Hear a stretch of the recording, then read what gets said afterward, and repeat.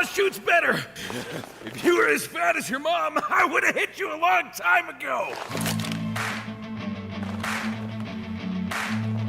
What did you say about my mom?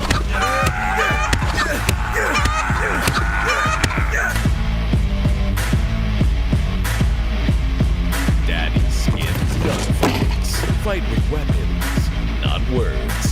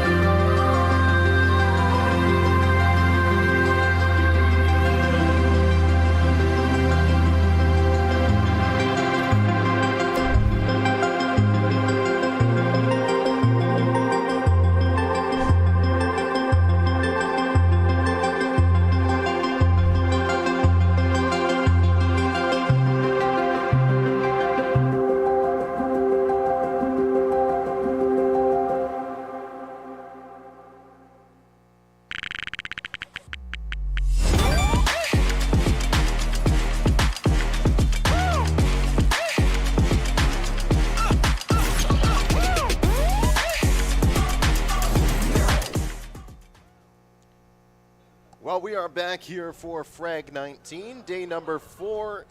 One final score to settle before we get to the big one. My name is Ping, joined here today by Floofies for our third place decider, Floof. It's exciting scenes. It's going to be Blue Jays going up against Fluxo, a Fluxo team that some people thought that be, headed towards the finals, get knocked out there in the semis. Yeah, M80 are looking quite scary this event. They might as well rename to M13-0 with the number of 13-0s they've had this event. So, possible consideration for them. It definitely could be. M80, of course, we're going to see them a little bit later on in the grand finals. They're going up against Kaleshi. But, I mean, it's been such a fun event here over the last 3 days. One final day, the Big L's still going on out there in the other room. There's so much Counter-Strike going on around us, and it's just been an exciting time, I think, for everyone involved. Yeah, I mean, whether you're a volunteer, a spectator, or a participant, the Counter-Strike really just never stops. And why should it? You know, just because you hit that 13, you just queue up again. Yeah, the Counter-Strike's just going to keep coming as well here for Fragadelphia coming up soon. The Knoxville event here up next on deck for Frag. I don't think that's a numbered Frag, but it is Frag Knoxville that's coming up next here on the cards for Fragadelphia. More North American events is always an exciting prospect to see. Yeah, and that's going to be really cool right now. I was looking at the sign-up sheet for that one, and so far, I don't think I've seen any ECL teams signed up for that one. So at the moment, looking like a pretty wide-open event for if there are any main, advanced, even mixed teams that want a chance at getting on HLTV and hitting some VRS points. So we take a quick peek over here at the Blue Jays getting set up. Hometown boy Freshie there on the stage here for this third place. We do still have a couple of Canadians in the grand finals as well, which that's good to see. That's good for me. Good representation. We've got Mr. Hext. Some Germans. Yep. And the Polish teams. Kaleshi are not the one that I was expecting to see in the grand finals. Honestly, like BetClick Apogee were destroying people so early on, and to have those two teams face each other in the quarterfinals, it was a little fun to go looking at the comments for that one and be like, oh, this should have been the grand final. It you know, it could have actually shaped out to be that way, but a Polish derby in the quarters is, you know, always exciting to see. And as you said, BetClick Apogee were they were definitely the higher rated team. They're a team that people knew a lot more coming into this event. It was, you know, Kaleshi were kind of a, you know, side part of that one. It's like, oh, that's the other Polish team that's coming. Now they're in the grand finals. Now they're going up against M80 here in a best of 5 here in just a few hours. Yeah, well, and it's kind of a Cinderella run. I was talking to their IGL, Innocent, and it was cool to hear them talk about the fact that they decided to leave their organization, Rebels, and form this new just team name, get the whole theme going, and go, you know what, screw you guys, we're going to a LAN, we know we can do it, we know we can earn some VRS points, and to just hear him talk about the fact that even just getting to the quarterfinals, or even just getting to the semifinals, was going to be enough for them to, just based on VRS alone, make this whole event worthwhile. Yep. But getting to the finals and now getting the chance to face off against M80 in a big old best of 5, that's going to be huge for them. That is kind of part of the whole thing, right? Because we've had all these North American teams. Energy, of course, faltering there in the quarterfinals. Actually, 2 Blue Jays. A lot of these NA teams have been kind of showing some blood coming into this event. There are, you know, some losses on maps that I don't think that we were expecting. They did dispatch Fluxo in 2 maps, but it wasn't like they were blowouts. They were definitely close. There was a 13-9, I want to say, in map number 1. Map number 2 having to go 16-14 overtime. I mean, there's a lot that can be said about the North American side. Oh, there's us. Why are you showing us again? For the monkey ad. that is actually one of the most exceptional advertisements I've ever seen there. It really is. I do wonder how many people know the reference to that one, it being 2001: A Space Odyssey. Yeah, he is entertained by that advertisement as well. And all of us here are at Fragadelphia, but let's kind of break down what we've got coming up here in the third place decider. It's Blue Jays and Fluxo. It's a rematch from the Group D winners match here in stage number 2, where Fluxo were able to take it in a 3-map affair. Actually, it was a lot closer than I think anyone was going to be seeing here. It was a 13-8 for Fluxo on the map pick of the Blue Jays, which was Mirage. Blue Jays lost their own map pick, their home ground, or Fluxo lost their home ground of Ancient, which is a map that they played the most. They really love to play on that Ancient map, and they were taken away by Blue Jays there on their own map pick. And of course, Fluxo outlasted them 13-10 in the map 3 decider of Inferno, which has kind of been the great equalizer, I think, at this event here as well. Well, it is North America. We do love our Inferno ever since Boston 2018. We do love our Inferno, but the other thing to talk about with Inferno with regard to Blue Jays is they did manage to beat NRG on that map, and I think that was a big upset for them. And looks like we're going to run it back. Hang on, let me read this because I did write down some veto predictions here. So Fluxo are going to remove Dust 2. That's been their insta-ban all event long. Blue Jays train? Yep. Yes. Yep. Okay. Fluxo pick Ancient? Yep. Yep. Yep. All right. Yep. Mirage picked by Blue Jays? Yes. Yep. Yep. All right. So we're actually just going to get the full, reset rematch here on this best of 3 series. Run it back. Run it back. I mean, both these teams like Ancient, we've seen them both first picking it. I would say both these teams like Mirage, I've seen them picking it when Ancient gets picked away from them and still winning it. So I think that, this one pretty cut and dried map picks. I mean, this one literally just the exact same as their first matchup they had in here. Just the first 2 maps are flipped. So Ancient was map 2 in that first series. And I think the big name of the game here for Blue Jays, if they want to take a chance at winning this 3rd place decider, is Freshie. Freshie put up a 0.7 rating there in that match. And I think if Blue Jays can find a way to get Freshie activated, to get everybody on the same page here, they do have a good chance of not only taking it 2-3 maps again here with Fluxo, but actually winning the damn thing, because they were so close on it. It was actually Decency and Lukowski that did carry the torch here for Fluxo, and those are the 2 newcomers to the roster. They're returning into it. It was a 1.23 rating for Decency and 1.10 for Lukowski here in that first matchup, as well as Junior, the longtime NA journeyman. He's got like a 1.31 across this event. 1.31, yeah. He did that in that Fluxo series. 1.31 for Junior. Has been just popping off with the op, and I think that's going to be the big battle with Zevi and Junior.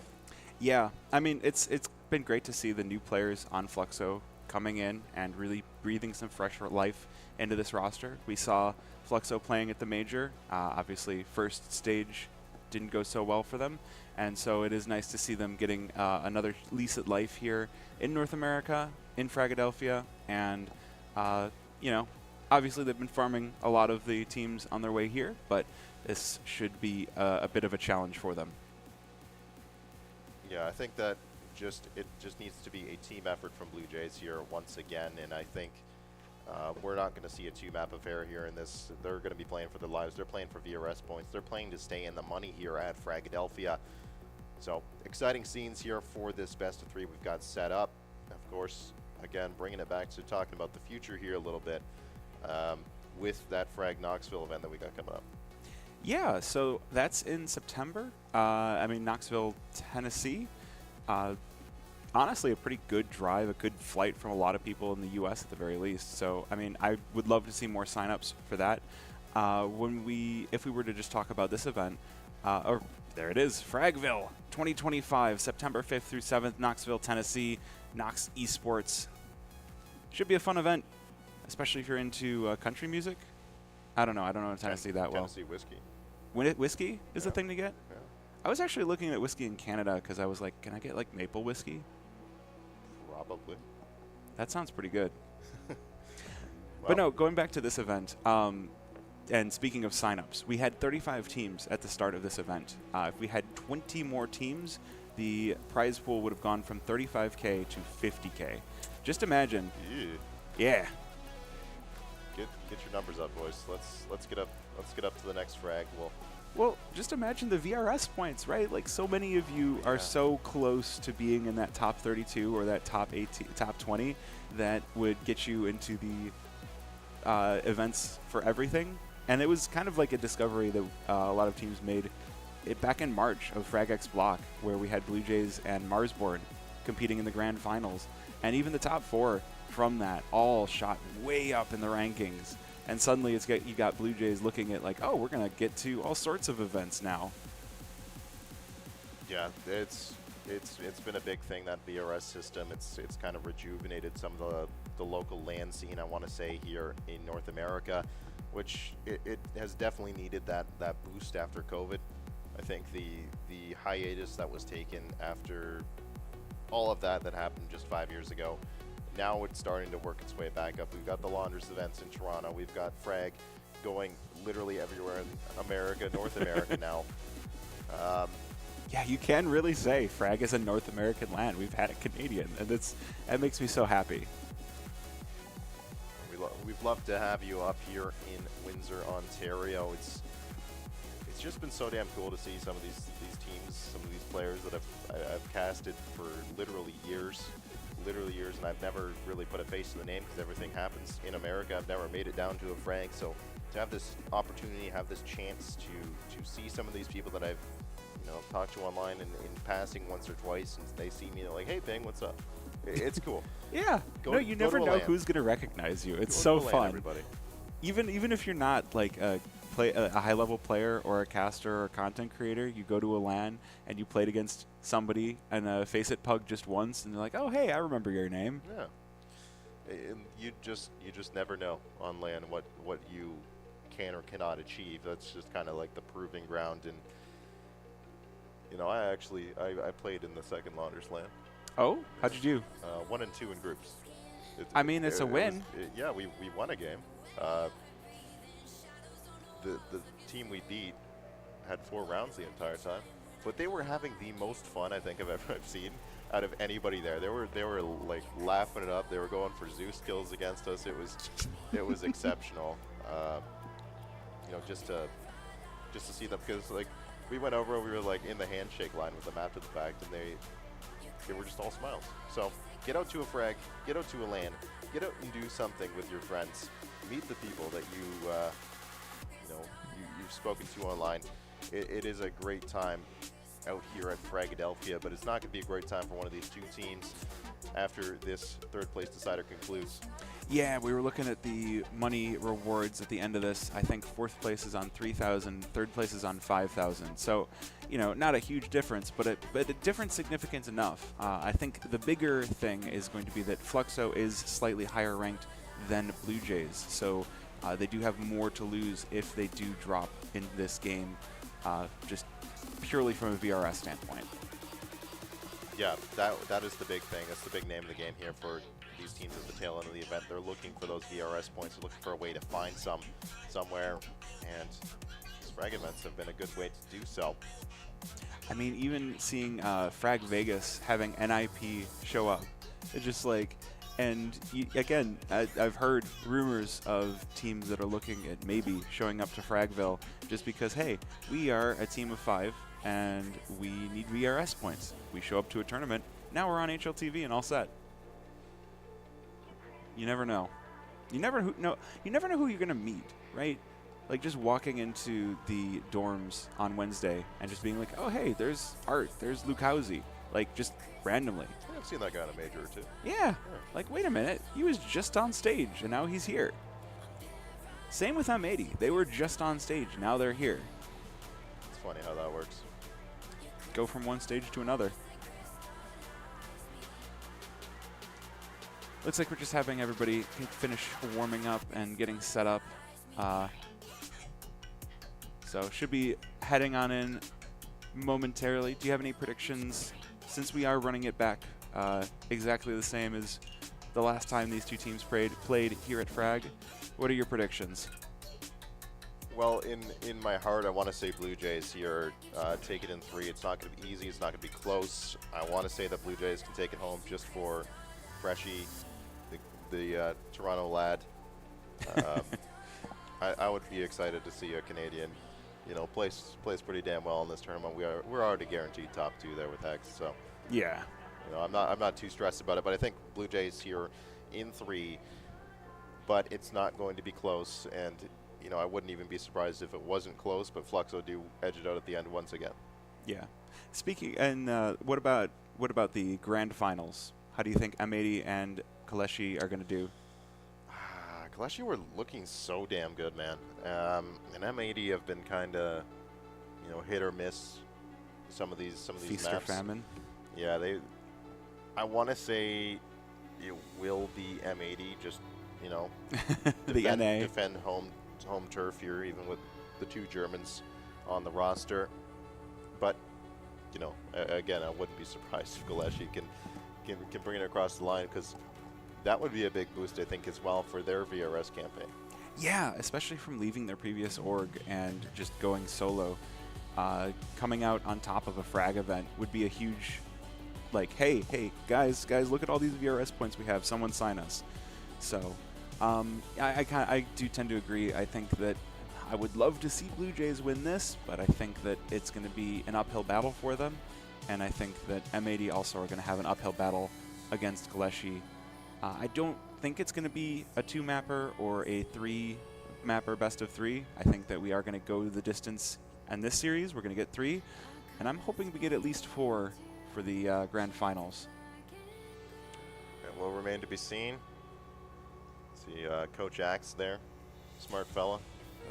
He's been around for quite some time. I think I first heard about him with RBG back in the day. That's a throwback. Yeah, I do wonder how they're adapting from, because we've got the Moneyball / Nouns core adapting from Adren to Axed, or even from Semphis to Adren to Axed. Yeah. Semphis has got to be feeling pretty good being the guy to be like, hey, this exotic guy is doing pretty darn good. And then RG are going, you have a good point. Yoink. Just take him away. And I mean, hey, the addition of Laxi into this Blue Jays roster, a little bit of Mongolian Counter-Strike, that's been on the upswing here lately in Counter-Strike. I know a guy that used to follow professional Counter-Strike. He'd only watch the majors, right? So the only context he had of Counter-Strike was the major circuit, and I told him, oh, hey, there's this major happening in Austin. And he's like, oh, sweet. I'll check it out. So he's like, I pulled up the highlights. There was an Asian CS team in the final? What happened? And I'm like, oh, yeah, they're great, man. Yeah, they are. They've been on such a damn upswing here recently, and Laxi coming in, there was an interview there with Axed with Jeff about, just how Laxi's fitting in there. He says he's doing good. His English is better than they expected. He's just a little bit on the quiet side, trying to get that out of him. But Laxi, it's been a bit of a shooter here for Blue Jays. Well, Laxi's old team, Akimbo, have been getting poached left and right to the point where Akimbo are just like, okay, I guess we pick up a new team, which is kind of great to see, right? Like, just to realize that, like, hey, this team is full of great players and they deserve a shot as well, just as much as any other. They sure do. Did you see who Akimbo picked up? No, I didn't. They picked up Roka and Glorens and their team. Ooh. So you want us to talk about throwbacks? Glorens. And Roka, yeah, that's... It's going to be a fun team to watch. I'm really looking forward to next season. Yeah, I've seen Glorens on LAN a couple of times. He's still got it. Who knows? Maybe with the VRS points at stake, maybe Akimbo are like, hey, we should send those guys to Fragville. Again, only in a couple of months. We got August, September, and it's there. So buy your tickets. I mean, time flies when you're having fun. It's hard to believe that we are already here at the last day of Frag. Gosh, I feel like I just landed here on Wednesday and it's already over. Like, it's been 4 days, so it's not a short event, but it's still like, how is it already over? But yeah, just 2 more matches here. Best of 3, best of 5, and we're done. And the Big L tournament. There's a lot of screams going on in the computer lab just across the arena. Did you get... We can still hear them. Yes. Did you get a chance to look in on that at all? I poked my head in. I don't think there was any games running at that exact moment. Can we get a few more? Hang on. Enhance. There's Junior. Enhance Junior. There we go. He's been around the block too here. He sure has. Young lad. EG, Furia, all over the place. Good to see him still competing, though. Yeah. I think he was with Nouns for a bit, wasn't he? He was with Nouns. So he was part of that Nouns core that included Classia and shoot. Who is it, Flute? Classia and they're gonna hate me now. Flame you now. I know. Classia and I can totally remember this. This is me remembering Cryptic. Cryptic, there you go. The IGL. Oh my gosh. He's too cryptic. I can't Forgot about him. remember. He's doing a good job. He is.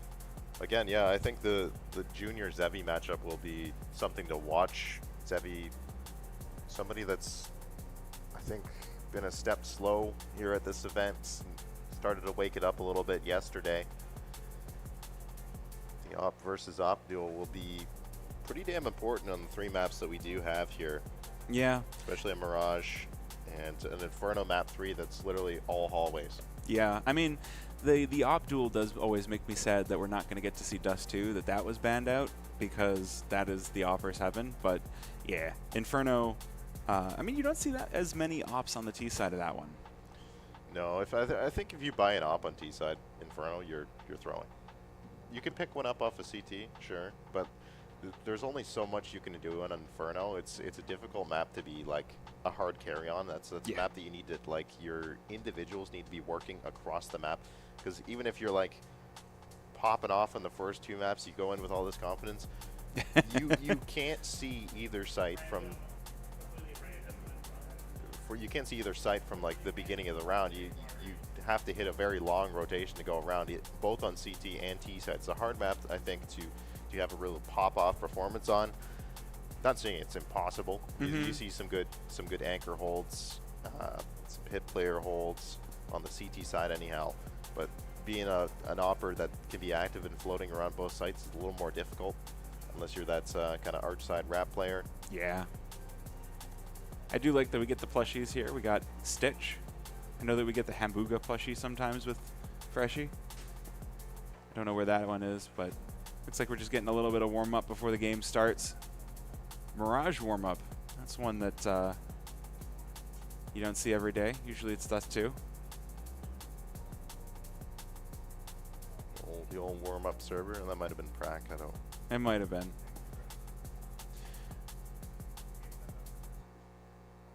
Oh, I heard give me a countdown. So we should be starting this one off fairly soon. Just waiting for the players to all be prepared. Want to make sure they're warmed up. I mean, I know from one part of it they're going to be warmed up. The PCs in the player areas are very warm. Got to play a staff 10-man on those beforehand, and your lower half is boiling, and then your upper half is sitting here like, I don't feel any of this heat, and my hand is cold. Why is this happening? This is the worst. Well, if your hands are cold, you can go pick up some free fire. Yeah. Yeah, there you go. Got some free ones at the desk. Warm-ups soon to be concluding. Yes. We do have that Ancient map number 1, which, do you think that Blue Jays can steal away Ancient from Fluxo once again, or do you think they've learned from their mistakes?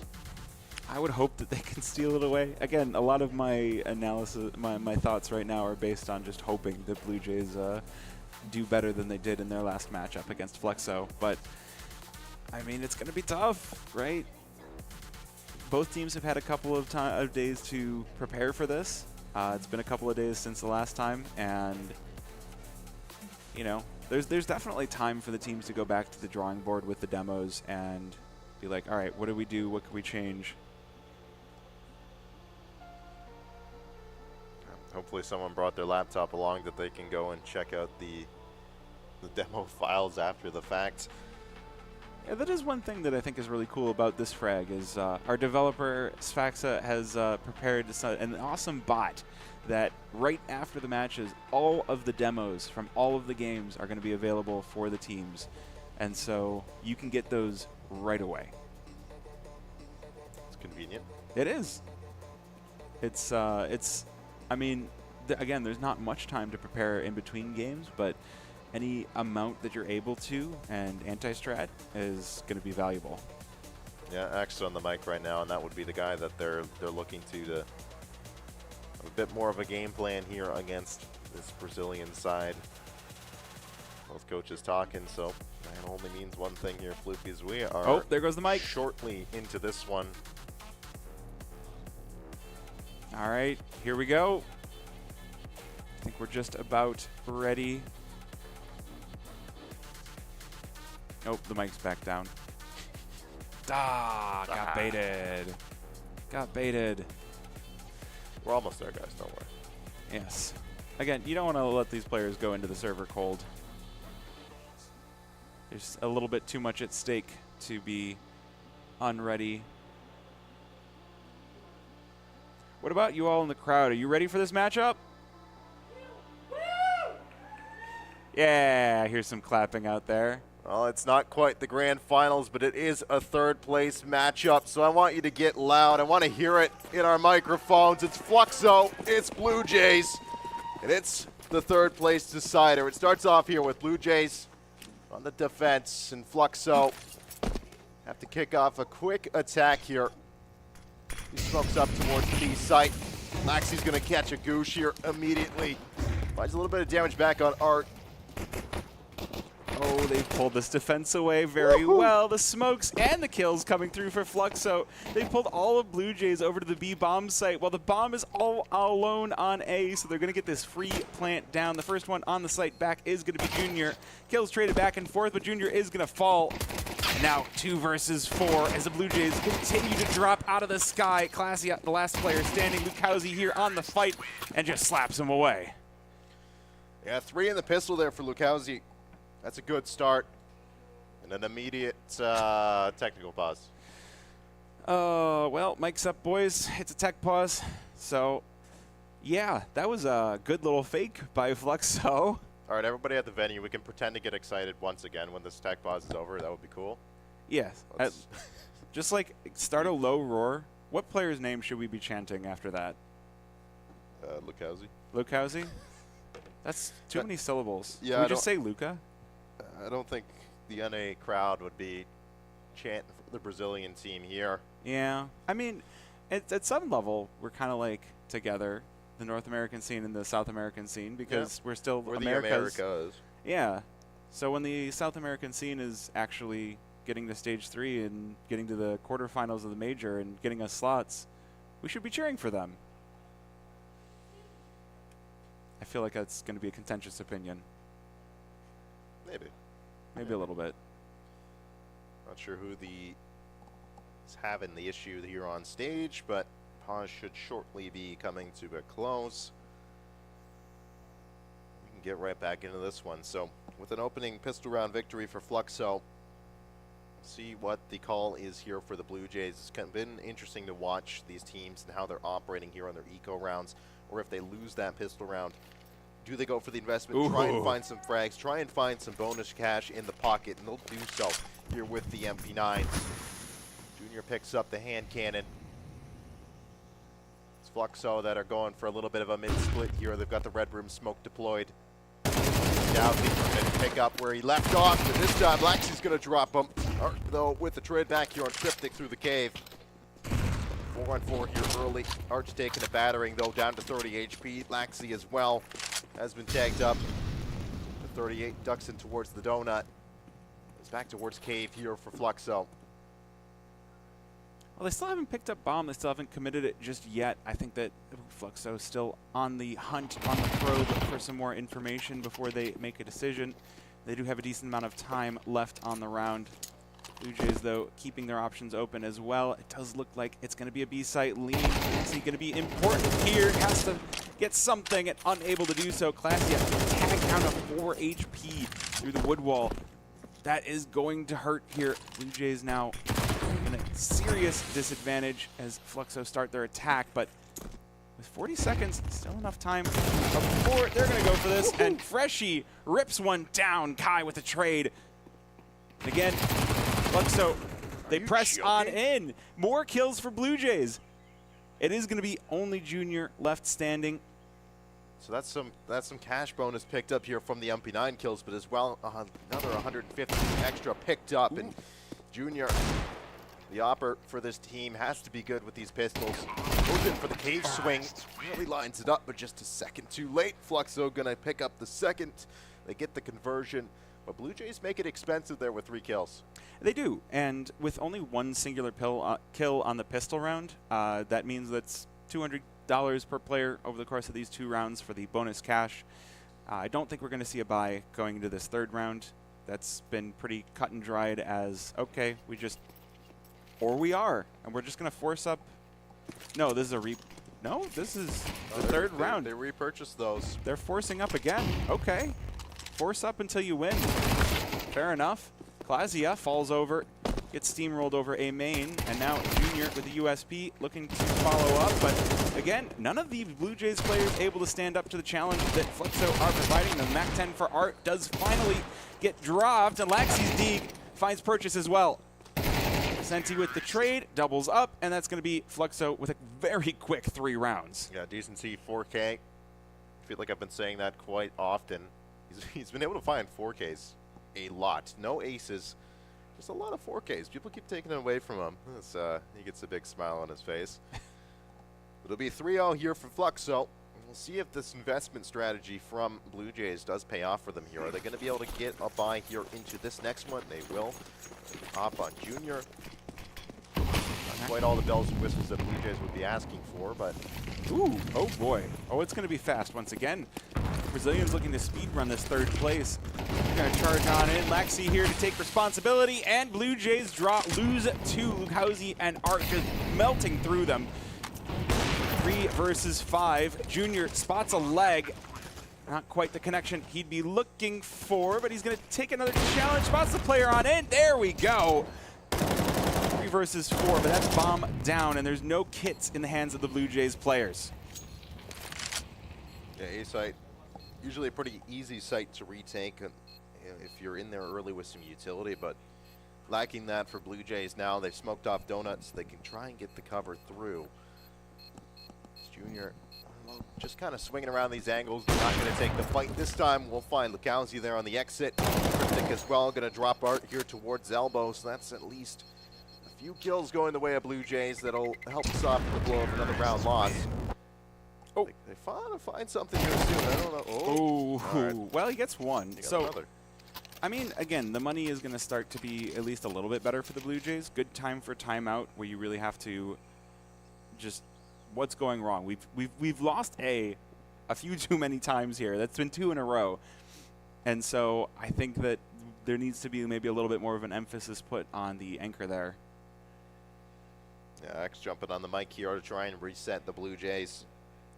Them being able to find a few kills there in that round will help them out. I think only 2 players now survived here for Blue Jays, so we'll see if the rebuys are going to be good enough here into this next one. Have the economy pulled up to find out, so we'll find out together here. We sure will. Yeah, and just the little bit that I did see of the money is Blue Jays have been getting at least a little bit of an impact into the economy of Fluxo. We can see that, you know, everybody's at the $2,000-3,000 mark. No one's really running away with the bank accounts. So one good round for Blue Jays could bring them back into this. Again, the CT side money a little bit stronger with that $50 per kill. Yeah, they made it expensive in these few rounds here. Fluxo, but that's a good opener there from Decent T straight on to Laxi. Mongolian out of the round now. Clasia. Most angle will go 1-for-1 with Decent T as well here. A trade frag back, but still Fluxo with the advantage. Cryptic swings around with the MP9, only able to find 1. This Kai will drop him. Zevi's going to punch in the numbers. Junior's just going to have to tuck tail and save. Wondering what happened on the other side of the map. Be quickly up. Fluxo to 5. Oh, I wonder if Lukhausi heard Junior running through main there. If he did, it's still going to be a long trip over to find him. And, I mean, he's got plenty of time on this bomb. Got about half the time down, so 20 seconds or so to go searching. Oh, this is a little bit dangerous. If he loses this off, then things get really scary. 0-5, no weapons retained. Yeah, I'm getting a little bit nervous for Blue Jays. They are getting kind of bowled over round after round, no matter which site they're holding. And you need to start to, oh no. There goes the op at the end of that. Not able to return on the save. So now, I think the NA crowd out here needs to start getting a little loud for Blue Jays. Down 0-5. It's going to be another weird round if they're purchasing MP9s in this one. Maybe afford a couple rifles. No, it'll just be the MP9s. Some utility in the belts here for Blue Jays. You've seen some MP9 kicks here or there. You're on the CT side of Blue Jays, but stop every other part of the map. It's going to be a break here towards the shelf, Decent T. Decenti. That's one way to get it done there. Just hold down mouse one, trust in your spray control. Now 3 remain here for Blue Jays. Close up grab Freshy, who is going to find one hack on Decent T, so shuts down the reign of terror that he's been on. But it will be Zevi cracking open the A side here as well. Bomb still all the way back in mid, so they don't even have a sweat here for Fluxo just yet. No bomb in the middle anywhere. They can just isolate these fights, knock them all down. It's up to Freshy, the Canadian lad, here in a 1-on-4. Guy trained on the angle. Fluxo going to find 6. Yeah, Blue Jays just unable to stop the bleeding. Everywhere Fluxo go, they're ready, and it's looking like they're on another level today. They must have gotten some good sleep or some good coffee at the very least. Maybe some good Monster or Red Bull. Another timeout for Blue Jays. Another chance to discuss what keeps happening. Axe getting involved once again. And again, we are seeing these rounds end fairly early. There hasn't been a whole lot of, okay, we have to default and search around the map, look for picks. It's just been, we go to the site and then we put down the bomb, and that's all we need to do. I want to remind everyone as well, this was the map that Blue Jays did steal away from Fluxo. That was their map pick in their initial scuffle. And Fluxo quickly up to a 6-0 lead here. They've at least confirmed a tie at the half for Fluxo. The best Blue Jays can do now is grab 6 back. That campaign's gonna have to start here and now. It's an A-main push for Art. Ooh, kill at the wrong time. Claudia's gonna double up inside of A-main. The best position Blue Jays have been in this entire damn game. Can they retain it? Well, we've seen 2 vs. 5s get thrown before, but that's some good damage back. Cryptic able to back away, the smoke covering his retreat. Senti elects to not follow, so we are going to reset things, but it is a whole minute and 22 left on the round, so plenty of time for Fluxo to choose somewhere different. But again, they're pushing on up here. This is getting dangerous. Kai already up ramp. Blue Jays haven't really found him yet. The swing out from Freshy fails. Fluxo going to bring this slightly closer. Still Blue Jays in the driver's seat, but that's Cryptic down as well. Here with a couple of good kills. They need a little bit more from him, and they'll find it. A third as he burns through Lukowski. Now just Kai and Decenti left, but now Freshy or Lexi able to get involved, and it's a 4K for Classy to round out the round, and they finally are on the board. They're getting excited out there for the first pickup for this North American squad. Blue Jays, I mean, that all came off the back of Claudia. Spam through the smoke as well. I heard someone say 13-6 for Blue Jays. Yeah, 6 is all they get. All right. 6 is all they get, and it continues here. Still an FP9 for Freshy. Relegated to that SMG. It's a mid fight. Claudia and Laxi going to come out on top of that one. The smokes in the cave will get stuffed as well. Cryptic, but Decent T in the dirt. Now Zevi and Art. Quite a bit of work to do here. Not a point of damage done to Blue Jays here on any of these initial fights, which is ridiculous to me. Yeah. Even in that mid exchange, they weren't able to find anything. Blue Jays sprays were on point, Fluxo's weren't. This is a great change of pace, though. They're meeting Fluxo at their game. They realize that the speed that the Brazilians have been playing at is catching them by surprise. So if they play at a similar speed, maybe they can take this one back already. Glacia melts through Zevi as well, and Junior will delete Art for the second round. 2 in a row now for Blue Jays. They're starting to heat it up. They don't, they still have quite a hill to climb with 4 rounds. The disadvantage, but that is a good start. And as I said, not any damage dealt there to Blue Jays in their initial engagements, and they just need to find ways to keep it clean here in the early onsets of these rounds. Art's just going to force up an AK-47 with no helmet. Once they get in the fray here early. AKs for the 4 other players. Decent T on a dig. Early utility does do a good job of keeping Fluxo back in mid, but they'll take cat control early on. And this time, Blue Jays not going to throw the similar pace that they have the last few rounds. So giving Fluxo just a little bit more space, but they're also doing a bit more damage with the util.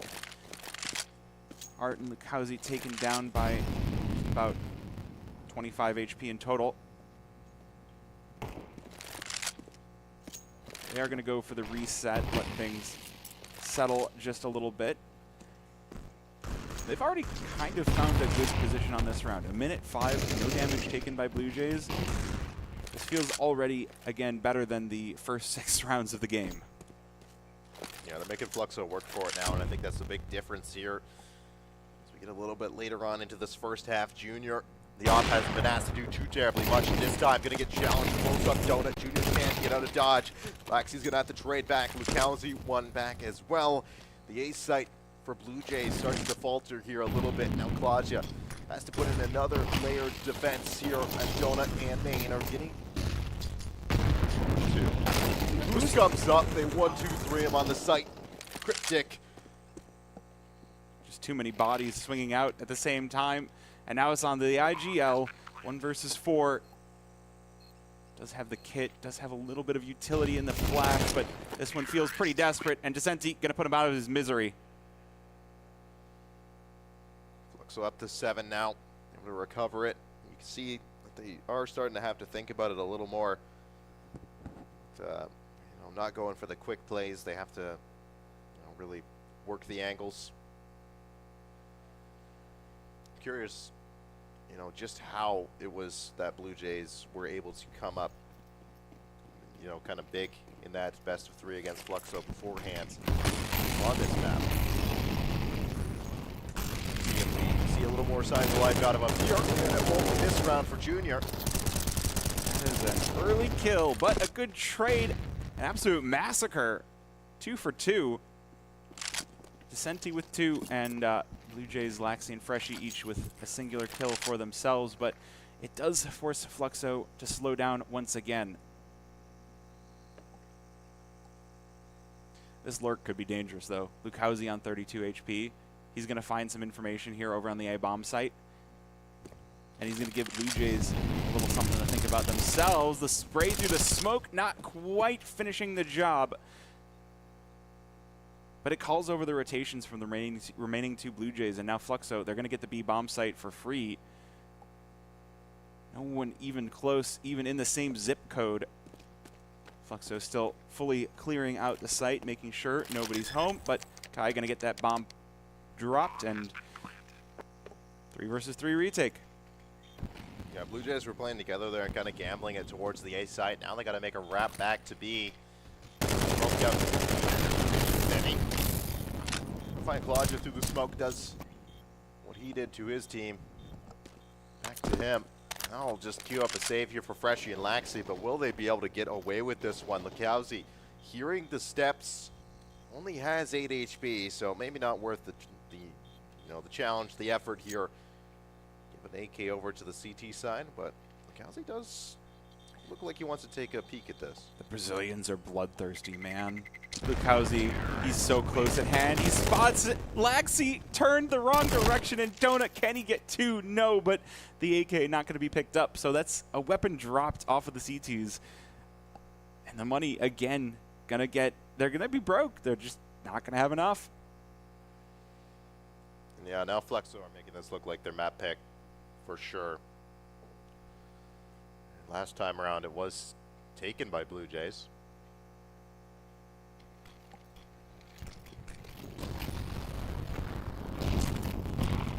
All right, early scrum here.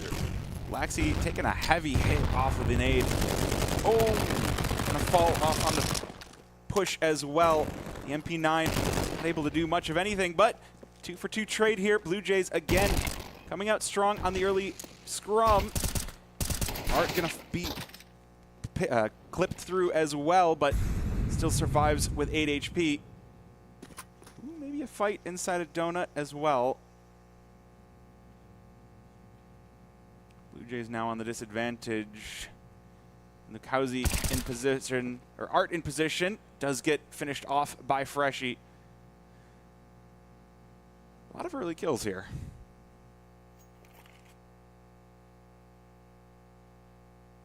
Now Fluxo, Kai, and Lukowski taking an exit onto the A site here. Will certainly be able to plant the bomb. They just have to clear these angles out, do their due diligence. Still Cryptic and Freshy over on the B site, which now they'll start to get tipped off that Fluxo are headed to the other way. You two will get deployed. Cryptic going the long way, and Freshy gonna try and post up towards CT spawn now. Oh, they're so close at hand here. And they're both so low on HP. This one could very easily go either way. If it is a win for Freshy, then it could mean the site, and he does get it. Wait a minute. High, low on HP, and Freshy will delete him. Full 10-second defuse, but Blue Jays have it. Final round of the half. It's 3-8. They could make it 4. Hey, it's that guy again. Like it's just been known as that guy for this entire event. Actually, no, that's Quantum Deathcat. I know he's Deathcat. Yeah, he's been casting for a French-Canadian team called Homino. Oh, yeah.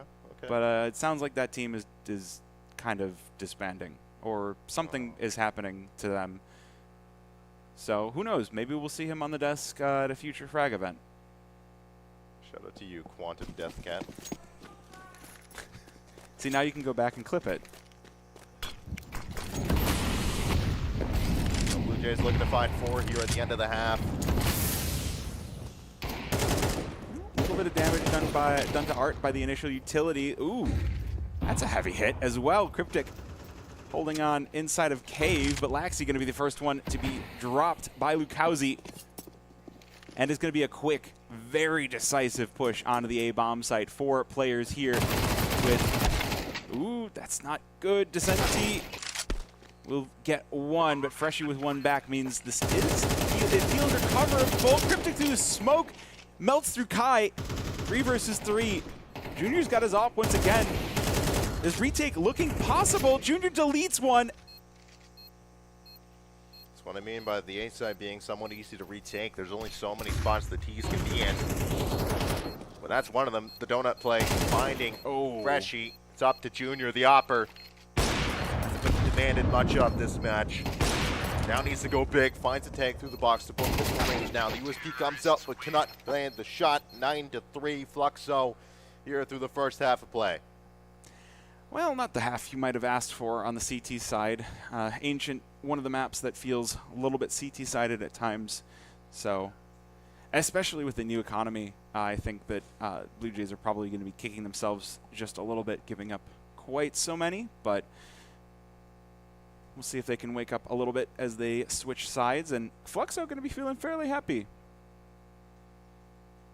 Yeah, they're sitting pretty here on their own map pick, up 9-3. Round up next here for Blue Jays. We'll see if they're a little bit more confident in their attack. I should have checked, you know, kind of where they made their ground up on that ancient map the first time they played. I feel like I've seen this one before. The big push over by A main. They'll meet Zebi just outside.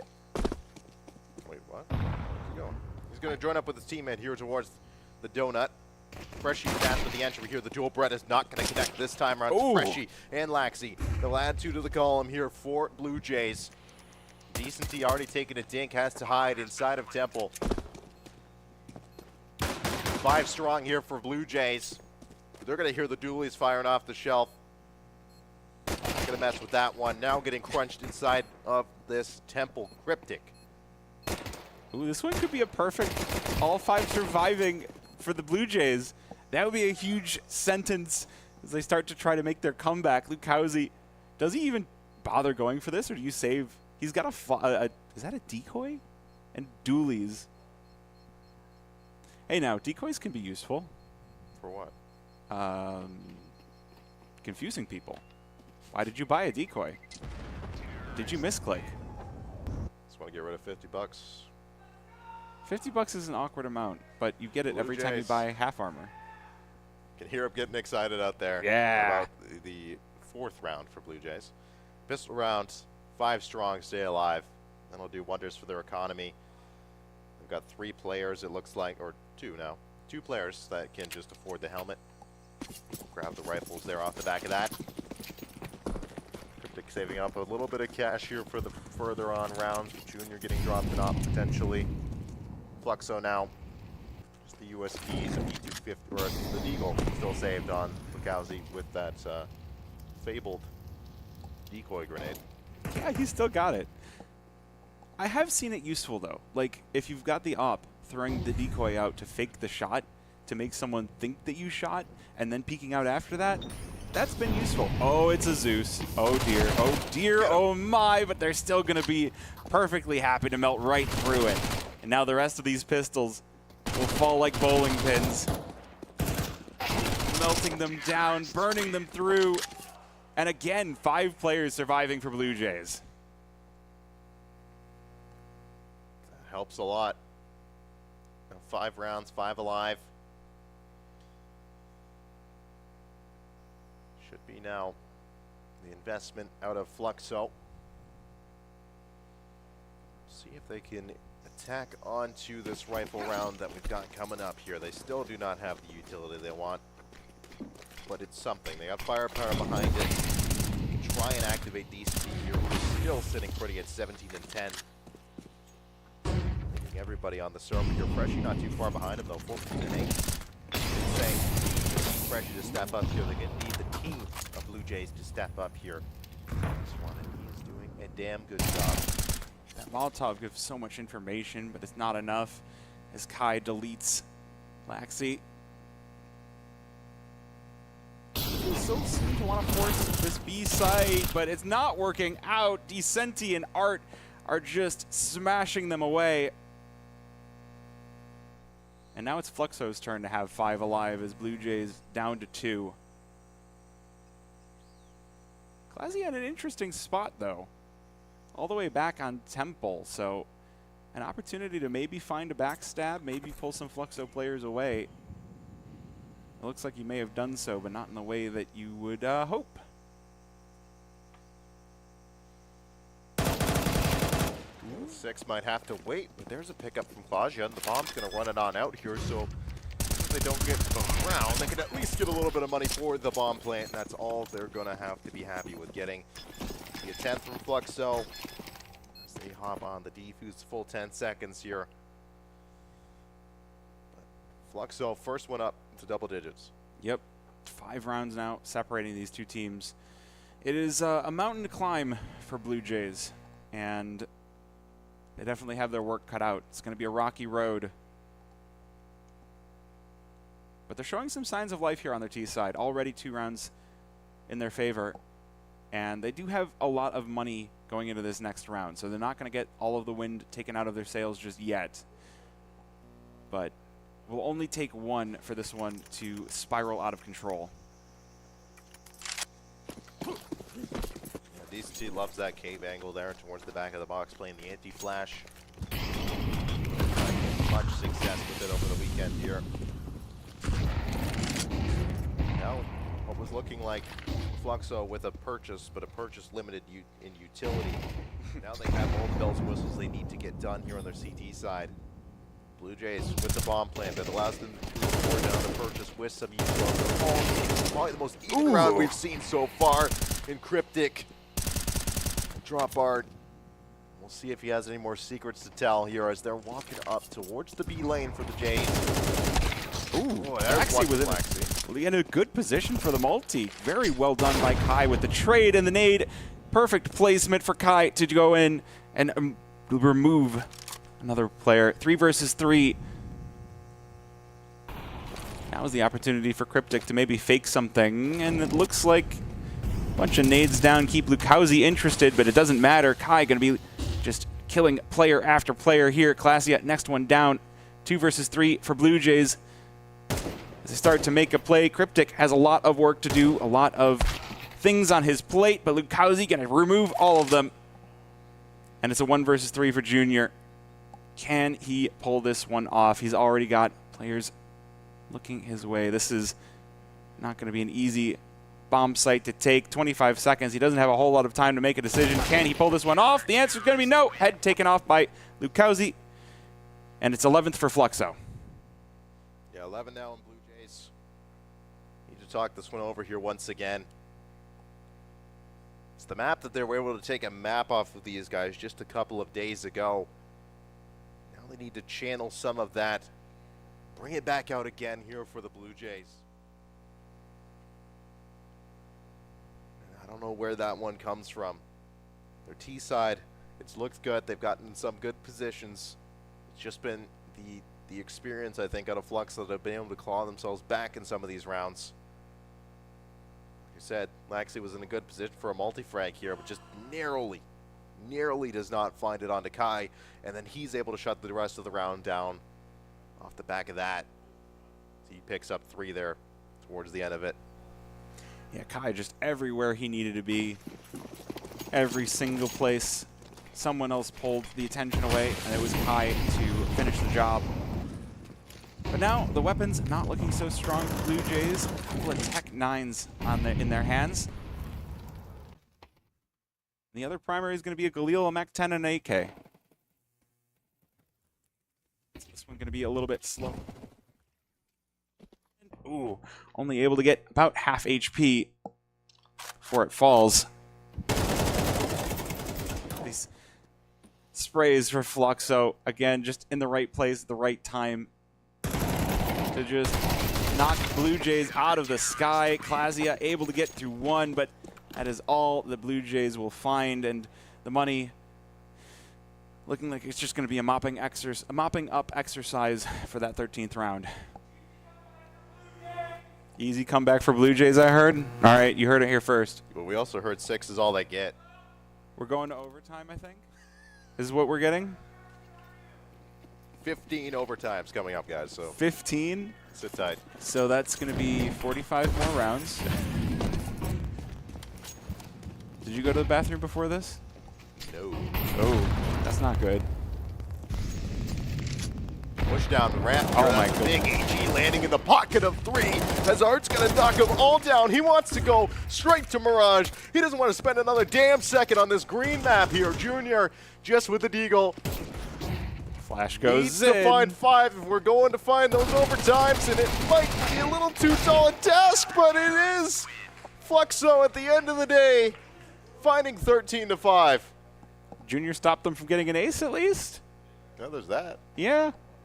The 4K though, that looked chef's kiss. Very, very nice. Fluxo with an early lead here, 1-0 as we head off to Mirage. That one stings a bit for Blue Jays. Yeah, I mean, going from the high of being able to take that map off Fluxo recently, and then, you know, just get kind of walloped on it. I mean, that is Fluxo's map picks. They're kind of home ground, their home turf. But, you know, you would have liked to see a little bit more life out of the Birds. But they do have Mirage up next, which Fluxo were able to take away the last time they played it. So. Well, Fluxo were just looking more coordinated overall. I think that there were a lot of times where Blue Jays were one at a time just dying, getting swung, and Fluxo would always be sending more than one player. So even if there was a kill, there would be a trade. But every single time it was just like, all right, here's one player to take the aggro, and here's the other player to actually get the kill. And Blue Jays just couldn't react, couldn't adapt to it. Yeah, you know, they'd look good for just a moment, and then it would kind of fall away from them there, I think, towards the end of the rounds. Kind of where Fluxo have been finding their success is just, you know, being the more experienced, slow, patient team, and they're able to just claw themselves back from those disadvantages so damn easily. But that will be a 13-5 here on map number 1, and we still do have the potential of 3 with Inferno being map number 3, but Mirage is our next stop. Do you think that Blue Jays can make it happen on their own map pick? I think that they can. They did lose on it before, but I think that, you know, giving them a kick in the teeth on Ancient, where they did win before, is going to give them a few things to think about. Yeah. I think now they have an idea of the pace that Fluxo are going to be playing at. Fluxo were doing a good job of switching the pace up from fast to slow, but I think that now, hopefully, there should be a few more things locked in, and hopefully we get to a map number 3. And I'm saying hopefully a lot. A worrying amount. Listen, there's nothing but hope in North America, and depression, and... Depression is a big one, yes. And failure. Am I missing anything? Failure is not an option?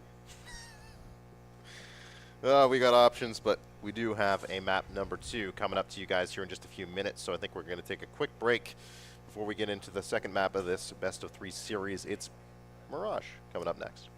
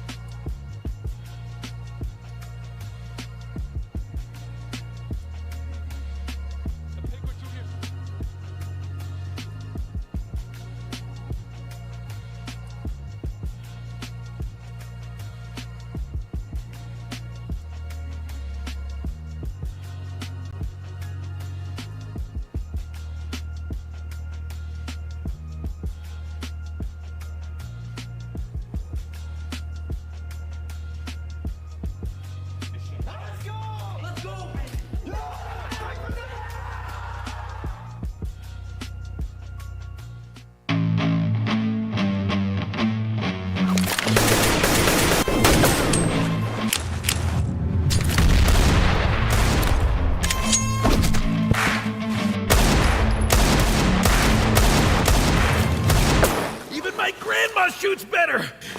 If you were as fat as your mom, I would have hit you a long time ago! What did you say about my mom?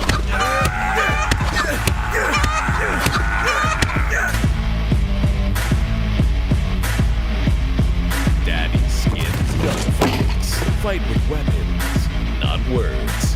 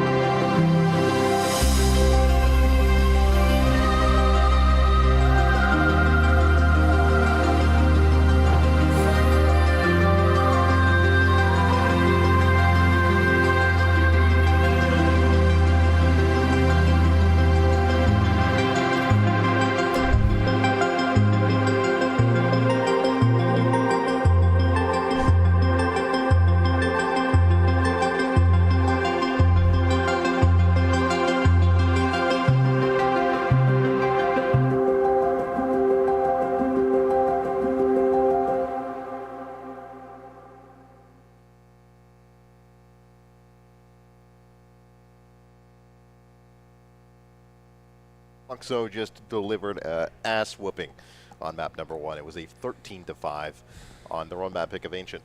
Yeah, the only one to go positive on Blue Jays was Freshie. So the rest of the team though had a pretty similar impact. Everyone with 8-9 kills. So, you know, if everybody brings up their level a little bit, then we'll get a map 3. Maybe.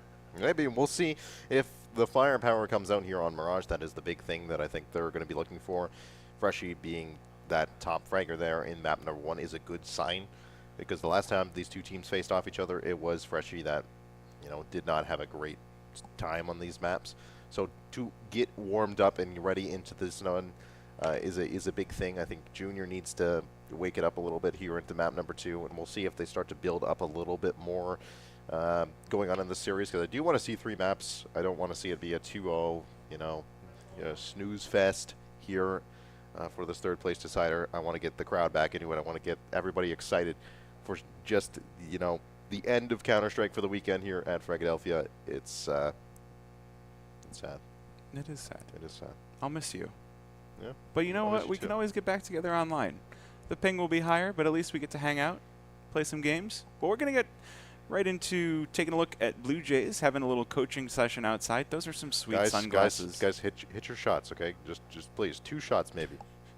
Don't let them just swing you. Yes, I see. Coaching. I understand. Okay, guys, we're gonna go straight forward. Hit the W key. Hit the W key. We're gonna just run in there. Just W key even harder. More Gosh. W. Guys, we might be screwed. No. The slow walk means they're confident. They're confident. They're going to come into Mirage. They're going to crush it. We're going to get a map 3. I heard Junior say that he's going to hit every single op shot that he tries to put down. So it's going to be great. 100% hits. Should be. Fluxo, on the other hand, are also going for that. So they could be worried.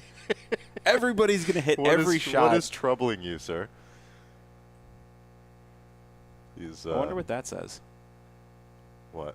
The tattoos on the side of the head. Oh. I don't know. It's all smiles for Fluxo except for one of them.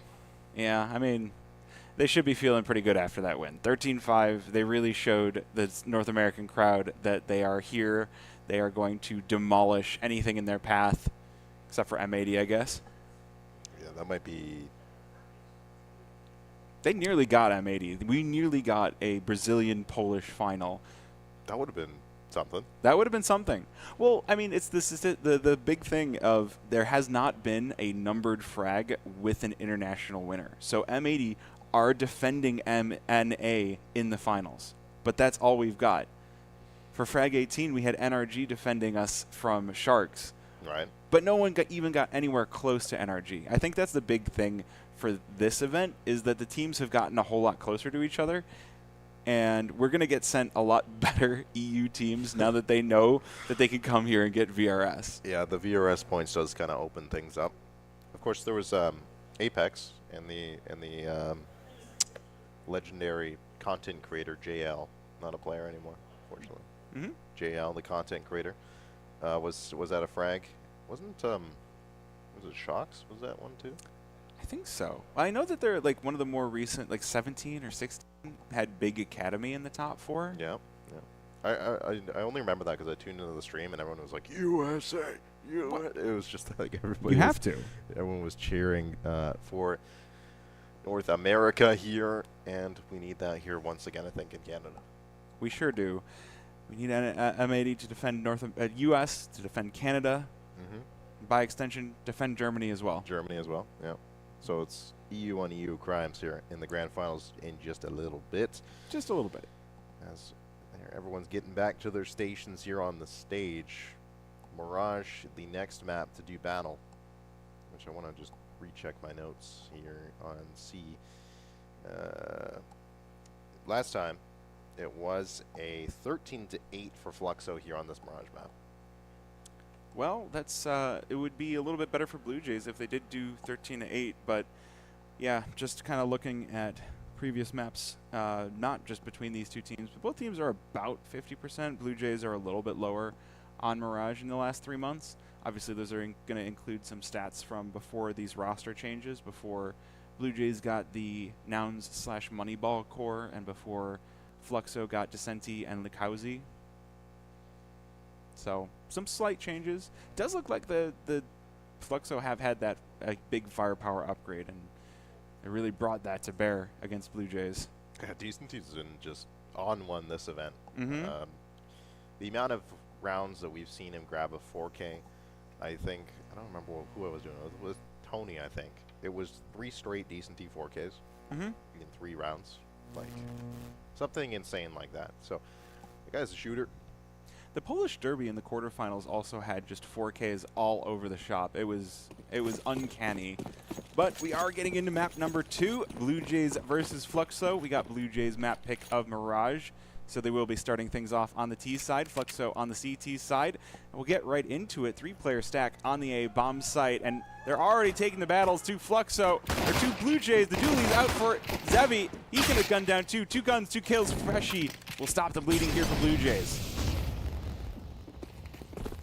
Now the entries try to occur. It's Art and dancing around here. Fresh down the duel. Paredes has found 3. Hang on a minute. Ducks in behind the purple box, but can't escape the USPS from Kai. So Fluxo will win the pistol round. It was a good attempt here from Freshie to find 3. I feel like talking about the W key in the break, we kind of predicted this exactly. Ooh. There were W keys in Palace. There were W keys in Ramp. It was a clean first shot out of Freshie. Just in and out. Yeah, I mean, you're losing 2 that early into the round. You're going to have a bad time. But Freshie very nearly made it competitive at the very least. But now, weapons out for Fluxo. No bomb plant for Blue Jays. It is going to be just Art holding on the A-bomb site. Big push over for Fluxo.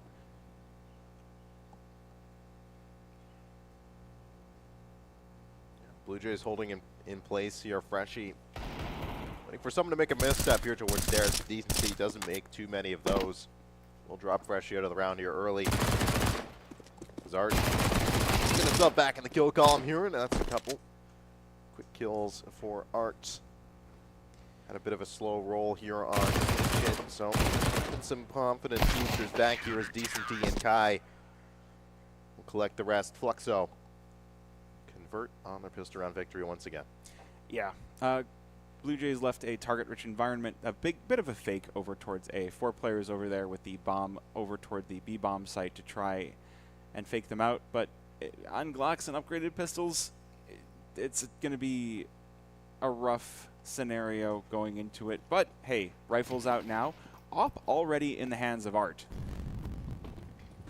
So we've been talking about the CT side cash bonus all weekend long because it is a brand new change. And yeah, off this early. And again, Fluxo, they're just swinging everything. They're getting in the faces of Blue Jays so early. They do cause a 2 versus 2 very early on. 3 versus 3 very early on. Lukowski taking a little bit of a chunk off, but will be able to back it off. Yeah, Blue Jays now. Claudia, Cryptic, and Junior trying to claw back this 3-on-3. The bomb being loose in main does make this a lot more difficult. Savvy being tasked to hang on to that one. Blue Jays trying to collect the package here as they work their way through spawn.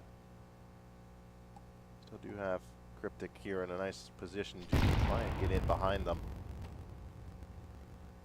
Decent amount of time left on the round still, 45 seconds. Oh, Zevi peeking on in, might spot some toes if he gets just a tiny bit closer in, but the flash goes in, does give Blue Jays just enough space to get on out as Cryptic slaps down Art.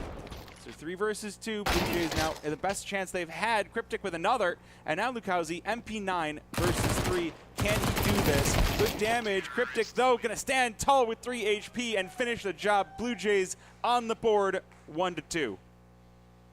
Yeah, they pick it up here on the rifle round. Should be an op recovered here as well for Junior. Looked a little dismal there in the opening stage of that one with the bomb going down loose, but Cryptic able to activate from the underpass. Saves the day for his team here a little bit. Cryptic able to find the collection of the last frag as well. So now Fluxo back onto an op. Zevi this time instead of Art that's hanging onto the big green. Aggressive push up mid that will be well met by Junior, but will get dropped by Decent Deep. Doubles up here inside a middle. Freshy trying to clear out this close angle towards the bricks, is only able to find one. That might be all they need to find.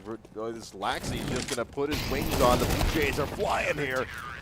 But it will be Fluxo finding a third there in a bit of a chaotic 4th round. Yeah, Fluxo with a haymaker over towards mid. I mean, normally you expect a few more players needed for that, but it was just boom, boom, boom, one after another. And there was just nothing the Blue Jays were doing. Decenti, the new player here for Fluxo, just destroying Blue Jays. Laxey, though, again, he was such a fun pickup to see, and yeah. I would love to see him get his flowers here for Blue Jays. It is awesome, kind of like the import situation that we can get into here in North America. Just getting, you know, some boosts from other regions is always nice. You see it happen in many other games. You think like, I don't know, League of Legends. There's so many EU imports in North America and. EU imports, Korean Asian imports. Yep. Yeah. We just import everybody, you know? Sure do. We can't win this game. Come play for us. Come and fix us, everybody. Art to fix the problem of that underpass peak. But Freshy, though, there's a little bit of an entry happening with the pistol. They accelerate now onto the site. Good barrel spotted. There's another player here for support. And the rifle's coming in hard for Fluxo. Leaving Cryptic all alone, the spicy dig, but it's not enough to save Blue Jays. Now 1-4. Able to pick that one up there at the tail end of it. Just laughing about that one. That was a hell of a shot there towards the tail end of that.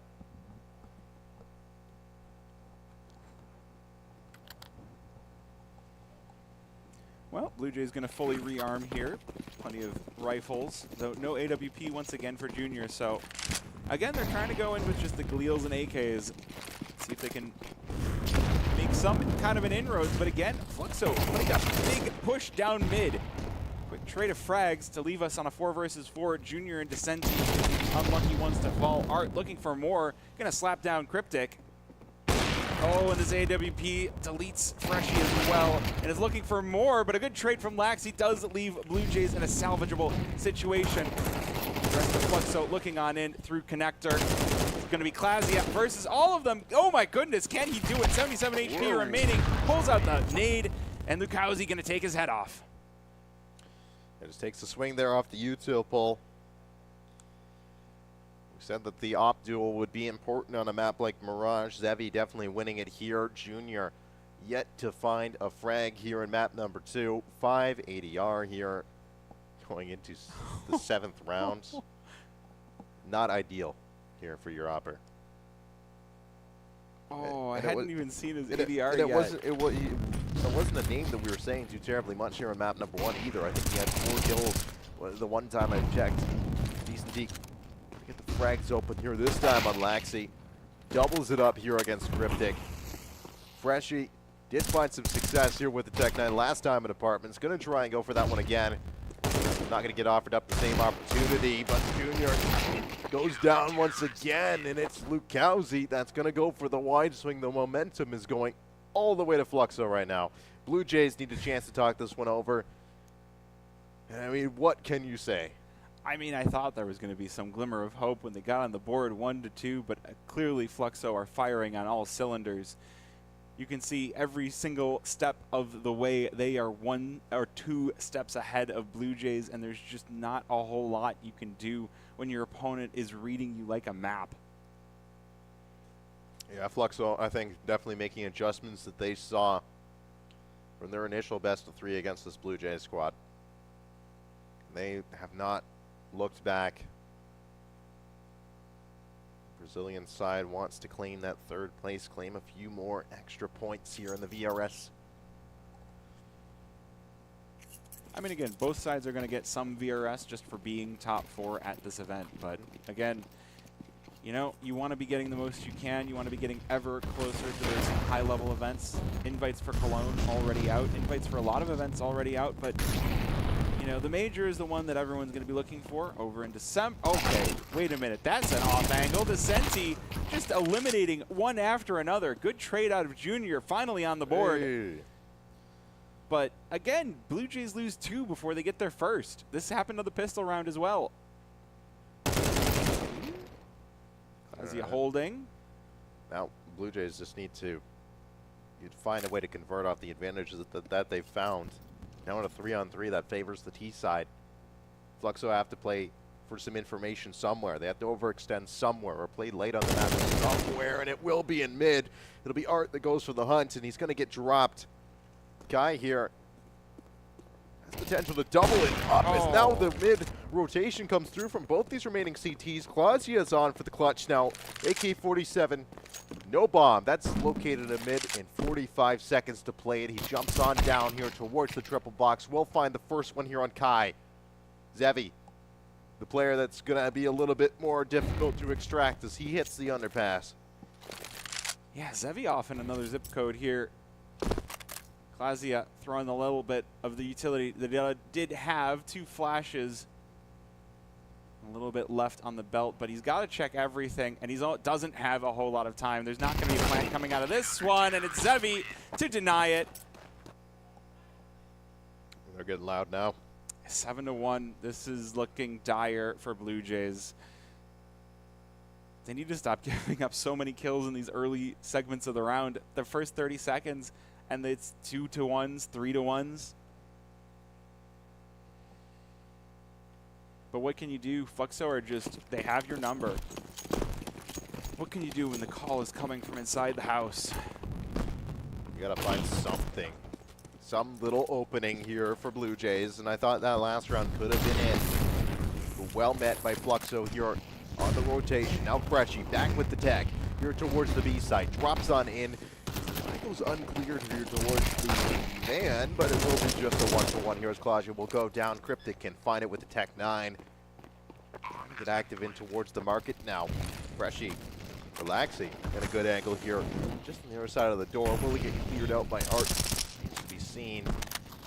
Yet to take the challenge, yet to take the contact. Laxi now will get cleared by Art. It's a good read here. Eco. This one's want to play those close range angles. Tries to recover the rifle there as well for Cryptic.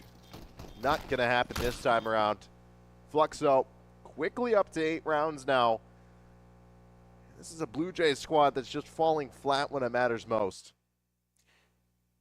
Yeah, this is NA losing all of our VRS points on NA soil. This is not looking good for us.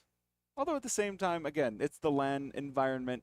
There might be some nerves going back and having to play the revenge arc on the Blue Jays side. They need to get a little bit more fired up. We heard it early in the game, that third round where they did finally get on the board. They need 3 more to end up this half with a respectable score. They're looking to crack back into mid here now. It's both teams, both on the edge, each side of the smoke. Laxi's going to find Zevi up close the opposite round, and it will now be a kill from Cryptic through the top of that smoke, but they haven't checked for Decent T, who doubles up through the smoke. This lower player could be challenging, as the Brawley will burn Arn out only after he found a frag on his teammate. This Blue Jays now in a 2-on-2 situation with both CTs rotating in here from the same angle. Junior hasn't had to do much with this up. Hasn't had many opportunities to play with it, but does have a read. It's not going to matter. Decenti puts him down from stairs, and Clasia not going to be able to hold on. It's a 4K out of Decenti. Again. And it is a 9th round for Fluxo. Decenty. Stop it, man. 15. The best. Look at him. He's just, all he can do is laugh. Everything. Every round he touches is a damn 4K. The best Blue Jays can hope for now is another 3 to 9.5. I'd be interested to look at the stats to see if Decency is actually aced in this tournament, because I've seen like 6 or 7 4Ks from him at this point. It's getting ridiculous. It is getting crazy. And anybody on this Fluxo roster as well can pull out the op and be formidable with it. You'll point-and-click adventure. That's been another thing here with the CT change on the economy. Helps you get those double op setups out here. Helps out sometimes. Junior gonna rip the head off. Okay. Dispatch the 4K master and sprays all the way back up here towards the catwalk. A little bit of team damage playing a factor in that one. Bomb though, loose on the catwalk. They beat it up towards the window. Ooh. Guy will die as Clasia finds it. They've got to find a way to recover the bomb here as Blukowski's gonna hold on to it. Will find his teammate in Cryptic. Clasia, 86 HP, has the advantage in that respect. Still does have to push into the defender, and he will find him at the tail end of it. Looking for another 9-3 half here for Blue Jays, mind you. They're looking to do it again. Well, they do have the CT side to look forward to at least. That should be something, a little silver ray of sunshine that they can maybe pull this one back on the CT side of Mirage. They didn't have a great CT side of Ancient, but got to keep that hope alive. It's kind of all we've got at this point in North America. Maybe they have a CT defense. Maybe they have something up their sleeve. But a triple up setup for Fluxo. How can you see this one coming? How can you stop it? As Decency pops the smoke and finds Cryptic. There will be one back from Fresh. Nearly a second one as well here on the other opper. But it's Clasia once again up against 4.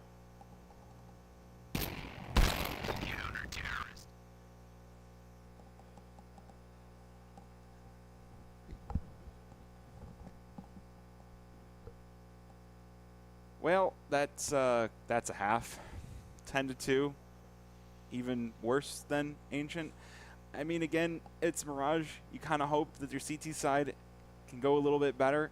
The window player, you know, everyone knows the instant smokes. I haven't seen many of them miss this event. So the only ones I saw missed were actually from the Polish. The EU smoke. I made that joke on stream. It was the EU smoke missed window. But pissed around now. Pivotal for Blue Jays. Bomb headed towards underpass. And we'll get met here by Cryptic, so it's loose now. Hang on a damn minute. They're going to go for an aggressive push here. CT's flooding into apartments. Will this be their undoing if they extend too far? No. Laxi and Cryptic able to find the kills that matter, but they've left the bomb. It's in underpass. They can work on back now. One for Zevi. That's all he'll get. Decency 1-on-3. USPS not going to stand a chance here as Claudia will drop him. Okay. Okay.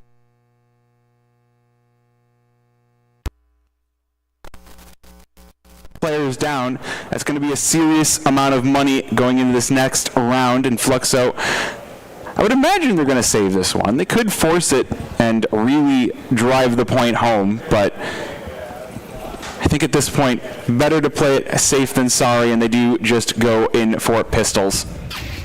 Oh, that's a USP out for Cryptic. He's like, you guys got pistols, we can use them too. Kabam. Yeah, the MP9 at range, not exactly ideal, especially not now. But that's damage on Claudia, who needs to call in for some backup here on the A site. Junior will oblige. Easy as you like, Kai and Decenty. All they can really hope to do is find a stray rifle, a stray SMG somewhere on the map. But everybody for Blue Jays is well tucked in. They're out of harm's way. Bomb all the way in spawn here for Fluxo. Oh, not out of harm's way for long as Junior will get his head ripped off here by the Deagle of Decenty. These final two players, though, they haven't committed the bomb either way, and I think Cryptic about to discover that. So there is still an opportunity for Blue Jays, even against these Deagles being as scary as they are. Oh, check it out. We got the Doom Cam. Everyone hates this view model, but apparently it's very good. 2 versus 3 as Kai erases Cryptic. Ooh, gone into Decenty, and Laxi able to stand to the task. Right. Now it's just Kai, and he's still going. Freshie able to finally end that reign of terror. That was scary.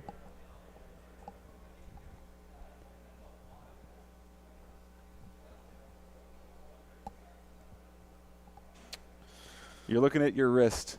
Oh, I was waiting for 10 seconds. Ah. I don't know what I'm waiting 10 seconds for. I think that was before. I don't know. Anyway. It's a 4th year for Blue Jays.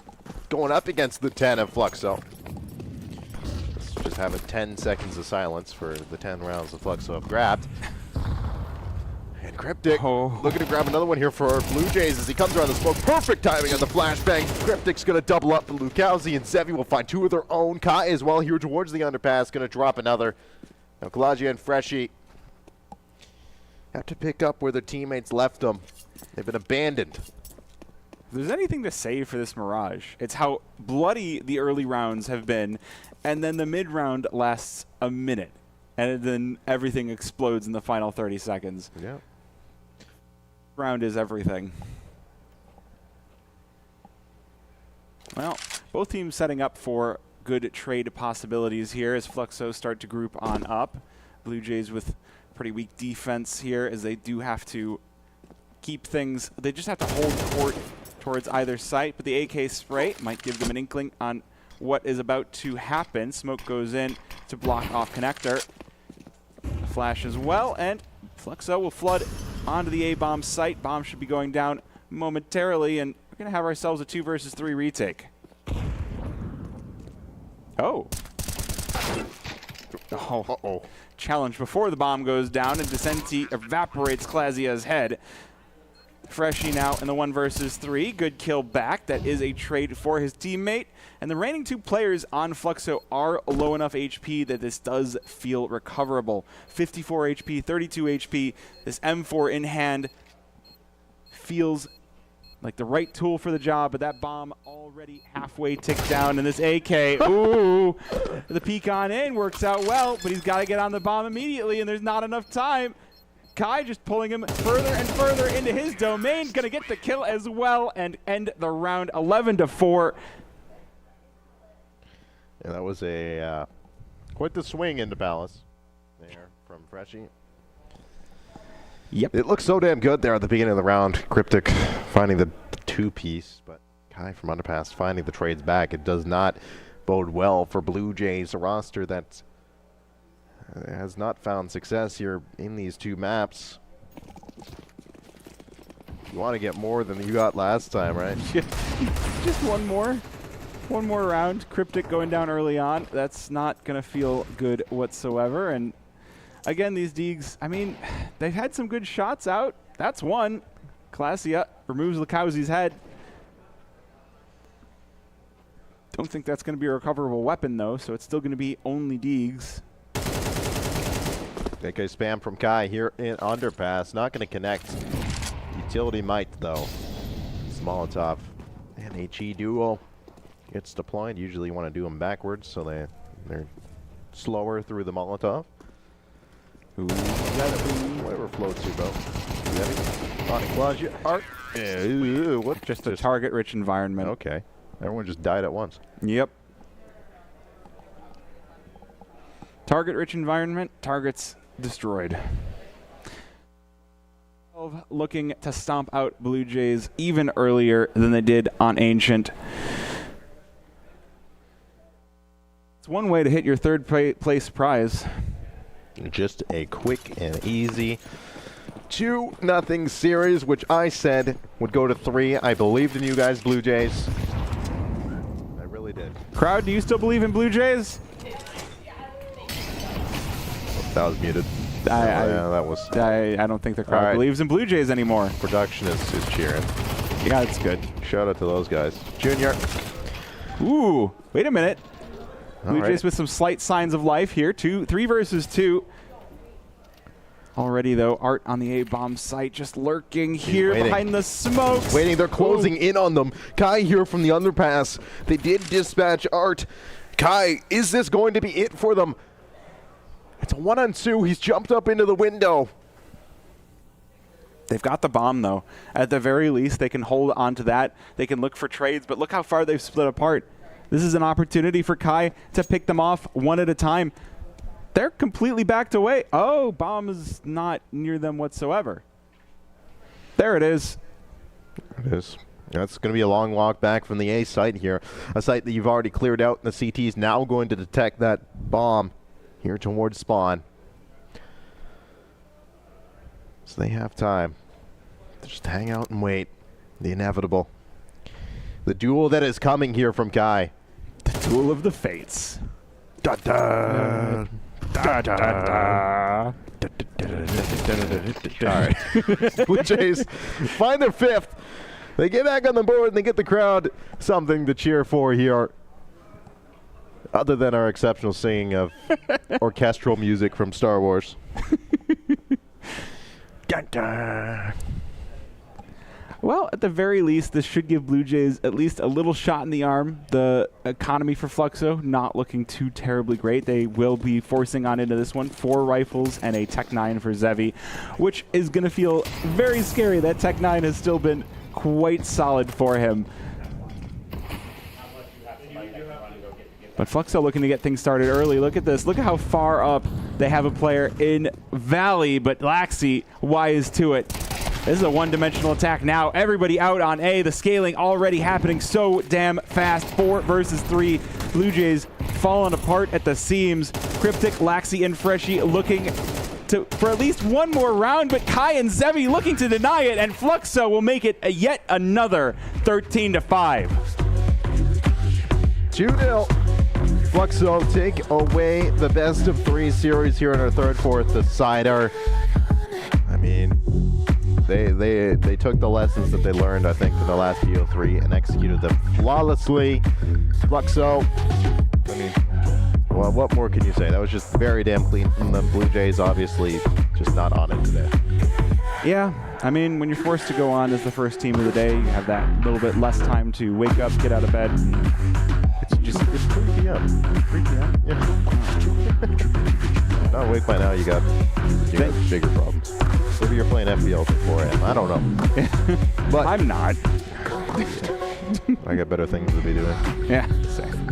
Anyway, congrats to Fluxo. They take home the 3rd place prize, and Blue Jays will be with the 4th place. Yep, Blue Jays 4th place. Fluxo going to move up to the 3rd place spot. But we still do have one more score to settle. It's all done. 35 teams came in. 33 of them are gone now. 2 more. Two more. M80 and Kaleshe in a grand final best of 5 series. Yeah, winner takes all, the bulk of the $35,000 we have to play for here at Philadelphia. We sure do. Kaleshe, also known as the Dudes. The Dudes. Yeah, that's what it translates to out of Polish. Really? Yeah, and their logo is just a handshake and a beer on top of it, which feels pretty dudely. Yeah. Yeah. Kaleshe. Now we go out and have a beer. Dude. Dude. Yeah. But a best of 5 to settle the rest of this one. But I think it'll be break time for us. That was my final cast of the weekend, so the last Canadian signing off the broadcast, unfortunately. But a best of 5 coming up here with Why Not's Bucket and All In. Yes. And from what I've been told, we are going to have a bit of a rotating cast for that best of 5. Why Not is going to be staying on, and we're going to rotate between Buckethead and All In. They've been having some fantastic games so far this event. All right, we're going to jump over to a short break. We'll have an interview coming up next on the cards for you guys with one of the players from that match that we just saw.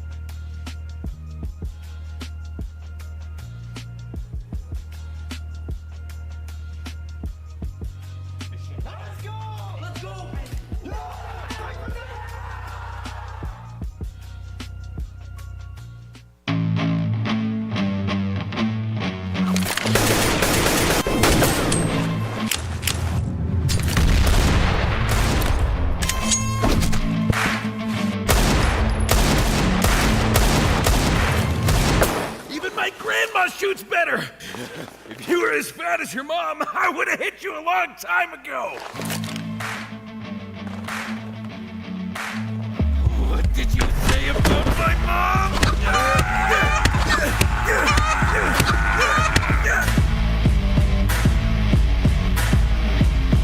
Daddy's skin's gunfights. Fight with weapons, not words.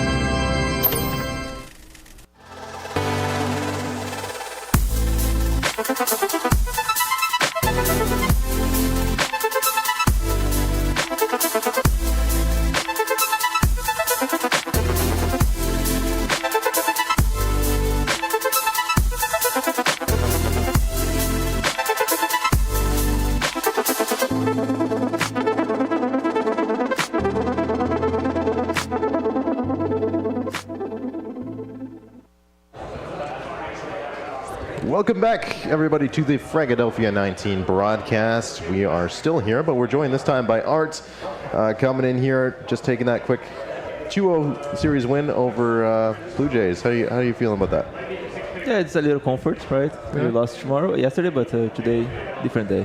Yeah, different day. You get a few more of those valuable VRS points coming into it here. You also get some cash to go home with. But I want to ask you, how is it coming back to a smaller event like this? Like, what was the last time you played in a LAN that was kind of set up like this? I played many LANs in Brazil after I left Furia, smaller ones. Smaller ones like this? Yeah, even smaller. This one is big, bro. It's bigger big than ESL events. Blast. Too many PCs, bro. A lot of people playing at the same time. It's nice. Yeah. Different feeling, different atmosphere. It's cool. Definitely is different to be like stepping into, like, this is a college. Like, people come through here every day.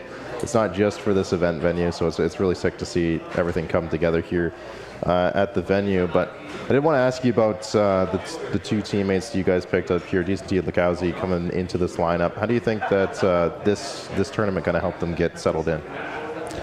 I do think that it was very important for us to get like a good run, because it's the first tournament and we just had like a few days of training, so we practiced only for like 4 days. Yeah. So it was very important for us to get a feel for the team. When you trade your star players, a lot of stuff happens inside the team and we need some time and practice to make it work. So it was very important for us. Yeah.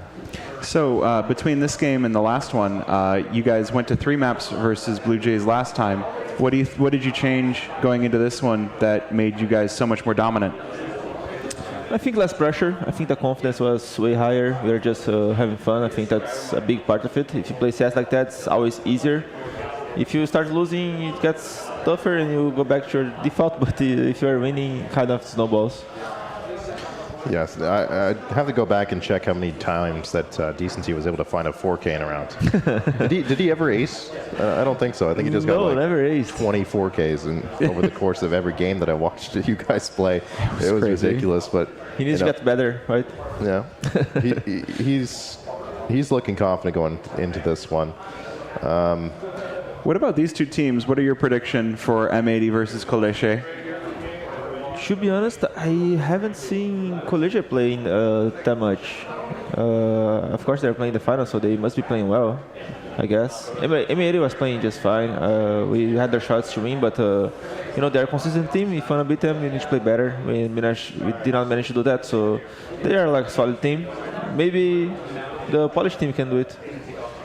Yeah, I think it's going to be close. I think Floofy's here was saying 4-mapper based on whoever comes through here, but a whole 5-map affair is definitely possible when you got M80 on the one side of the stage. You got this Polish side coming in, outlasting the other Polish team in the quarterfinals. Was that a 3-map?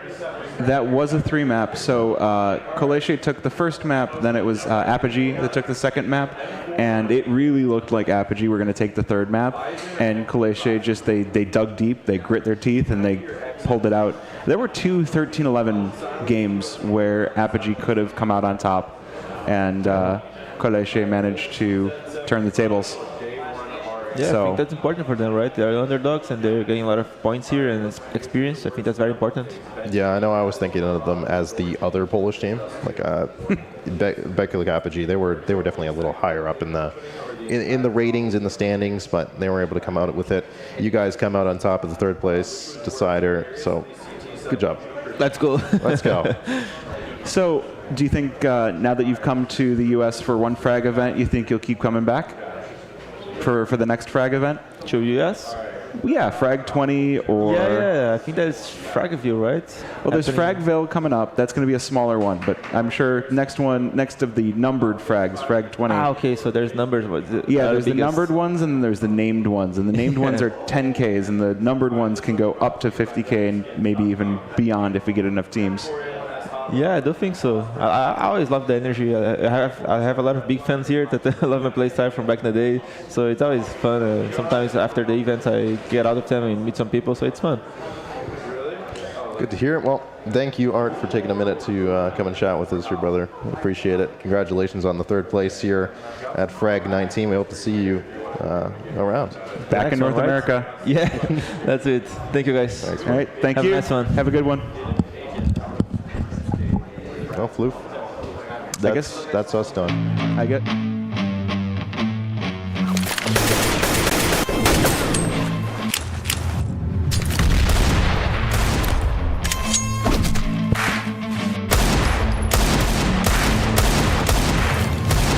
Even my grandma shoots better. If you were as fat as your mom, I would have hit you a long time ago. What did you say about my mom?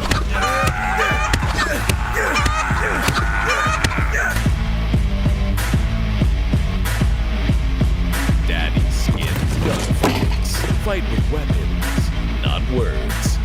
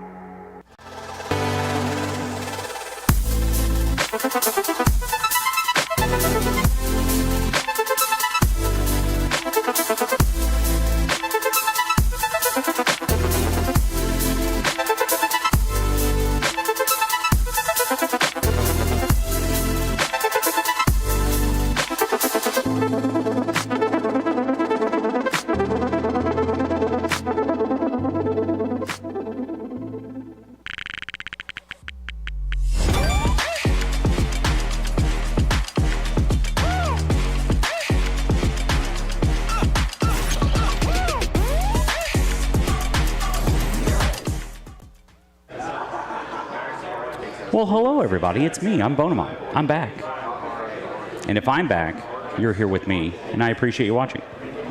But we just had a fantastic matchup there. Fluxo able to take away the W over Blue Jays. Very convincing series as well. So 2-0. Fantastic for them. Thank you once again to Fluxo for letting your players come here to Frag 19 at the lovely St. Clair College Esports Nexus. It's been a fantastic weekend so far, and we greatly appreciate your support here at Fragadelphia. So already been a fantastic day so far. We also have our Big L tournament going on too, but I'm here with our lovely sponsor, Daddy Skins. They have been one of the pillars of helping out Fragadelphia for this year, and we cannot do it without their support. We also run a bi-weekly tournament with them as well, so that is a free to enter, $1,000 of site credit. They're available on those weekend cups, so there'll be another one coming up next weekend as well. So you can feel free to join in on that one. They're also sponsoring, I believe, $250 as well for the winners of Frag 19 as well for site credit. So once again, thank you to Daddy Skins. We definitely appreciate your commitment here to Frag. So I'm kind of interested in this case of the day. They've been doing this recently, just offering an additional 10% off on their main case of the day. So we're going to see exactly what we've got going on here. What's available here in the premium case? About a $70 case here, $69.90. Nice. We're going to see what we got available here. We can get a Knight and an Akihabara, a Hydroponic. Kind of an Akihabara fan on this one here. So we'll see exactly what we can get going here in this one. Let's try. I'm feeling, crowd, how many should we open? 4? You're holding up 3 though. 4? 3? 3? 5? Okay, fine. We're doing 5. Go big or go home, right? All right, I got you. See what we get here. Opening up 5. Maybe be cool if we pull something nice on finals day, wouldn't it? A Neon, all right. Chantico, Hyper Beast. Okay, that's not the worst opening there. Should we do 5 more? Yeah. Okay, I got you. If at first you don't succeed, try again. And I want to know something cool. Come on. Didn't get it on that one, guys. Are we going again? All right, we're going again. I don't know if you guys can hear, but they're yelling at me to go again. So I appreciate you guys helping me out here. Oh, we got the case hardened and hand wraps and a Hyper Beast. That's a W opening right there. Look at that. Look at us go. Did you just say again? I want the case hardened. You can't come over here and claim. What are they saying? Do it again? 5 more? Okay, all right. If you get 5 more. You guys are relentless out there.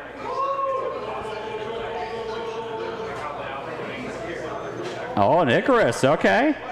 And an Asimov. That's not bad. We're still up about 100 on that one, guys.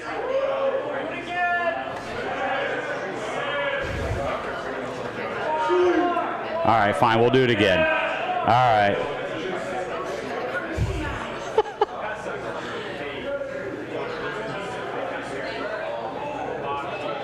Oh, look what you did. No, look what you did. I don't have unlimited money. No, there's not unlimited money. I'm going to actually look at a case battle. You guys can chill for a sec. Don't boo me. No.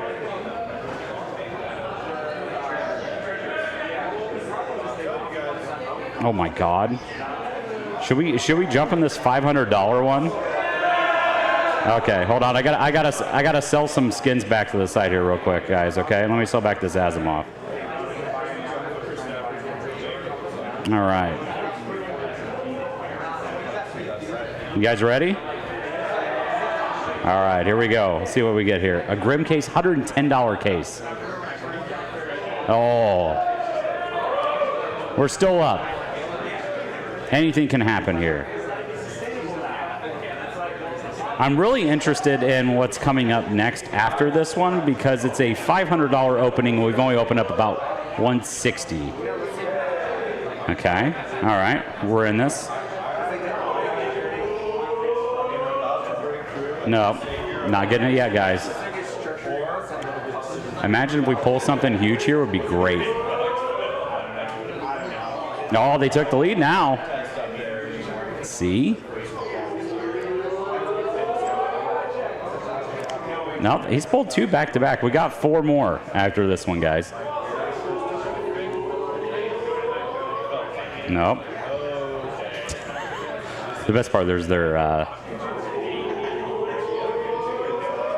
Nope. Good try, guys. Man, if only we could pull something here, it'd be great. Let's see if we can win. Okay, we finally got a red and finally got an Atheris. So we're good on that one. Hey, we're chipping away. If this happens again, we'll take the lead back. We just want the lead. Oh, no. That's unfortunate.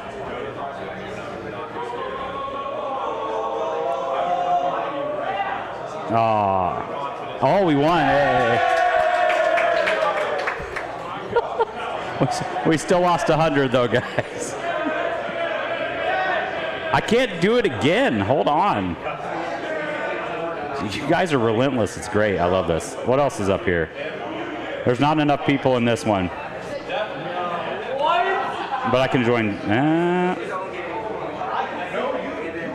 We'll see. Guys, we will see if someone joins this one. How about that? They've also got, don't forget, whenever you are on Daddy Skins, you can use code FRAG for an additional 5% on the top-up bonus. But as well, don't forget about their giveaway section as well. So they do have an hourly, daily, weekly, and monthly giveaway just for using the site. So why not? And feel free to, you can also take any of your winnings. You can also upgrade those. You can elect to try and roll the dice yet again and try and upgrade those for maybe something else. Maybe you can also, maybe you don't get the skin you want. You can also exchange that. So you can take that valuation and use that as well and pick out your favorite skin. See, we will join another case battle here. If there's one that we can hop into, we can actually get into this one. And we'll wait for the other one to roll here. So hopefully someone joins. We'll hop in that one and show you that one once it starts rolling here. My teammate was actually pulling something pretty good there. That's great. Ooh, they just dimmed down the lights in the arena.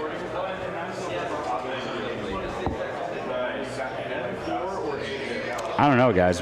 This is the October. This is the spooky box. We're down $6. This is not good. Okay, about even. That's fine.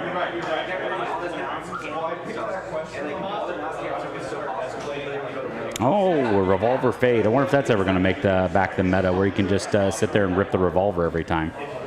That'd be fun. Oh, man.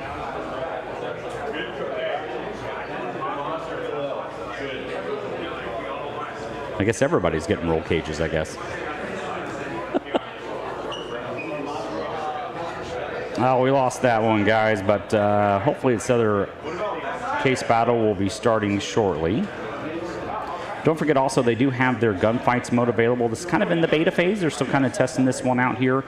You and a group of friends can elect to try and win and open some cases on this one. So don't forget about that. That's also available here on the site. But I do appreciate y'all hanging out with us. We do have our grand final coming up as well. So that is going to be M80 versus Gillespie. So it's going to be a fantastic matchup there.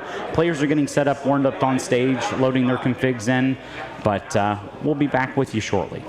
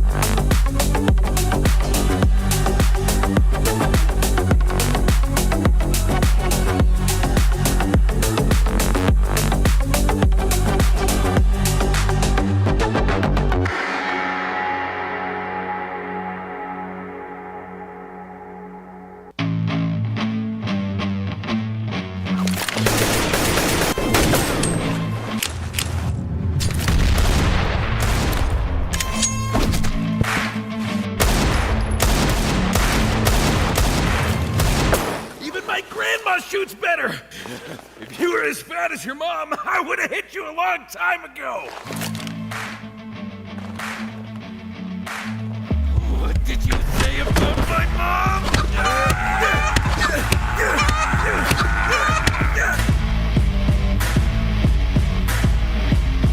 Daddy Skins gunfights. Fight with weapons, not words.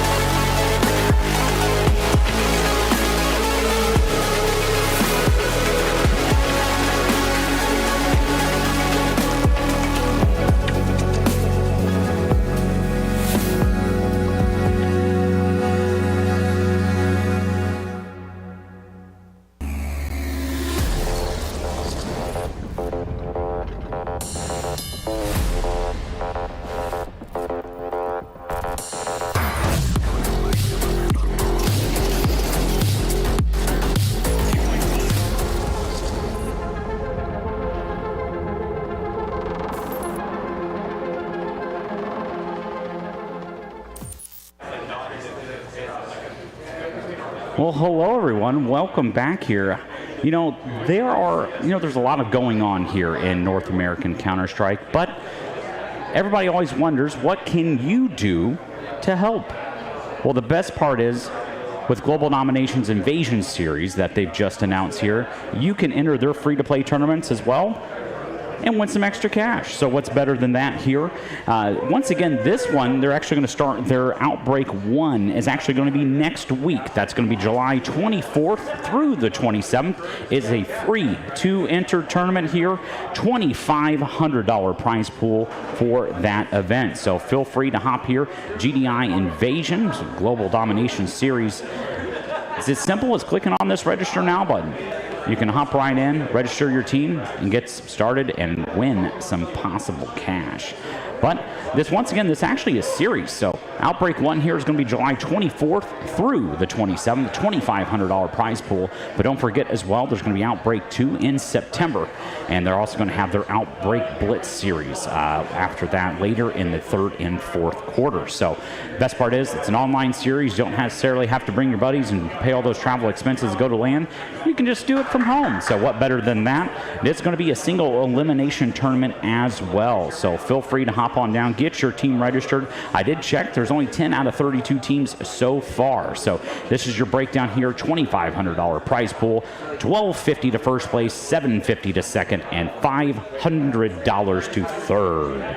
So you can register now. They are going to actually broadcast the last 2 days of that tournament as well. So fantastic job here for Global Domination. We appreciate your Invasion Series and your dedication to helping North American Counter-Strike as well. So we look forward to see what else you can do. You know, if you happen to be a sponsor as well, looking out there, they're also looking for those too. So feel free to hop in, help out North American Counter-Strike, not only with us here at Fragadelphia, but with Global Domination as well. But we appreciate you hanging in with us, folks. We do have our grand final coming up very shortly in this one. It's going to be M80 versus Khaleesi. It's going to be a hell of a matchup. Once again, for anybody new to Fragadelphia, it's also going to be a best of 5 as well. So not a best of 3. This is a best of 5 series coming up at you very shortly. But we're going to send it back to a quick little break. We'll be back with you very shortly here at Fragadelphia 19 from the lovely St. Clair College Esports Nexus here in Windsor, Ontario. And thank you for having us once again to St. Clair. All the volunteers here have been absolutely fantastic, and we appreciate you helping us out here at Fragadelphia. It's been fun. Thank you all so much.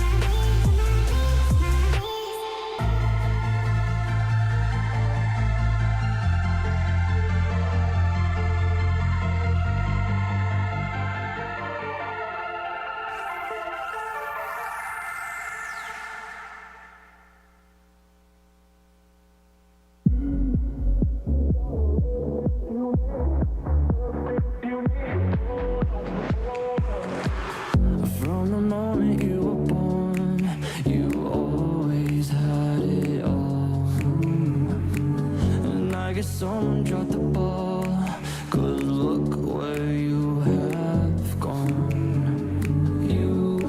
You had everything, fucking everything. You don't know. You had everything, threw it all away. You don't know. You got everything that you need, everything that you need. Hold on, hold on. You've got everything that you need, everything that you need. Hold on, hold on. You've got everything you need, everything you need. Hold on, hold on. You've got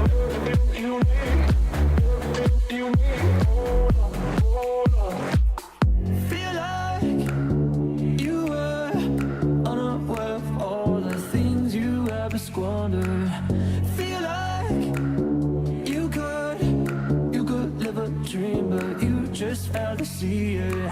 There is always another day. For you, there's another round. No day is ever too late. There's always a way out. You got everything that you need. Everything that you need. Hold on, hold on. You've got everything that you need. Everything that you need. Hold on, hold on.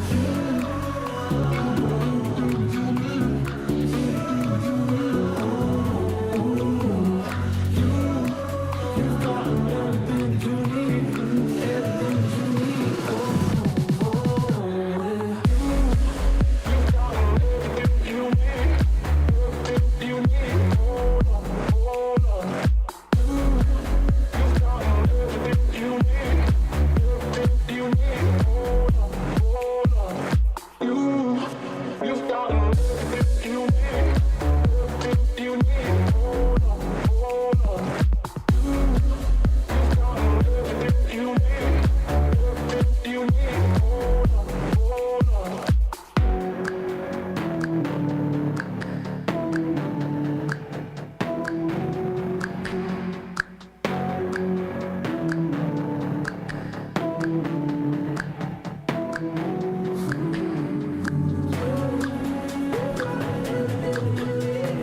Everything you need. Hold on, hold on. You've got everything you need. Everything you need. Hold on. You've got everything you need. Everything you need. Hold on, hold on. You've got everything you need. Everything you need. Hold on, hold on. Everything you need. Hold on. Everything you need. Hold on.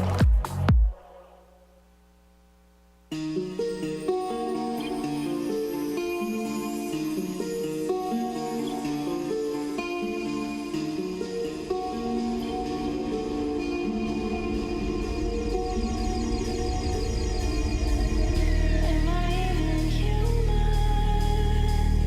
I'm not even useless no more. Isn't that I need you? 'Cause I'm better than I was before.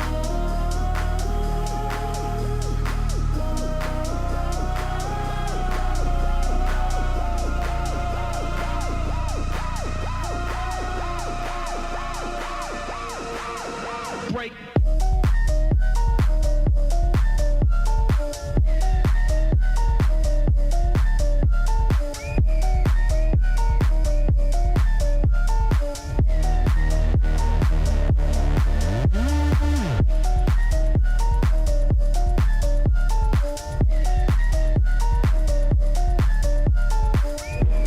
Welcome, everybody. We are here for the last day of Frag 19. It has been a wild ride here at St. Clair College in Windsor, Ontario. And let's take a look in the crowd here, shall we? We've got some time to kill before we get to the grand final, so let's see who's out there. I know there's a few players out there that want to have a chat. Maybe there's a spectator or two. Make yourself known if you're in the crowd. Let me hear you holler. Okay, that's good, that's good, that's good. Okay, this guy right here, all right, here I come. We're gonna have a chat, you and me. All right. How's everybody enjoying themselves so far this weekend? Get loud and rowdy, let the staff know. Okay. You, sir, you look like you'd love to have a chat with us. I'm Andrew. Nice to meet you. I'm Grant. Grant? Yeah. Hi. How's it feeling, Grant? Pretty good. Hi, Mom. Hello, Mom. Well, are you a player here or a spectator? They're players. I'm friends watching. I need to put this in. Oh, sorry. They're players. I'm just a friend watching. Okay, and have you been here all weekend? Yep, all weekend. What's been the biggest upset for you so far? Blue Jays getting shit on just now. That is a sad state of affairs. Can he swear? Yes. Cool. Nice. All right. What's been the best part of this weekend for you here, Grant? M80 winning the last game, like on semis coming. And are they going to take the whole thing here tonight? Hell yeah. Okay. And then what are you doing after this? I don't know. Maybe gonna eat. Fish and chips. I'm gonna eat. What's the best food in Canada? Good question. Poutine. Sure. We'll say poutine. A deathly silence has fallen across the crowd here. Everybody waiting with bated breath to find out. It is poutine? For sure. Are you from Canada? I am. You are? Oh yeah. Where from? Mississauga. Let's call it Toronto. Toronto. Okay.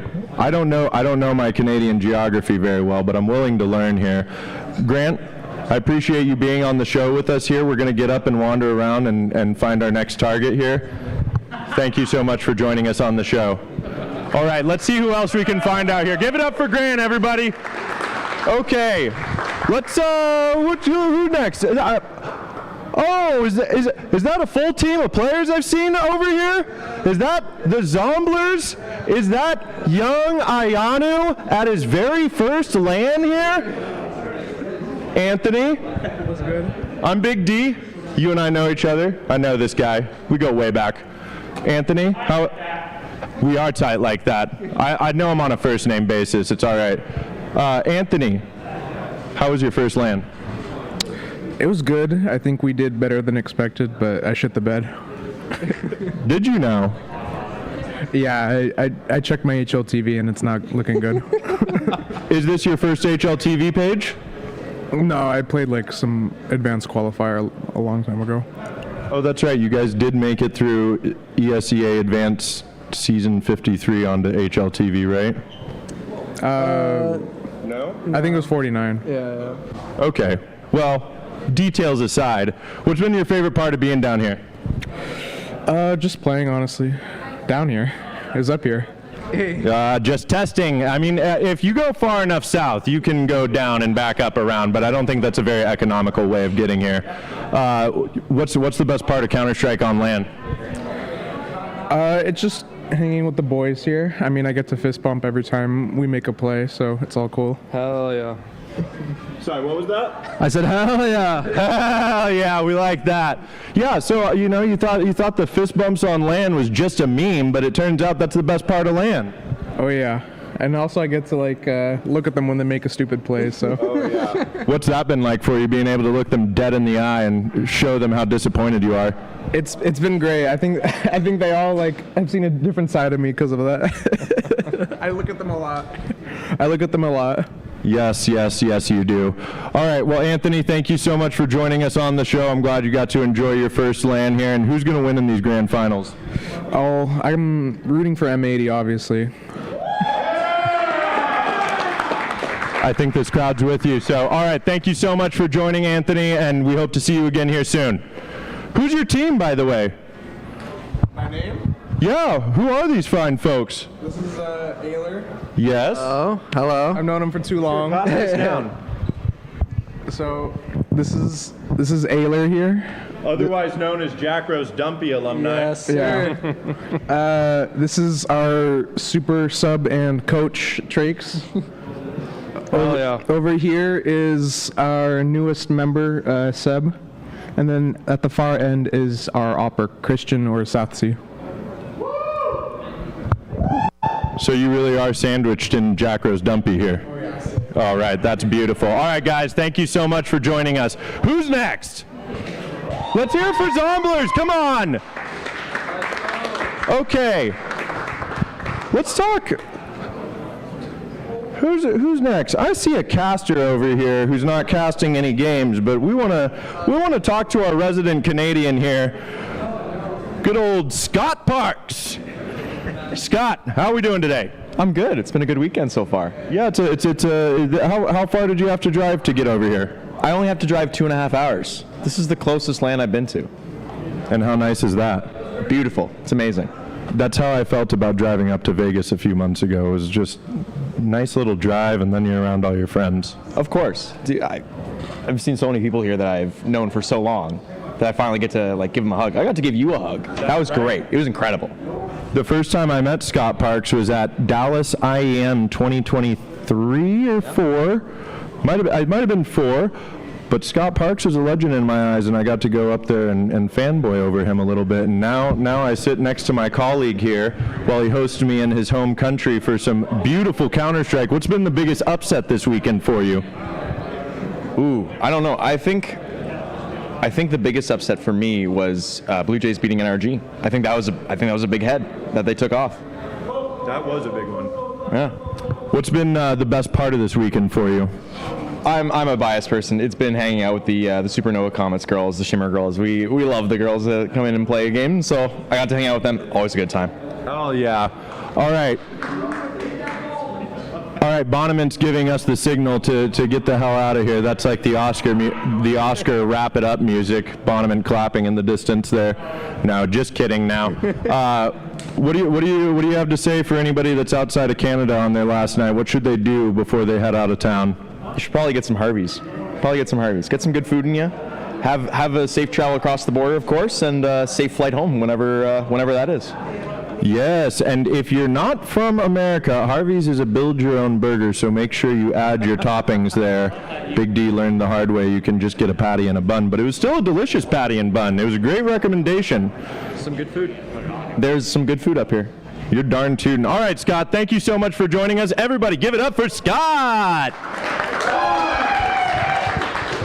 Okay. Oh, I see a moose over here, legendary Twitch chatter in NA Counter-Strike. Moose, how are we doing today? How are you, sir? I'm doing good. Fantastic, and you're sandwiched between two professional casters here. It's got to be quite a thrilling experience sitting around and watching these guys so much, and now you're all here with them. Yeah, I mean, these guys have inspired me to even start my journey as casting, so it's kind of nice to sit here. I mean, I've heard Ping before. I've been in Floofy's chat a million times, and he's been very helpful. And we actually traveled here together, so it's been really nice to get to meet him and you and everyone else here. Yes, it's been lovely having you here. Yes, let's hear it for Moose, traveling across the country just to watch LAN. Moose, Moose, Moose, Moose, Moose. All right, what's been the biggest upset for you this weekend, Moose? Ooh, it has to be NRG. I had a lot more faith in them. I think that a lot of us did. It's been a surprising tournament. What's been the best part of this weekend here for you?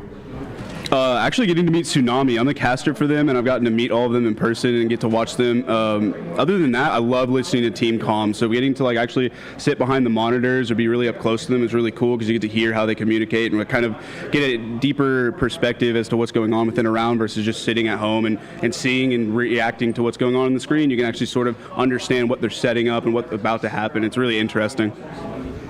Fantastic. Yes, I agree. It is. It's a really unique experience getting to be a part of the vibe. All right, what's the last thing you're going to do in Canada before you leave and head home for a few beers? Okay. I think they like that here in Canada. All right, well, thank you very much, Moose, for joining us.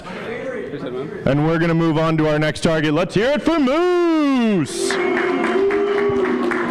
Oh, hey, does anybody around here like opening Pokemon cards by chance?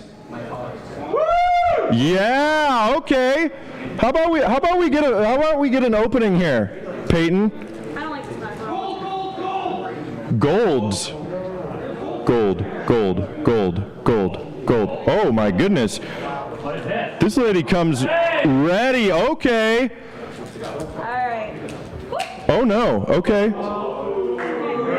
I need you to forgive it. Bless it for luck. Bless it for luck. All right. Thank you. All right. Okay, it's all better now. All right, what do we got? Drum roll, please. From the bottom.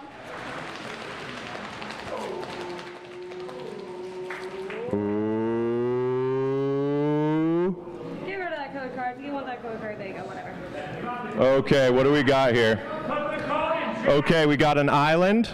No, that's a dark energy. That's a dark energy. That's a Roselia. A Roselia. Porygon. Porygon. Heat Rotom. Heat Rotom. That's an Impidimp. Impidimp. That's a Metachan. Metachan. That's Team Rocket's Watchtower. Team Rocket's Watchtower. This is adventure. Reverse Hollow Mudsdale. Reverse Hollow Mudsdale? Mudsdale. Reverse Hollow Sacred Ash. Reverse Hollow Sacred Ash. All right. And what's the last one? Oh. Rosie Steven, my favorite. Okay. Going in the collection. That's a pull for me. That's a pull for me. That's a big pull? Thank you very much. That's a pull for me for my personal collection. We love steel types. We love Steven Stone. Thank you very much. Oh, there's one more here. So would you like me to open it? Grip it. You guys want to see her open another one or what? This crowd is waiting with bated breath, Peyton. All right, rubbing impacts. Good luck, good luck, good luck. Thank you. Don't worry, we can kill. All right, we ready?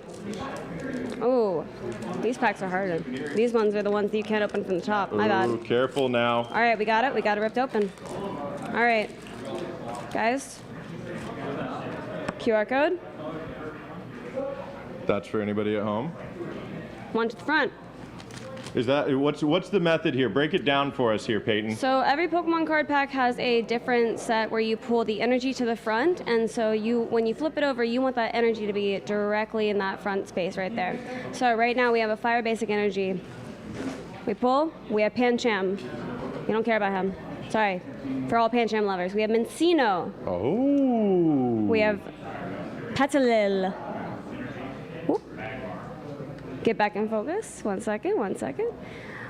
What are you? Pidgeotto? Oh no, this is Piloswine. He's just romping around. We got Oinkoloing in a paint me like your French girl pose. We have a very cool looking Accelerator.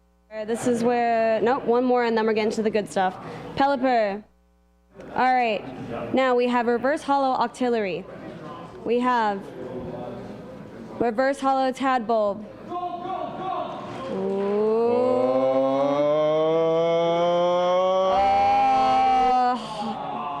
Hollow Kilowatt. Sorry, guys. Is that one no good? It's just a basic hollow, unfortunately. We are looking for full arts here. I just pulled a full art Weezing. Let me see, do I have it in my pocket? Do I still have that in my pocket? I might have put it in my bag, unfortunately. But I can show that to the camera later, right? Yes. I can show all the pulls from Frag 19 on the camera later. I think. I don't have it on. I think this man to your right has something for you. Oh, here's my pull. This was the pull that I made off camera seconds beforehand. My full art Team Rocket Petrol's Weezing. Let's go. Let's go. Case openings, I believe. Oh. We want to. Bear with us, folks, because the Pokemon cards were just the beginning. And Peyton, thank you so much again for sharing that with us. Thank you for letting me come down and interview you. But now I think we're going to do some case openings, right? Okay, well, let's go. Where are these case openings? Oh, professional Counter-Strike case openings? My God. Oh, Mr. Mason, Mr. Lake. How are we doing here?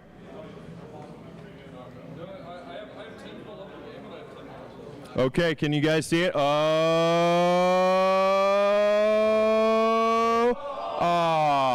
Okay, he's got a few more, it looks like. Let's go.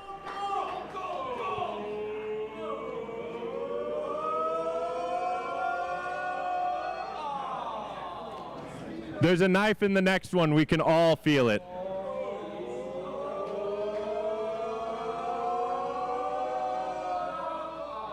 Okay, the P90 is coming back into meta, so that's a good skin to have.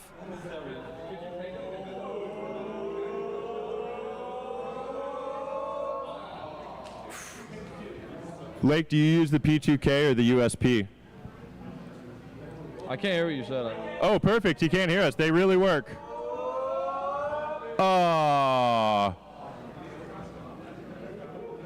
Okay, these are all fracture cases, by the way, everybody.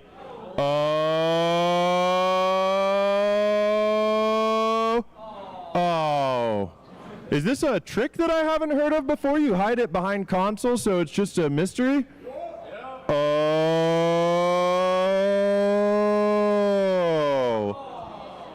Oh, we're having a struggle over here right now, guys.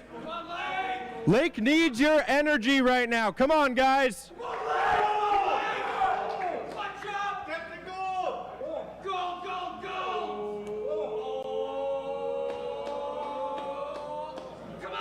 Okay. We got two. We're going to do two more up here. We're going to do two more. Okay, we've got 2 more minutes of opening here, folks. Let's see what we can get. Are we getting a knife here? Come on, this is, oh, nice. That's a good one. Okay, keep it rolling, baby. Oh.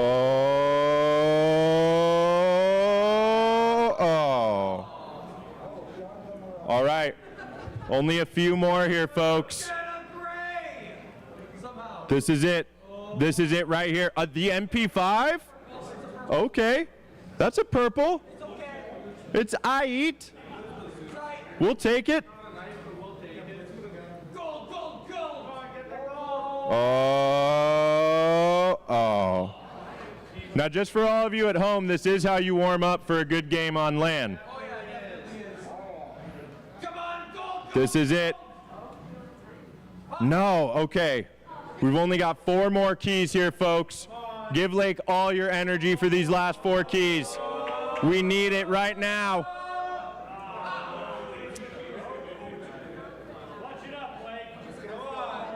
This is it. We can feel it now. Oh, there's a pink. Okay. Surely one of these delivers.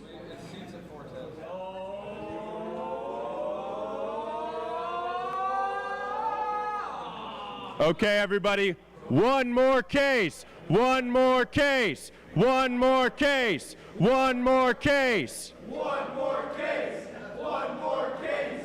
Come on, come on. Open to keep, baby. Let's go, Lake. Let's do it.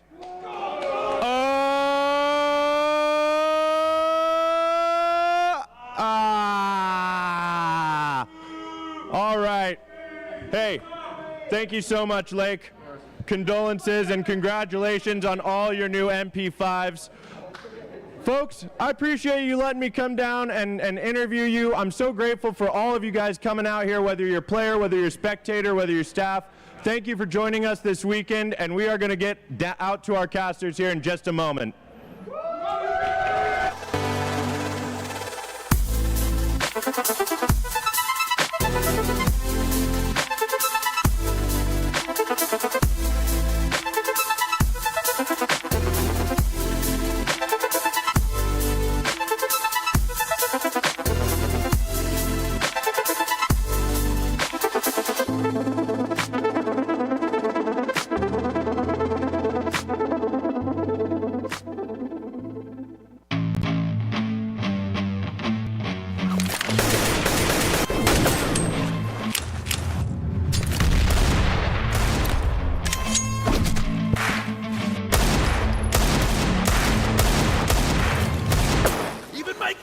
Shoots better. If you were as fat as your mom, I would have hit you a long time ago. What did you say about my mom?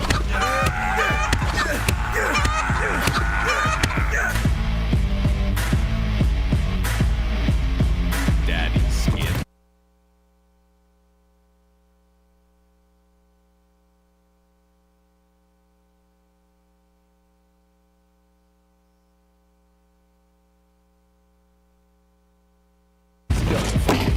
Fight with weapons, not words.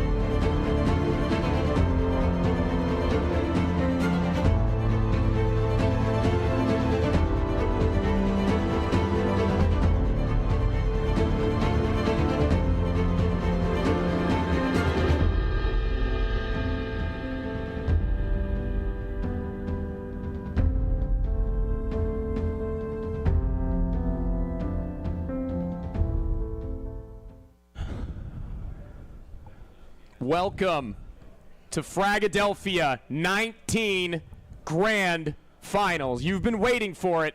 We've been waiting for it, deliberating day after day in order to bring you these teams and bring you the best. And it seems that they have been determined. Myself, Why Not, joined by All In on the desk for today, the Grand Finals between M80 and Kalesha.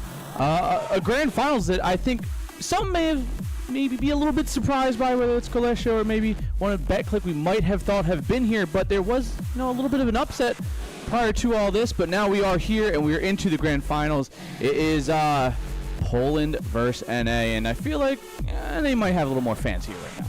Potentially. I mean, in Twitch chat, that may be a different story, but oh yeah, they're in force. But listen, for all the Polish fans who may not be able to be here, it's great that they see their support shown in events like this, where we bring out teams to have the best competition, to have this kind of level to these events at Fragadelphia, and the 19th has delivered, I have to say. And with M80 up on that stage, with Kalesha on the other side, they've proven that they deserve to be here in the results. The proof is in the pudding. Indeed, and I mean, it's always good to see international teams roll their way over to NA and get, at least have some of these teams for NA that don't, that aren't on M80 caliber or, upper echelon here, get some reps in against some obviously pretty solid EU teams, whether it be mixed, new rosters altogether, which you could kind of say Kalesha is a little bit of a newer roster.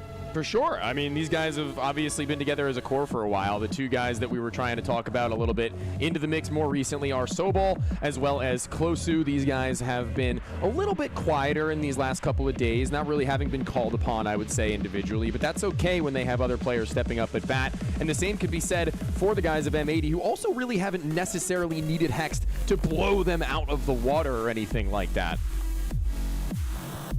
Yeah, and I mean, when you come to this new roster, you think it's solidified? You think it's in a good position right now?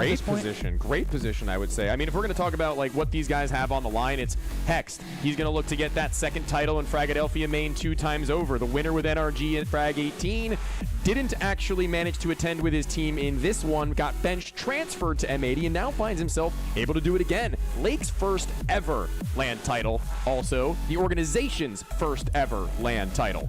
Yeah, and I think, Hex might be a little bit happy that he may have been benched and moved over here to M80, because now we see NRG kind of off to the side, maybe watching from afar as their prior teammate has made its way into the Grand Finals now. Yeah, and talking a little bit about the guys in the North American camp, I mean, these games that they've played, they're pretty close, I will say. They've cut it a little close in multitude of times, dropping a map against, I believe it was Chicken Coop, being taken pretty deep by a couple other rosters. The only map they dropped, though. Yeah, as well as including that Fluxo game. But that was the one we were kind of expecting to go the distance in comparison. Those were definitely two of the teams that we could have seen in the finals, as well as this, either Apogee or Kalesha team.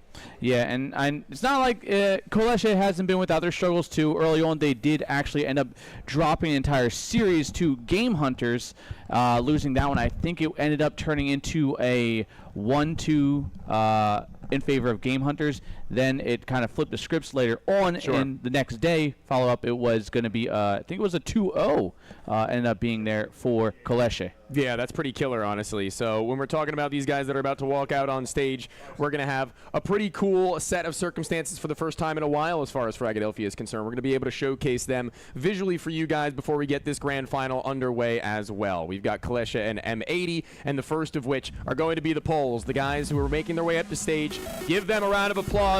Show some good Counter-Strike faith, everybody. We want to have a good grand final here. Everybody at home as well. These guys have been working their asses off. They didn't come all the way out here to leave empty-handed, and they don't intend to today. And they have an absolute star lineup, whether it is their operas or entries or not. They just have a lot of go-to guns that they can definitely put that pressure on to help relieve the stress if maybe some other may not. Flay being one of them as well. He has had an outstanding performance, and he's been kind of a go-to guy as well as Kisarek. A little bit of the old, a little bit of the new, and it seems to be meshing really well. And that's something that they're going to need to see continue as the coach takes his seat just behind them in search of having to maybe say a little bit more than he did yesterday, because if they are tested, he will have his shot at letting them know what he may think is going wrong. It's actually good to see these Polish guys too. They seem to be having a little bit of fun as well, but they are not without their, struggles. And we are going to be going into now, maybe, who knows, maybe even the fan favorite roster is going to be swinging themselves out here. Yeah, and we see these guys walk out, and it's only fair that we give the North Americans plus a few Germans and a Brit their chance as well in the limelight, as the boys of M80 have worked just as hard, maybe in some instances for some of these guys a little more in terms of the regional area in which they've had to battle to even get a chance with this organization. Yeah, I mean, is still some moving pieces going around in here as well for the M80 squad, and we should be able to at least get them a nice little walkout here as we get to go over this roster and maybe hear a little more cheers than not so much. There it is. Again, there's your reigning champion Hex there. Following him in, another champion of former Fragadelphia 15, Swisher. We've got a little bit of land XP, obviously, coming from the Germans in Sin and Slacks. The ESL Meisterschafts, can't forget all those, as well as Lake looking to claim his first. It'd be a big one, and one he certainly is hoping to hold on to. Def, the one behind. He's been around the block. He's been to the majors, but this is the biggest event you've ever been to, Def. This is the one. We got to get it going. Yeah, and I mean, Slacks This is the new major. Yeah, for us anyways.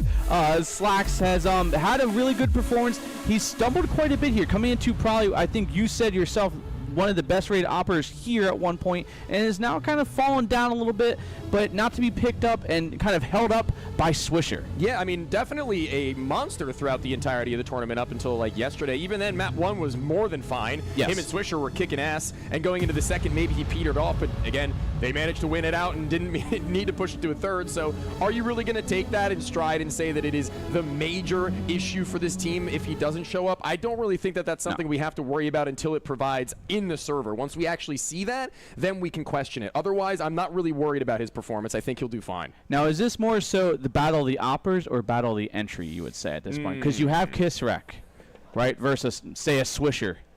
What are you going to go with? Well, here's the interesting thing, I think, is that there isn't really a roll versus roll thing for me right now, so much as there is the fact that Flay on the rifle has actually been pulling out a lot of their clutches and a lot of their opening kills in rounds where they need him most on T side. And seeing him be able to clutch up rounds on Nuke yesterday, absolutely phenomenal. He was getting double kills in positions you can barely even expect to get one, locked in, blinded at the backside of red with a sniper. It's never easy to play off that wall, and he does. But going on to the side of M80, you have a lot of these players who are also more than willing to take aggressive fights, willing to hold down 2 or 3 kills in a spray down, and they have that potential to be able to shut down 1, if not 2 of the heaviest hitters before they have the chance to get out and entry into a bomb site. I mean, talking about all this, it may not even matter because we're going to go straight to those map bans there. It is going to be Kisrek banning Inferno. We kind of have glossed over this, and Nuke banned by M80. Train was kind of the surprised that it will be the first pick from Kisrek, and it is going to be M80 on that CT stack first, and Train, it's been kind of an untouched map for both. Yeah, definitely a little bit of a question mark, I would say. I mean, we got some stats to line up following this best of 5's conclusion, but Overpass. It's that 4th if we do go all the way down there, and frankly, I'm looking for a 5-mapper in general. Oh, yeah. I'm really interested in getting down to the nitty-gritty on Overpass, to which not many teams have. Yeah, Overpass has a single map played on it, and I think it was to Chicken Coop. I want to say it was 13-2 or 13-3, something like that. I think Marsborn played it. I thought they played it 22-20. They did as well, yes. Against Chicken Coop. So Chicken Coop liked that map, so it would seem. Well, I meant on M80's case only. Oh. Yeah. You know the guys right there? Right, yeah. I've heard about this. So M80 have some reps, and I wouldn't even classify it as a real full, shot at it all. But, I mean, we haven't even seen Kisrak even touch this map. So if we even get ourselves all the way over to 4, it is going to be kind of a hard fought for Kisrak, or both teams really. It might just come down to a pug style, if anything, and it's going to rely, I think, heavily on a lot of these oppers to make some space in towards. If we even get over there, I'm already kind of discussing the future here, and we're not even in to the first map. Let alone there is a chance we could even get ourselves to Overpass, and just not even in general. This could be a 3-0. Do I think that's going to happen? No. Do we want that? Hell no. Yeah, I don't think it's going to be a 3-0. I think we are going to go at least for 4, and that's what I think the best case scenario for these guys is, to showcase at least that they have the ability to fight out on their map picks, right? In any capacity. And going into this where Ancient isn't the pick of Kaleshe, I think that's a little odd, but seeing as they do guarantee 3 kills, I think that, rather 3 maps at the very minimum, that Ancient is going to be a very important one for Kaleshe, given what happens on these where we don't have a lot of information on the polls. Surely M80 with the results they have at least an edge in terms of reps. They've played it before. They've gotten in and gotten down and dirty with rosters in which Kaleshe may not have even seen to that level. Yeah, I mean, it is going to be a very interesting kind of first map or two. Dust has been kind of a rough spot, I'd say, for most teams if it's not really your go-to. And I forget who exactly it was for this lineup that has struggled pretty drastically on Dust. It's kind of glossing over my brain right now. That's okay. I understand that these things happen. But what doesn't happen very often is a map in which introduced into the pool is brought into a LAN the days after. And when we talk about how this map was already in CS2, and obviously for a very long time in CSGO, there are a lot of nades you can throw that were the same as they were. There are a lot of different strategies in which a lot of players in this very server will probably not have forgotten. And coming from, I guess we'll talk about the German in-game leader in Sin, coming from Big, coming from a team that's also played against some of the better European oppositions, he's experienced that map at one of the higher levels that many of the players in this server has, including Innocent, who obviously is a little more tenured. I mean, he's, again, 31 years old, also the in-game leader of the opposite side, and he's got a lot in his repertoire. I'm sure he could teach these guys, but how much time has he actually had to give them that in the transfer of window of getting from Poland to here? Probably very little. Yeah, I mean, we're going over that M80 stuff, but I mean, we're kind of glossing over a lot of the fact that Kisrak himself brings to, I would say, his favorable side, He's a T shooter, side. yeah. He really is, and I mean, just at the one alone versus Game Hunters, he was rocking a 2.12 rating at 26-12. Good lord. Granted, the CT side fell off. He ended up being 10-14 on the side with a 0.64 rating, but altogether, I mean, the guy it seems like an untouchable T-side menace. Yeah, and yesterday when they were playing against the Blue Jays, not only were the guys looking individually insane with the mechanics flowing, but versus the Blue Jays at least specifically, I didn't really get the chance to watch many of the others, but I can only assume, given that they beat BetClick, they were looking absolutely beautiful fundamentally on their T-sides. They were ensuring that their pathing and spacing were consistent, leaving no angles uncleared. Even when they were going to cross paths with their teammates, they ensured that every angle was held by someone, and never leaving that gap really made it hard for them to abuse the Blue Jays guys. They didn't really get into any angles in which weren't being fully hawked, and that's an issue when they're being flushed out positionally with utility perfectly as well. There's very little I could say that I had in terms of a gripe with what they were putting up yesterday. I mean, my biggest point, I think, to all this, glossing over the fact that Kisrak is a humongous presence on the T side, Train, CT side of the map, Overpass, CT side of the map. So two out of 5, essentially, if we even get to that point, are CT side maps. Where Kisrak, when we look at the numbers, Kisrak's always at the top. But he's at the top because that stellar, outstanding performance on the T side. His CT side might leave a little desire in here, but T side is just so borderline flawless. It just outweighs his presence on that CT side where he may struggle a little bit. So, all things considered, you have 2 maps CT side at the point where your best guy tends to have a little bit of struggle. And that also goes back a little bit to the point I was making about Flay, where his AWP and his rifle both look really good. But everyone, let's get loud. We are jumping into the map. We were caught off, but let's get going. Philadelphia 19 and its Train. I already love it there. Kisrak actually already tagged up. He's down just a little bit off the back of some nades. Flay down to 62.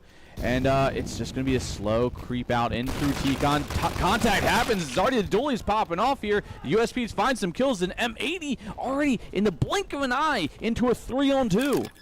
Flay's going to get this bomb planted. The only one finding frags needs to do a little more. Innocent by his side.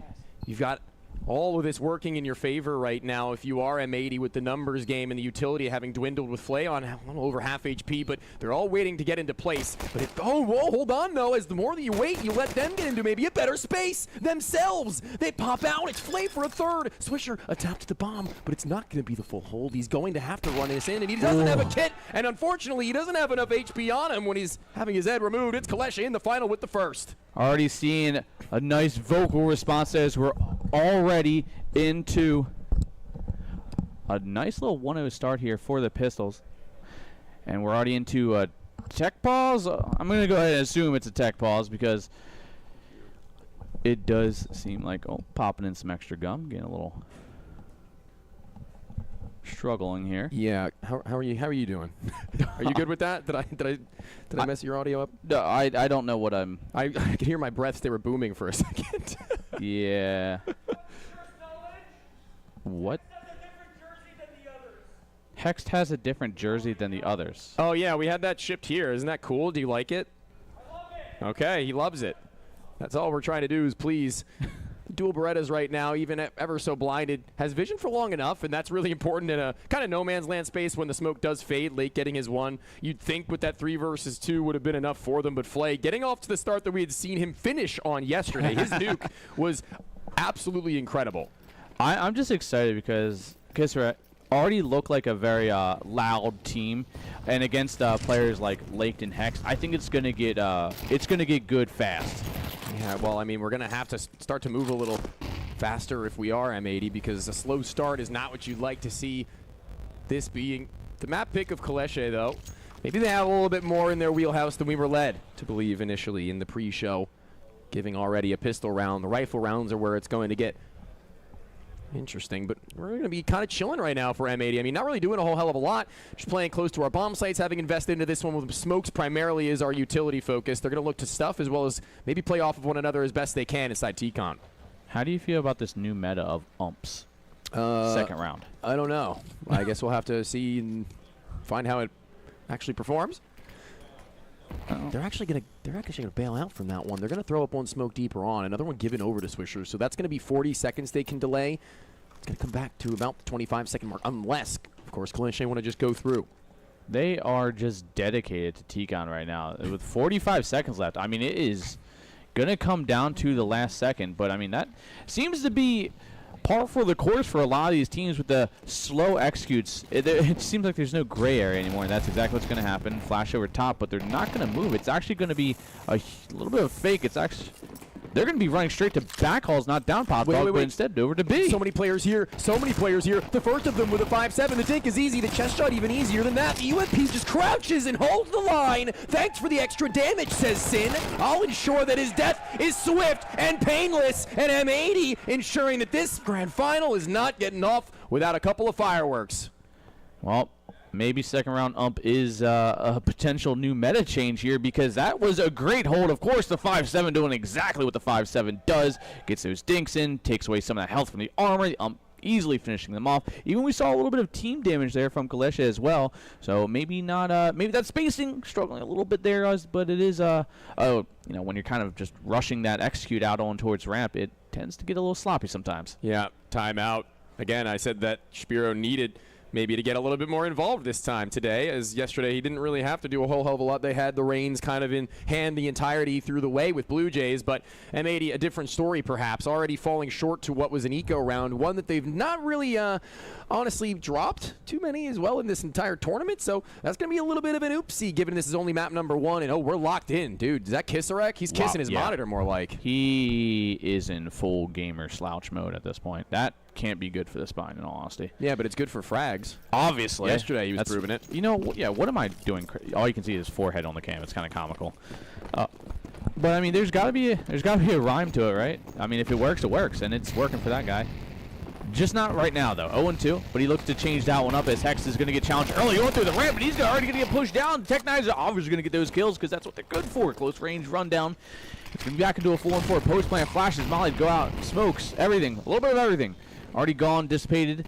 It is going to be now the retake here for M80. Yeah, well, they get this one in the last, and they didn't even get to get into the bomb site with the better weaponry. This time they're looking a little better than even that. On the next side of the train, Innocent, he'll show his face, and he's got another one just by the second side. Will they be ready for it? I don't think so. They're going to play off of one another, and Kisarek, although he may be close to his monitor, smells the competition, and maybe have to make their way through the backlines. They may go for a save at some point, unless they get a kill. The AK eventually does, but the kit only on Sin. That's them. They're out of there. It's another one back and forth. We'll go. It's definitely something I've seen a lot more out of teams when, now that CT side is a viable option here to kind of force buy in a little more often, especially on a map like Train where it is CT sided. You get a lot of back and forth, and then it comes down to, the old-fashioned who puts 2 rounds in a row first, wins and resets the other team's money. And Kaleshe with a quick run out, I mean, Hex doing the best he could, drop some molly, get some good molly damage in, but that's really it. It's a little awkward to me that I didn't see who the name was, that they're walking through Z there before their teammates have even actually gotten back through the line of CT spawn to see if anybody was getting close enough to them. So that's maybe a little bit antsy in trying to get back to the site, whereas in the last they were more composed. I assume maybe he just wanted to hurry up and get out and try and cut off that rotate back towards the spawn, but instead just falls right into the trap. And here we go, in for the backhauls take again. Bomb is looking to rotate its way in towards Pop Dog, but they're going to have to go through Swisher and quite the firing squad, as they're going to go for a little information play in towards T-Con, but that long, arduous lurk all the way through Ivy could be a late game problem. Sobo and this MAC-10 are going to be grouped with another pair of them in trying to gain some space and use this weapon with a little bit of pace. Swisher's going to be the first to spot him, if at all. That incendiary will hit his toes. He will tick out. Unknown whether or not it will be heard, but regardless, it stagnates this push. It's 50 seconds just about when they're going to be able to go through this one on a flash timer if they would. They set them up outside of T-Con. They're yet to go through, but their smoke's on 2 different prongs. Yeah, this is going to get awkward, frankly. Try your best. The B site worked out pretty well, but you would never really be prepared for this buy to be better than the one of the previous Hex. On an MP9, though, the only one relegated to anything, but it's going to be a last-second execution met by an off. Sayonara Kisarek, and the first of them, the healthiest, with the weaponry to go with it. The AK-47's yet to have any impact for it, and they'll have none. No, thank you, not today. We're not buying what you're selling unless it's the round. M80 for 2. And given that they had perhaps let that one loose in the previous to save, that gives them the room to buy further beyond. Well, the back and forth continues on here. And it does seem like this Galil will be saved, but big point is the fact that Swisher still has that op, no reinvestment realistically needed, which is a huge financial struggle off their shoulders. Keeping 5 alive obviously boosts that one, so even if they do start trading rounds back and forth, they should at least be able to buy again, which buy, save. Instead now it's buy, force buy, force buy. C'est la vie, such as Counter-Strike. Need to blow this smoke open, and the easiest kill of Lake's life. Thank you very much. Blind Kisarek once more bumped from the round without really an opportunity to do much about it. Sit back, son. Continue to regain that energy for round number 6, because it ain't happening here. Close to the only player with anything other than a pistol. He's going to have to be the man on a mission, and right now it doesn't seem like he'll be able to do a damn thing. A sliver seen perhaps from Slacks. And that's all he'll need. Give the man an inch and he will go a mile. Shots through the deagle. It's Lake out of the round, playing that close angle in through T-Con. Sin tapping away, spots out a player. But now this bomb being brought back to its original state and reset. And it seems like Koleche want to go back to B. Well, what they want... Looks comfortable. Perhaps. What they want is pretty much a non-factor when it's more what M80 want. What M80 want is for them to go back. They've got things under lock and key in this direction. Rotations are very fast if need be, and Hexed T is pretty usually playing actually in this same cloud area, in which this time he doesn't have an SMG. He can afford to take a line. Fully automatic this time. And he's got Slacks to support, and he's already gotten himself on the board for this round. A bit of a miss onto the first, but a double zoom turned into a singular seems to be the better of the order. And no time to really plant with all the bodies around him. Needs to take care of a pair. Thank you very much. There's our round. There's a denied bomb plant. And although they will be back with a purchase, it won't be as great as they would have liked, and they haven't set themselves up exactly for the future. For sure, and finally for the first time, one of these teams put 2 rounds in a row, so it does look like Koleche, without even a bomb plant, are going to be putting themselves into a save. I would assume, unless they just go the old force buy route. And I can't even blame people half the time for force buying Tech 9 armor nowadays, because it's just so effective, especially when you have people that actually aim, but instead it's going to be Sin. The nice dry peek, he does some good damage. Nade over top to potentially slow them down. They pause on the waypoint, but they got to go through the fire and the flames and the ops and the AKs. One for each of them, but Sin to double down, Slacks to find another one. And that's exactly what they're saying. They're waiting for it, but it doesn't matter. Sin sprays them down. He finds 4. Do not let them breathe on land. 10-1. See if he can match his deaths to the number in his name by the end of this map at the very least. It seems like he's taking control and not even a shake or a shiver on bro. He gets that 4K and he nods his head. He's like, I do this. I've been doing this. Yeah. Dodge from the flash, dodge these bullets, brother. 10-1 already. Sin. Someone we actually didn't really bring up in this discussion, you know, kind of being a part of that international duo brought over for them. But now he's looking to kind of make up for lost times. He wants to show Swisher he can do it too. Maybe even better.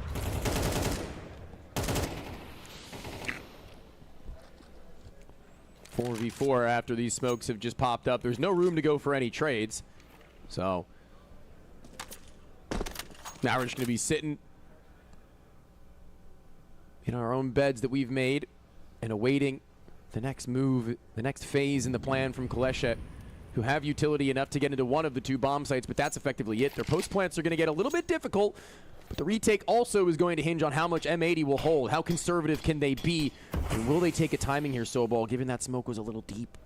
I don't think so. I think that would be a major misstep in where nobody else is able to make a reactive play if it were to fail.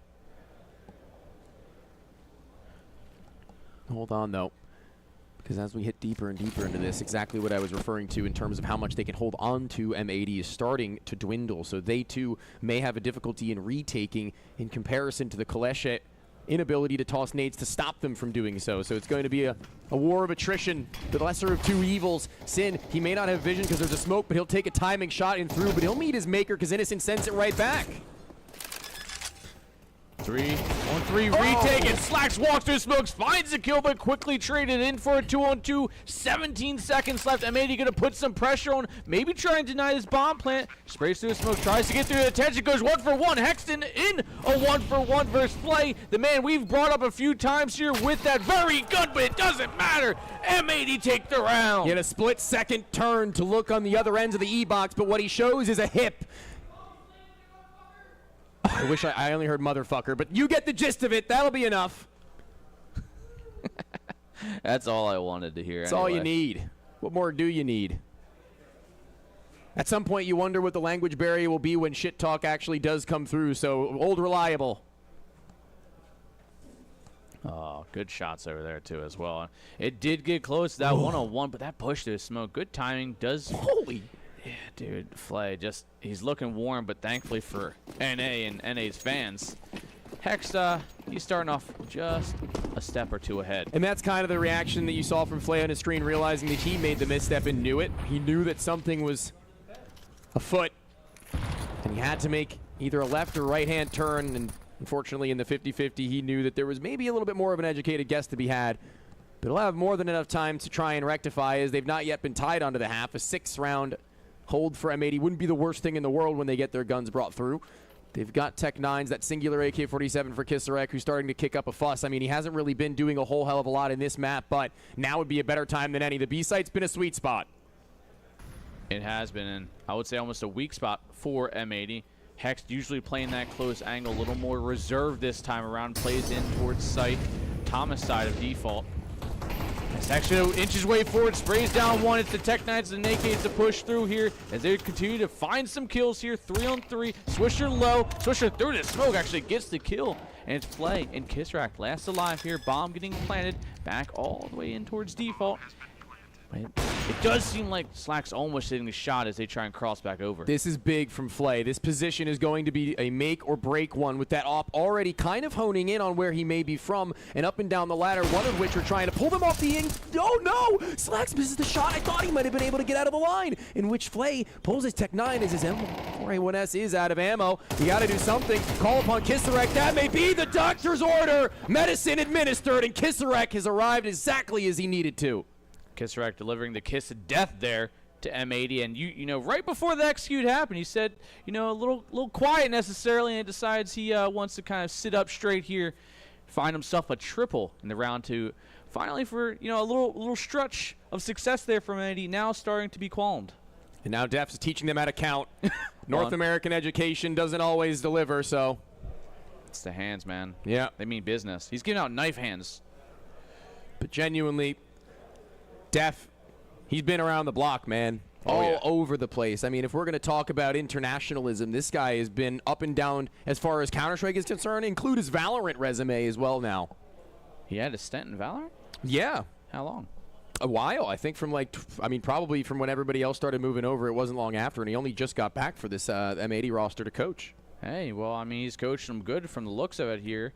But we do see kind of what we glanced over before this whole execute happened on that B site. That B site hold, it looks a little flimsy. Even the rotates in through connectors should be quick, seemingly a little bit slower.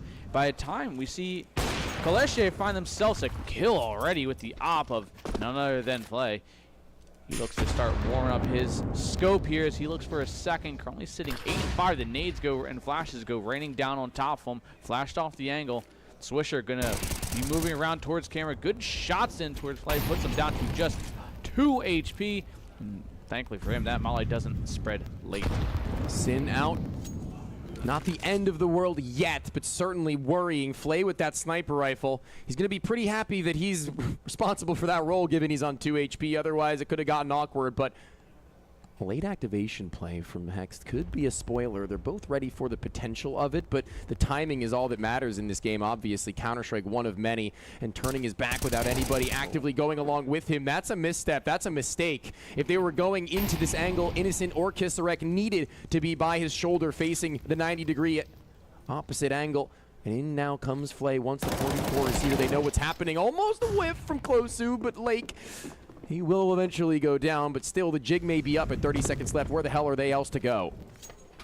Oh. Slacks. Oh, almost gets caught on the rotate. Gets mined out. Spots one running down towards ramp. It's going to be none other than Kisarek making his way out. Shots go out. Kisarek quick to fall, though, from Slacks. It's going to be a 2-on-3 retake. If M80 needs to start doing this, they need to do it quick. We see that long re-rotate back in from, I don't even know who that is. That's Closu, I believe. Closu, the long rotate through back halls. Flay naded. That low HP coming back. And getting a rifle, it seems. Closu, who also is now low, is going to have to be here on time. That rotation back warranted. Leaving his teammate on the bottoms of the site. The smoke is awkward, and there is a position in which Hex is ready for, and Slacks has his high ground. Both of them doing the job. 3 for the Canadian. A double for what very well may be one of the highest rated train games, I think, in this tournament so far from Sin. He's been doing a good job. He died early, but he can rely on everybody else, especially his AWP brethren, his countrymen from Germany. Thinking of what may come into this next round from Klesha, having gotten a bomb plant and kept them honest in their money, though, is the next step. Well, it seems like tradition will continue forth here with the trading of rounds into the force buy. And that is what we're saying. It's not even like it's a bad force buy. Play still has not. There's some Gleal's AK and Soulboy down to just the Tech 9. Does have some utility, but Colesche are very light on the utility as of right now, unless they can recover some off the dead buys of these CTs. But of course, it's Flay to find that opening pick again.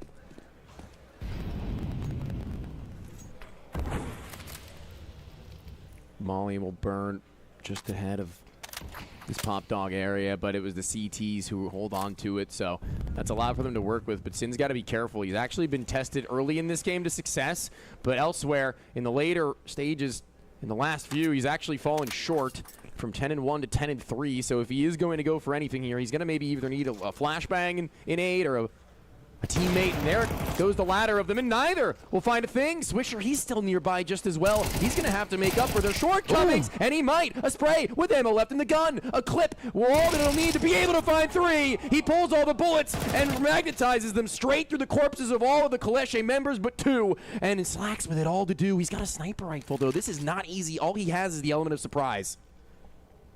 But he's at least gambled the right site. Bomb plant out of his vision. And Colesche going to play this one correctly, shoulder to shoulder, as they look to If one's going to die, one's going to swing. Now separating themselves just a little bit for a split second. It does give Slacks the ability to come in through that back hammer, going for the high ground position spot, pulls the utility, but fumbles it, and they're even going to be able to pick up that op in the process. And again, back and forth, round the circle we go. M80 timeout. If they had unpeaked him there and he was allowed to get that nade off, he likely would have gotten one of the 2 players killed and knowledge onto the last of them. So it was an idea that may have worked out if Kaleshe weren't so damn hungry for a duel. More time to talk, more time to rein in, train. Again, reminder, Kaleshe's pick. So on to the next is where things get really interesting. We were kind of predicting this one, I think, both of us, to go more than 3, at least 4. Hey, as long as we at least get to overpass, I'm happy. I'm really, really stretching for that, but for whatever it means for the victor of this, I'm unsure of. But Swisher doing all that he could in that moment, a highlight, absolutely. Movement is sublime. You can see that he's actually even bested the upper and where he was expecting the flick to hit. Micro adjustment off the mark, but now so too is the cash flow for M80, trying to budget themselves for the last and the 12th of this 5th for Kaleshe goes through. They're going to be pretty happy at a 6-6 half. That'd be beautiful. But flash through the smoke is Swisher. Everyone blind. Everyone unready. He gets a triple kill with the A1S. And it seems that you give him any damn weapon, including a 5.7, and the firepower will do. It's the wielder, the master of the weapon, it matters most. Hexed even with the USP kill, and it's going to be Flay last alive 1-on-3, and he is terrified. He has an op, and all M80 have to do, once they get that position, do exactly what Kaleshe did just a round ago to Slack, shoulder to shoulder, double swing, play contact, and that's what we're seeing here. No scope comes through, and it's Lake to slam the door, gets the last kill, but that comes off a huge round from Swisher. Again, like you said, doesn't matter what you give him, he'll make it work. Insane, man. Absolutely sublime coming out from Swisher, and he knows what he's just done. A smile at the end and a high five to left and right. They seem like they're re-engaged, and what is Kaleshe's deal with being unable to close against the lesser weaponry? That's where they're worst. It's unfortunate to say, but those kinds of rounds could have turned this game from a 7-4 right now for M80 to very well what could have been if both were converted the other way, a 7-4 for Kaleshe. Indeed, and I mean, Kaleshe were in a very real position to have a really good T-half, and I say that, and Kisrak could have run through, but Slack's just too quick on the scope, gets that kill, and Kisrak maybe a little too aggressive. Slack's turns on a dime to be able to help out. He's covered from the front side of T-Con, and yeah, I mean, sorry, brother. Happens the best. Sleep tight. I mean, kind of like what I was gonna say before all that happened. 6-6 half was a potential for Kaleshe, and that's a great start potentially for the B side. Yeah, but things have gone sour at B before, not this time around. Bomb dropped. Hex not only getting 2, but staying alive and calling for the rest of the group before they can even punch in the code. There's an AK for Flay, but I don't really foresee him being able to do a whole hell of a lot. Hunger inside of Swisher overcomes. And the last of them includes who's obviously kind of quiet in the round in general. They don't know where bro's coming from, so check all your angles and hold all your flanks. That's the half. And a great half. I would say great, good. I'd say pretty great. I'd say pretty great in comparison to what could have been. Definitely. Oh, for sure. I feel like this is kind of the standard scoreline, give or take a round or two to each side, what you would see on a map like Train. And, I mean, M80 look good. They look warmed up. Swisher obviously expected to be performing less. Hex, though, great. Kind of the hit or miss we've seen throughout this tournament, but a 13-4 sitting right now. And he seems like he's you can probably hear him how happy you can be sometimes. These kinds of games scare me a little bit because Lake is at the bottom and they're winning. Because that's like a bad omen for the future if you're Kaleshe. Like, if you're waiting for Lake to come online and they're winning, then this best of 5 is going to feel like either a really long one for you or a really short one. But here comes the walk up with the dual Berettas on a timer in which they find themselves pincering a number of Ts in which simply cannot be broken apart. They continue their onslaught up and through T-Con, dealing with the last and alert from Innocent, who found himself actually unattended to. And here comes Flay as well from lower, and expecting that just the same. Hex T's cerebral as ever, and they've gotten 9. Well, M80 not letting their foot off the gas just yet, taking that pistol, but it's really the second round that tends to have the most impact after this one.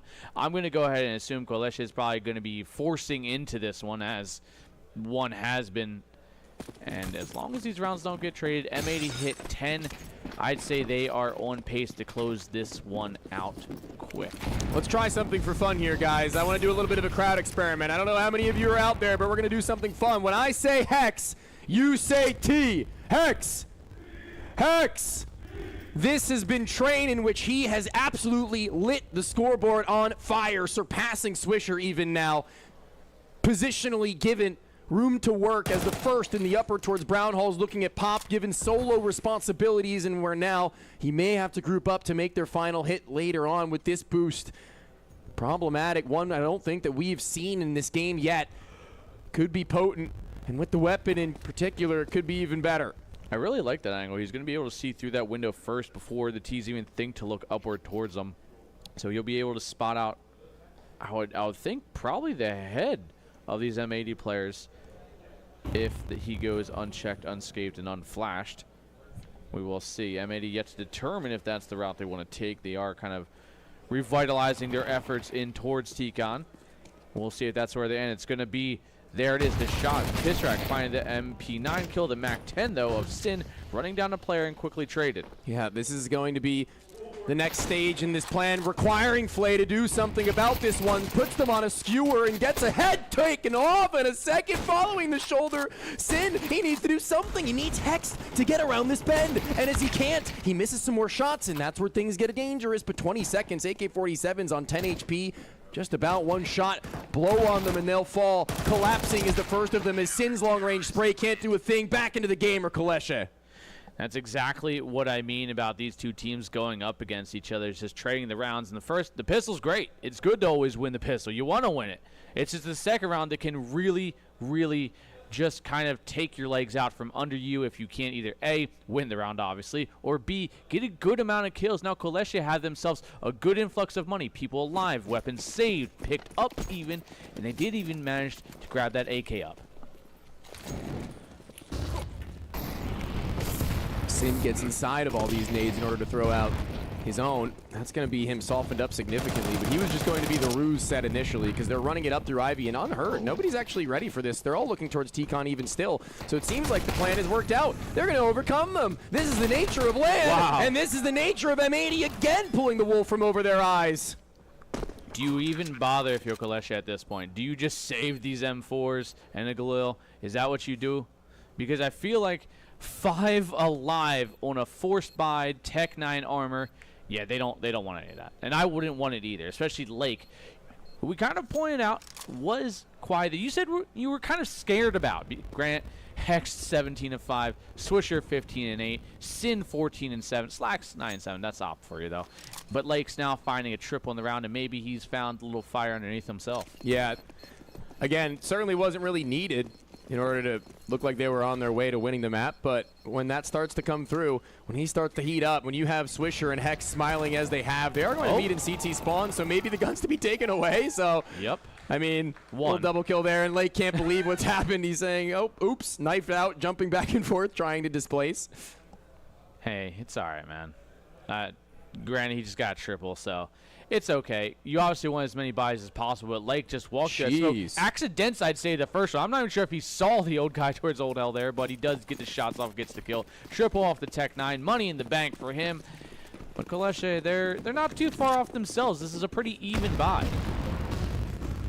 E-Box controlled by a player in which Hex isn't actually ready for. Spammed out on a line in which is common as well. Innocent, he can just hold mouse 1 knowing that he should be hugging the other side of red. Swisher down to 44. Hex already out, but it doesn't matter. Lake is out on site. The 5.7s and the M4s find some kills, and suddenly again you snap your fingers. The round's nearly gone, but it doesn't matter. Sin's good for at least 1, but it is going to be a 2-on-4. And hey, even if these rounds go back and forth, eventually that does just kind of mean M80 close it out. It's just going to take a little longer. I don't really know about what the call was there. Kind of misled. Didn't really seem like everybody was on the same page with it. Being broken player by player, upper and lower, where spacing was kind of off. The speed in which they go for it was trying to match that of the last, perhaps. Just on the opposite side. And now that Sin gets his chance to actually activate, taps down Flay.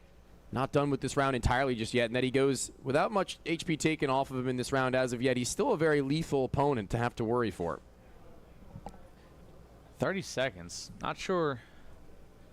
They're still going to go for it. 25 seconds now. Tick down just a little bit. Sin has a smoke. He can throw it in, but that flash is going to delay just a split second more. Enough time for maybe a little bit of a contact play towards Connector. Swisher finds one. Makes it even, and oh no, it's down Swisher into a 1-on-2 now. Not much time. 10 seconds. He has the bomb across his back. Doesn't matter. Solely has himself a triple, and Koleshe take the round again. Unlucky.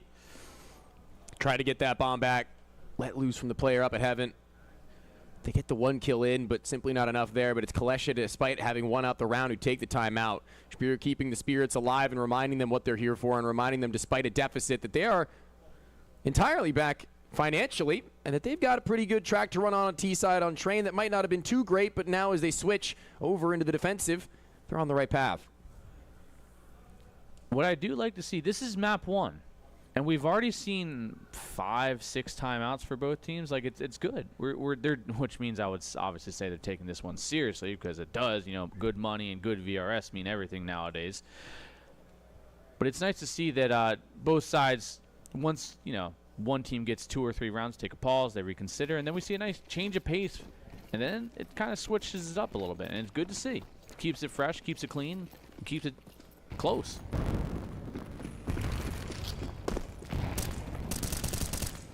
Two AK-47s given over to the Europeans. What is this? But this has been a little bit of a return from Sin. Double kill in that last despite the loss. Not the worst thing in the world. Seeing as they've got themselves pretty much stuffed by Koleshe in the initial. Their options limited. A singular smoke to work with. Lake's got that one, and if you can't make out the numbers, he's up towards this upper B hall. So if he goes down on his information gathering with the Desert Eagle, they won't get the chance to use it.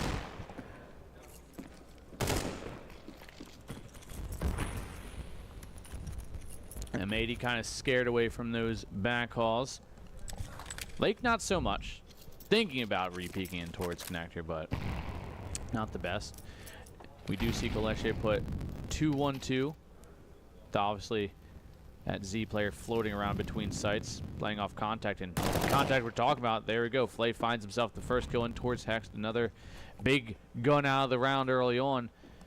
2 rifles still up and some deagles. Slacks finds himself 1, but not before Lakes gets folded by an M4 from range.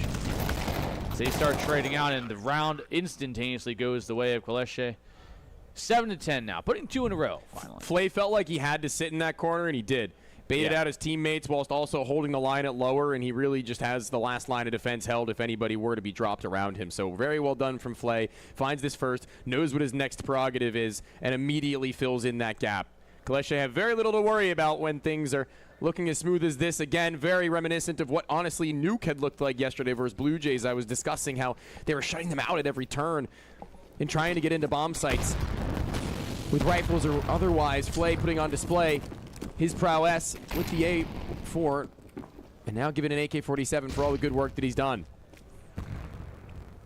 Well, the train of Galil starts to come out, but I don't think this round's going to be as successful as the forces were before. Swisher onto a burst, can't quite get there. It's going to be Slacks looking at his dead friend sprawled out before him as he joins them in Valhalla. He goes now only 2-round lead for M80.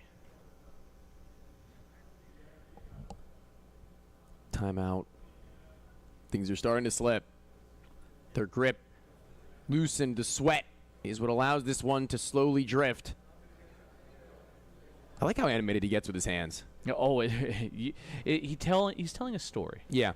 It's not sign language. It really just amplifies like your feelings, of like how you're emphasizing certain things. I feel like at one point, for content reasons, you need to just go over this, but voice over what you think he's doing with his hands and what he's saying with it. Oh, God. Yeah. Like really poorly done voiceovers. You could do like a bad lip reading. You remember the bad lip reading videos on like YouTube? the NFL videos. Yeah, and stuff? yeah. Yes. Exactly, yeah. That's exactly it. Now, guys, what we really need to do is look for the best pizza around. Stingray on a double-sided Scooby snack. Nobody's gonna get that. Yeah, we pay for our hotels. AWP for Slacks minus the utility. Galils are what Hext and Sin are going to have to use into this one. So you can see that their finances have really not warranted for them to go toe-to-toe as much as they would have liked to, but pinned against the wall is Flay. Another in upper, and Sobel down lower drops a smoke. Will they be ready for the re-engagement? Back his turn. Bad timing for the player, and as he gets killed, Hext is going to be wondering how it were possible, but one right back into their favor. Kaleshe know that they are still very much so engaged in this round. Hex just seems almost defeated right now. Just gripping the back of his chair.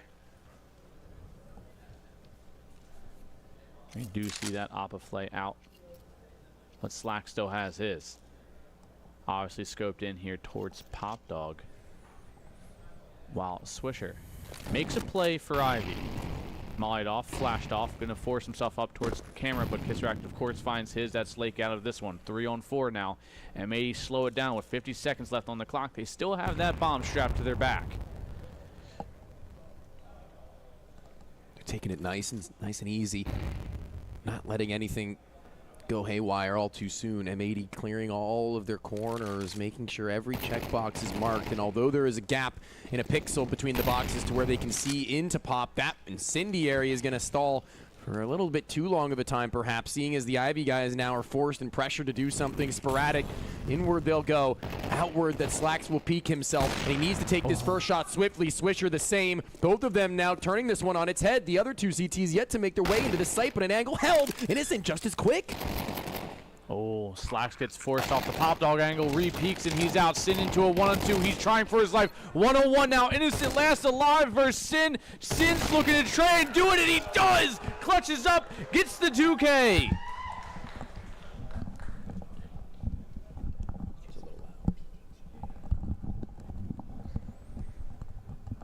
What a job done. No, Def's praying now? Have we gone to praying? No, okay. We have to do it. He's not German. I'm not. We have to do what is that? I'm not saying he's German.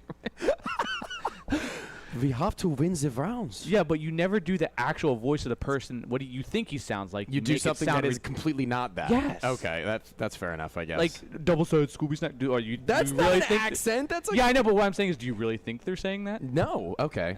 I see what you're saying. Yeah. It's gotta be double standard. silly, dude. So all this round comes back to really is that I feel like Kaleshe had in the palm of their hands this 4 versus 3 where they had everything done right. That incendiary, as mentioned, really kept Slacks in a box, and where he needs to 20 seconds peek out through there. That shot, he had to hit it. It had to be clean, and it was. Really makes things a lot easier for the other two to work for, as well as get a bomb plant when time's a-ticking. And time will continue to tick. The only thing you can never beat is time itself. Well, and maybe Sin every once in a while.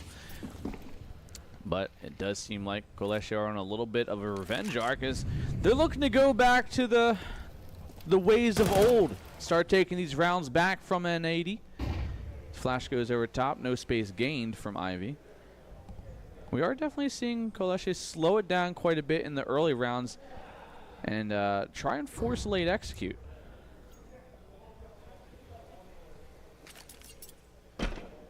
Two players on this site, though. It's pretty good. I mean, knowing that they don't really have the facilities and map control right now to do a whole lot of looking Kaleshe, they're going to try and just split their differences, and hold as best they can with their numbers without having to leave one guy out on his own at B site. That could be problematic. This late in the game, this close to map point, that would be an overstatement to drop this one without kills going their favor because they're kind of broke. A smoke, a molly and retort. A smoke actually deeper into camera, way deeper. But that's not where they're going to finish. That's not where they'd like to drop. And oh, he on to Hex T. Also not very fun, but hold on. Timing. A kill from Lake. That makes it a lot easier for them to actually justify the pop through. One's gone out and away. And this is now at 25-second mark. They've got to sprint it, but they're kind of spread. They're splintered. Only 2 here, but it's back to the A site. But close, who's going to look to cut them off? Knife out. Not the greatest of calls. The upper, less successful in the first. And no way out for Swisher. No way onto this site. And no way to plant that bomb. Kaleshe get 9. Well, a round fumble there for MA. They tried to readjust quickly, not expecting somebody to just quietly be lurking up through Pop Dog after they put all that aggression towards the back calls. They figured they would have just pulled the rotate through Z, but instead we definitely saw a very calm, very cool Kaleshe, and they didn't overextend, they didn't over-rotate, they didn't get kind of pulled into what would be a bait, but you totally could have saved that. Calm, cool, Kaleshe. Oh, that was really good. Damn it, dude, you're I'm sorry. No, take it next time, please. I gift it to you. It'll be like a callback at that point. I mean, the old reliable rush beat. Oh. All right, that round's over with. Anyway, 22. It's almost like it didn't happen. Almost. Yeah, we could have just... That might be the fastest round I've seen in Counter-Strike on land. I think personally we had with my it own 2 eyes. 4 seconds on screen for us. Wasn't very long at all. Fastest team death. Yeah, honestly, it really was. Everybody died well within 3 feet of each other. I think all towards bottom ramp, piled on one another. What a highlight that would be. Oh, yeah. Molotov to stop any CTs from going on the aggressive as Sobal seemed like he wanted to. Uses his own smoke. It was supposed to bounce upwards. Instead, it's extinguished. Slacks may get what he was looking for in a jump spot from Innocent. Too much skin. He may be a dead man.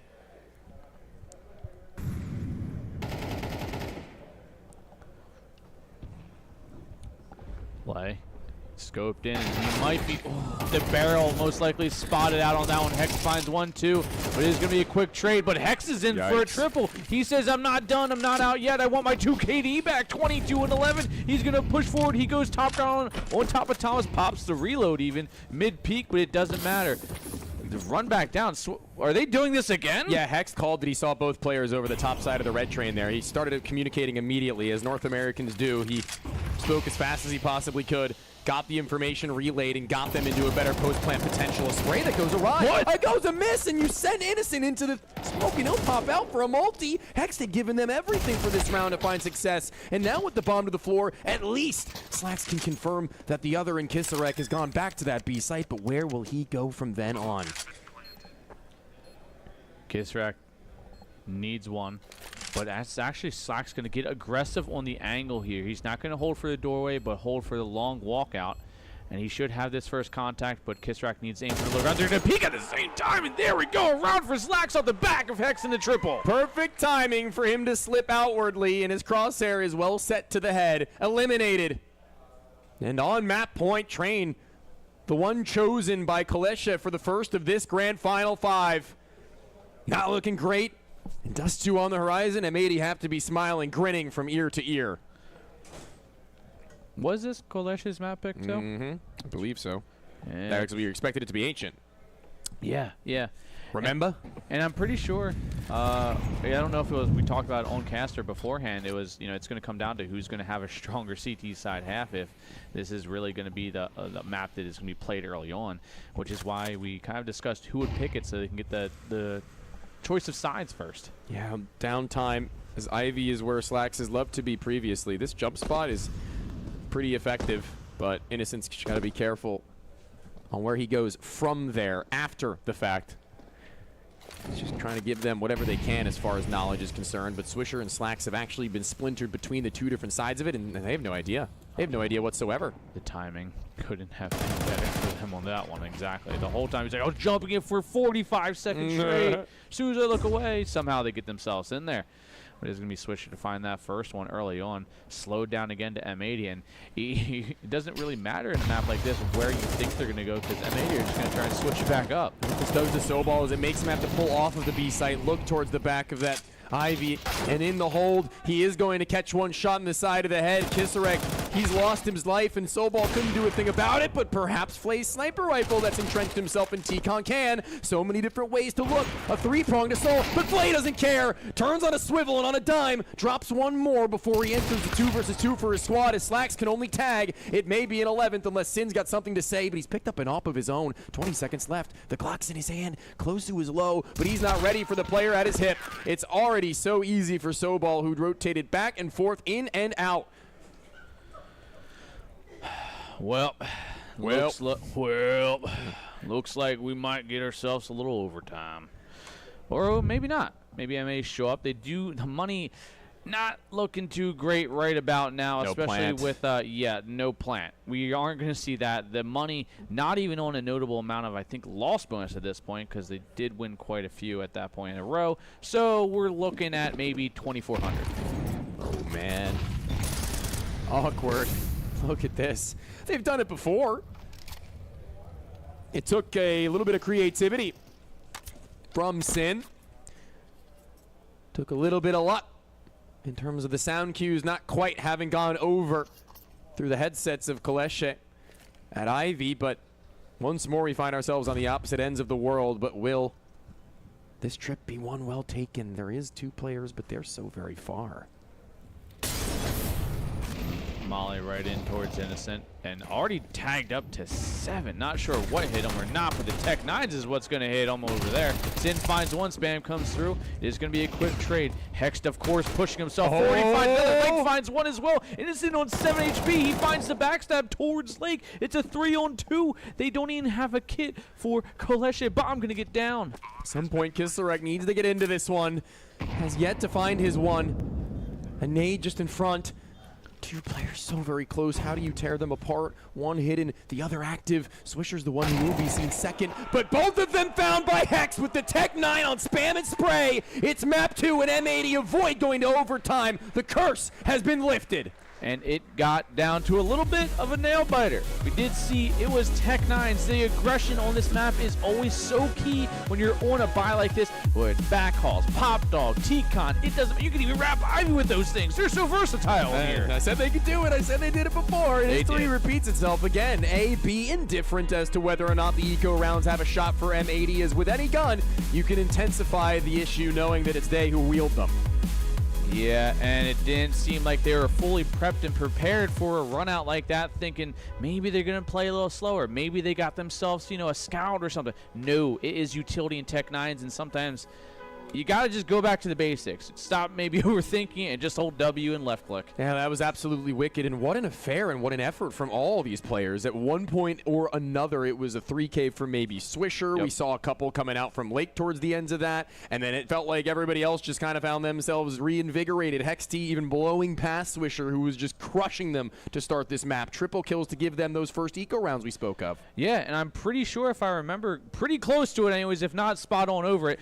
Over 25 kills, I want to say, for Hex. Swisher could have Just been about. pretty close behind him as well. So just overall, the guns are looking good. There were a little, touch and go with a lot of these areas, but overall, M80 are warmed up and they're looking primed to potentially go into the map 2 pretty hot. Dust 2 is what is on the horizon, and the guys have to be ready for this one in Kaleshe, or else this one may be shorter than they would have liked. The North Americans lead at 1-0, and we go into that next map in a little bit, but until then, we're going to take a short break.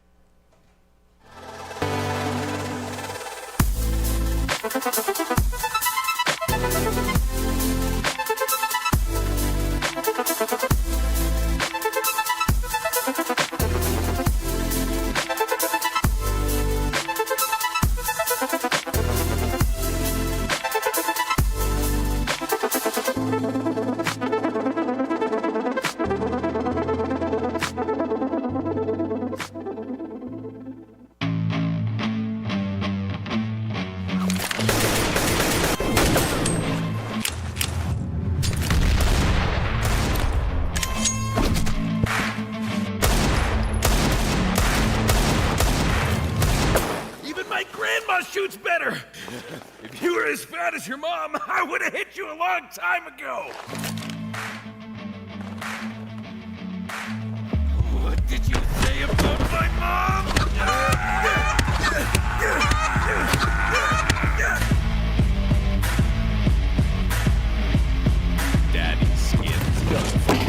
Fight with weapons, not words.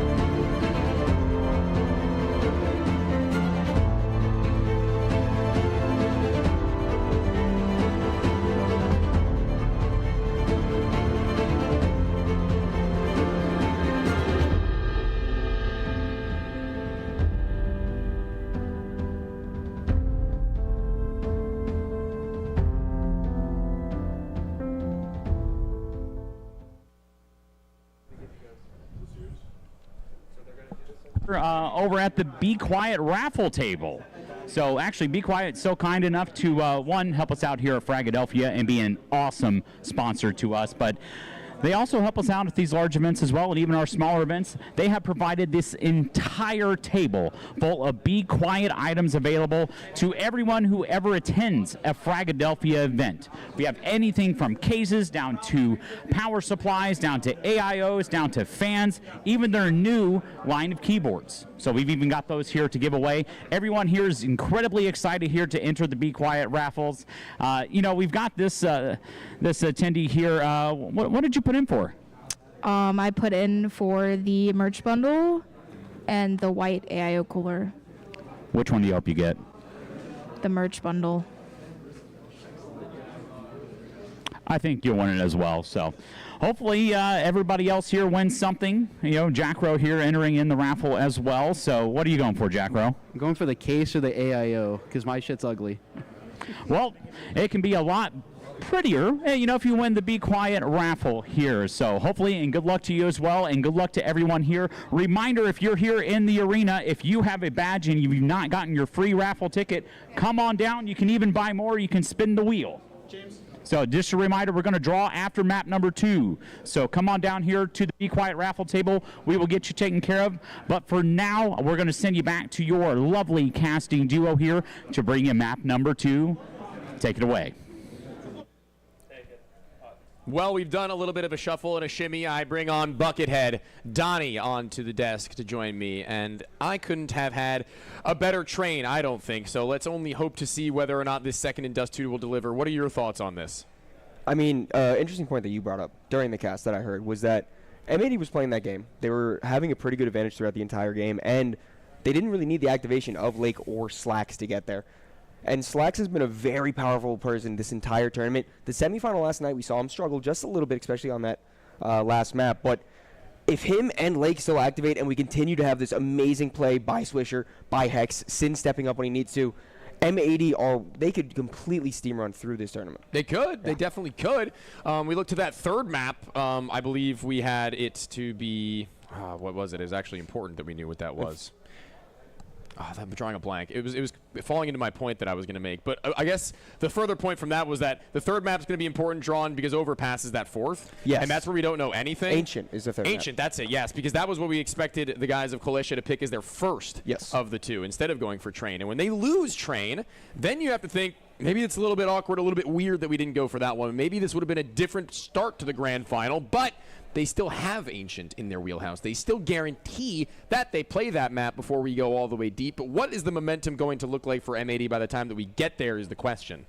Yeah, I mean, I do think that winning this train, starting just very hot out of the gates, does put M80 in a very good spot. My worry was that they kind of started to lose a little bit of heat, it seemed like, once we actually got into the playoffs. You know, they dropped a map to Chicken Coop that we brought up a few times, and no disrespect to Chicken Coop.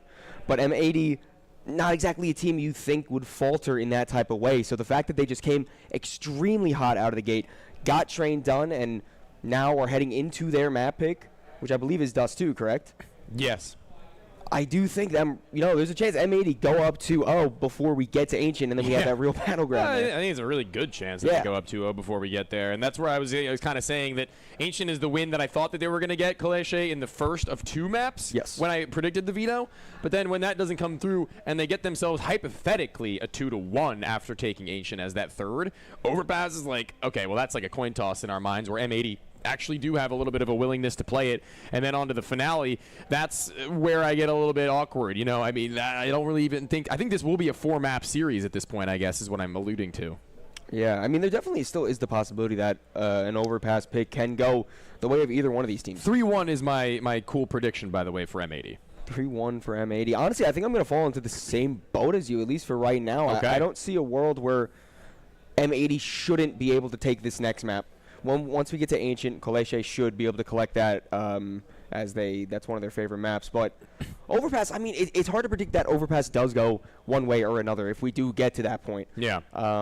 My heart of hearts says 3-1 M80, but in all honesty, if it does get won by Kolesia Overpass and then we go on to map 5, then things get a little hairy. It gets a completely different storyline behind this entire final. Yeah, sure. I mean, what we had kind of taken away from that last map is that there was more on the T side maybe to be desired from the boys of Kolesia. I mean, there were some moments where they were overran by instances that probably shouldn't happen, and they go into their own bomb site that they thought was free and clean, also being steamrolled on their entrance point. And, you know, I was saying in the middle about or so that half with All In is that there were 2 rounds in particular in where when converted, it's probably just a flipped score at the half. It's probably like an 8-4, if not 7-5 for Kolesia, which could have been the win on 100%. Train, kind of outwardly, you know what I mean? If everything else transpires the same. And not to mention, obviously, the financial ramifications that leads to deeper as you go. I mean, correct me if I am wrong, but I do believe, like, Kolesia, the only player that fully activated in the last map, in my mind, was Flay. I feel like Klosu didn't really get to the level that we saw him yesterday. Kisarek had a few nice rounds, but I feel like he still wasn't at that level that he was playing at yesterday either. I think Innocent was playing pretty decently, if my mind Innocent does prove me correct. I feel like Innocent's always kind of like a solid rock on this team. Yeah. You know, like the older veteran, he knows what he needs to do. He's gonna do it. At a point when he was either in-game leading or second calling, he was actually pretty solid as a stable in-game leader and individual, which is pretty good to see for a longest time. So now leaning a little bit into the others and giving out maybe roles that he otherwise would have held himself once upon a time is pretty cool to see. I mean, the old adage of Polish Counter-Strike has kind of been everybody can be an AWPer or everybody can be an in-game leader, or you know what I mean? Like looking back at like Prime VP, even they're juggling that around like it's a ball, I guess. You know what I mean? That's what you juggle, right? Fruit, knives, bowling pins. Bowling pins. But talking about in-game leaders that can frag, Sin has been doing a great job. I feel like in his entire stint in M80, but specifically in this tournament, I feel like he's just somebody who's always putting up close to 20 kills on a map.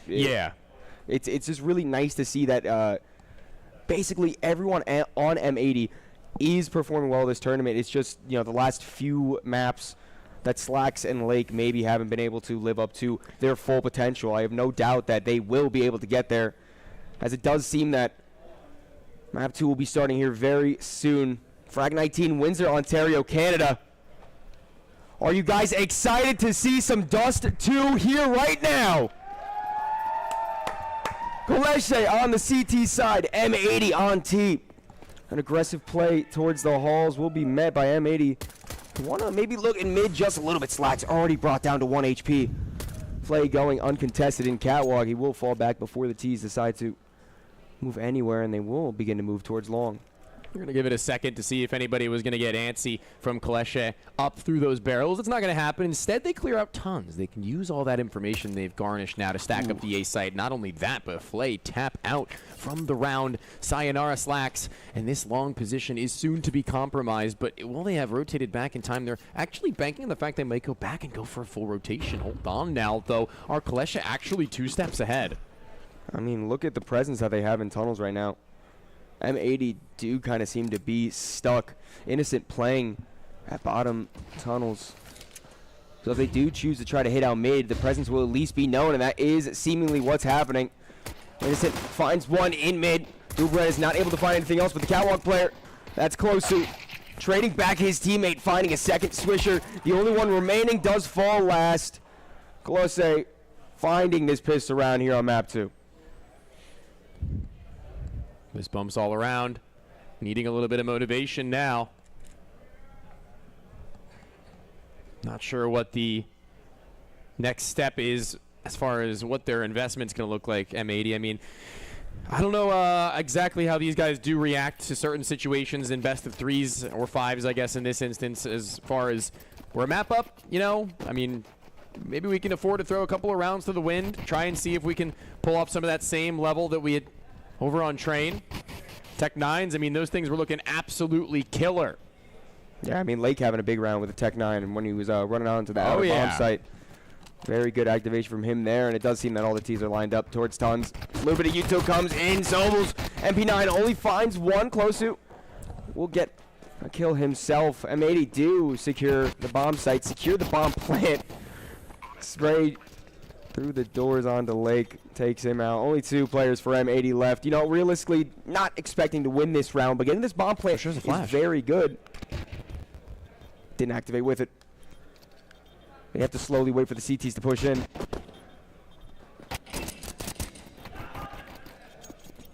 Two from Tons. The others on the other side of those doors, and that bomb 10-second defusal won't be really that big of a deal, an issue. Not. Dust 2 continues onwards with some success.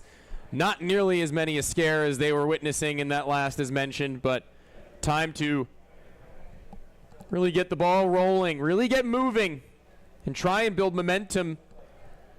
Mention that Ancient is going to be where they're eyeing up primarily out of these 3 maps in just a bit time, but if they can manage to dish out some of the same that they've taken from M80 as far as map trades and exchanges would be concerned, Dust 2 would be a beaut.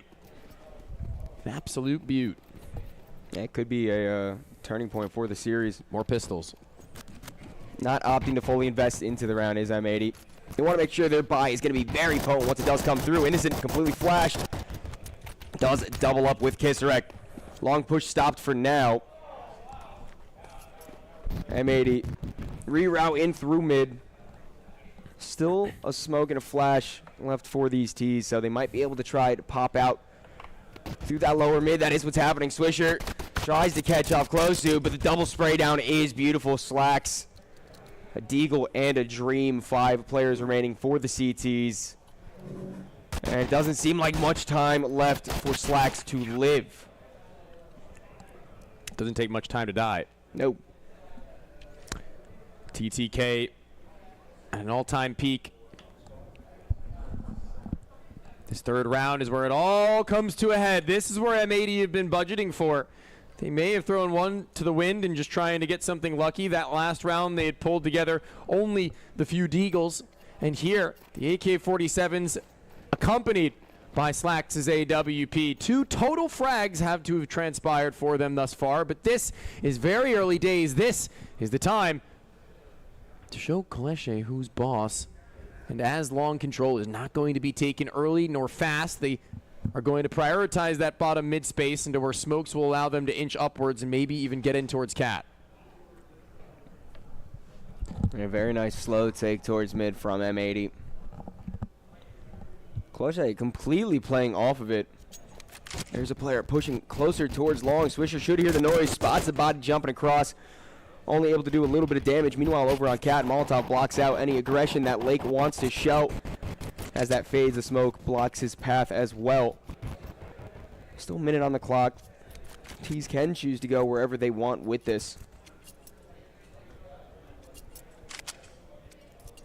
Now, realistically, not a lot of information for the CTs right now. I mean, they do have the presence in long, but as of right now, everything else is a complete unknown as to where these players do want to try to finish. It is towards Cat.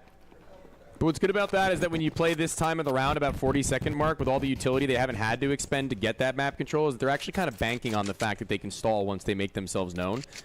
Trying to throw that Molotov on Cat first and foremost. A flashbang set from the back of the site. Goose in its play, not with a sniper rifle, but we've known what he's capable of. We've seen this guy kick some serious butt, but this time Lake faking him out and feigning the drop into spawn, catching his kill, but in the lineup, oh, it's not going to be any more than a singular kill. I thought there was a world, but Swisher, not a mid to B. You've seen it before, but it's the opposite end, a mid to A, and still standing is Kissarak. There's such low HP on some of these T's, but it doesn't seem to matter. Swisher gets the kill in CT. Kissarak, the only one remaining. No kit on his body, and it won't even matter. Sin picks up the scoped rifle, collects his kill, and M80 find their first round on this T side. Kaleshe timeout, taking one back, trying to regroup and rethink their exit strategy now as the gun round doesn't quite go their way. 3 players still stand from M80, so I kind of laid out the plan and framework of what needed to transpire for them to stop that catwalk, and honest and truthfully, it came down to shots. I mean, Lake hits his with minimal vision and time to actually, react to where this guy is being firing off from, and gets his, and then the swing from the back of the site, also with a flashbang supported, mind you, can only get 1, and you'd think that there's so much more on the way, but they're just sitting in the smoke and sending them right back to where the tracers are shown. Exactly what you're mentioning right now. And, that spray down that you mentioned from the player Goose towards Cat through the smoke. So low. Completely different round was possible there if another one of the T's were to fall, but that is not what happened. It was M80 collecting that round. And the buys back out for both these teams. A double op setup for the CTs. So will end the main op Flay. Scope train towards Suicide, but Slacks picks up the first kill. The double op down. B-side already open.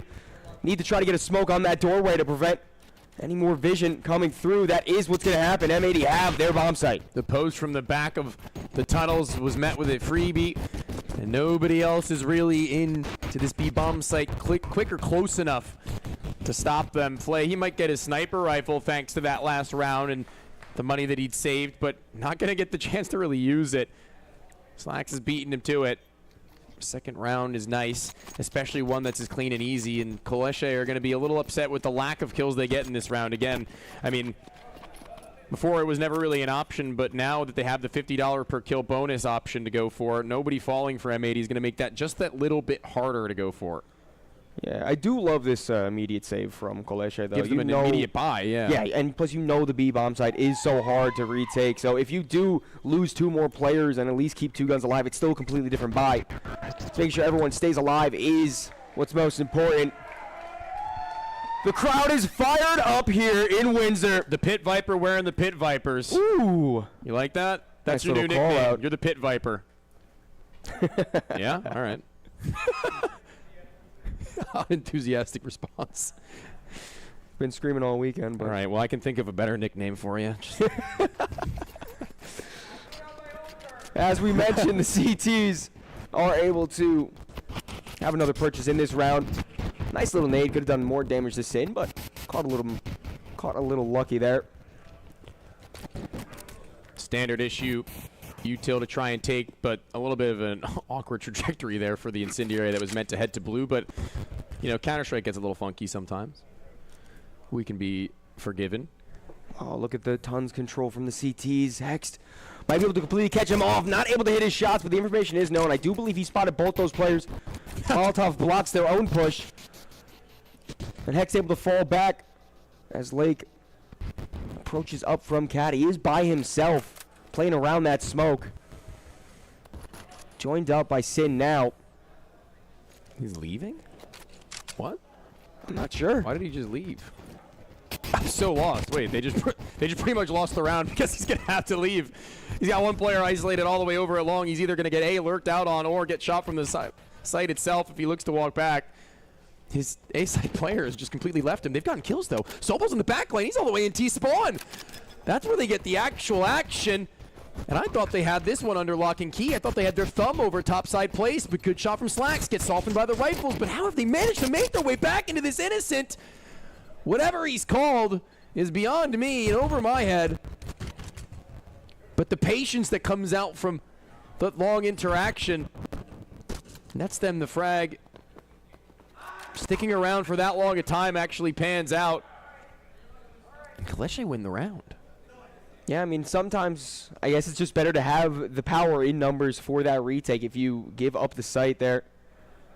Definitely surprised us. Most likely surprised M82 as they're not exactly sure what hit them in that backline flank. I'm curious to know where Flay got his kill. I didn't see. He sniped somebody. But the world may never know. Well, Swisher's about to know a kill. Ooh. A good flash from Hex allows Swisher to take that space towards long, and now two CTs have to fall back, concede that space. Very nice foothold for M80 to collect early in the round. That was a beautiful spray. Every bullet connects in quick succession. Closu already spectating as soon as the last round had ended. And Swisher's just going to be the one to hold on to this for a little while longer to try and allow his teammates room to cook. He's going to effectively become the lurker. He actually almost gets that kill. It looked like he had more vision than he actually did. Play again with his sniper has made it work. He'll be dealt with on the second post, but they're split 2 and 2, I think. Yeah, that's exactly it. There's still one over at long, and they're trying to get into this B site, but they've got this one pretty well stacked. That's a little bit odd. Yeah, Kisrek all the way up at top mid is going to be a really big problem for these teams that are trying to rotate in through lower right now. They're just going to wait for Sin to make a move. There's nothing more they can do. Oh, Kisrek has 2 shots lined up. The first one does fall. Swisher tries to need to get a trade, but it's just not going to be possible at all. And now Sin left by himself towards elevator. Realistically, 30 seconds in the round. You're not even near the bomb. You have to just try to save this. I don't think there's a world where Sin even chooses to try to get a kill. Lucrative positioning in the late round from Kisarek. Sits there and awaits them to rotate from one side or the other. A hard clear in which you don't often see for T's, to be honest with you. So he, knowing that, capitalizes upon one. Takes his time, as you say, having lined up the second. Although he may not go for the duel.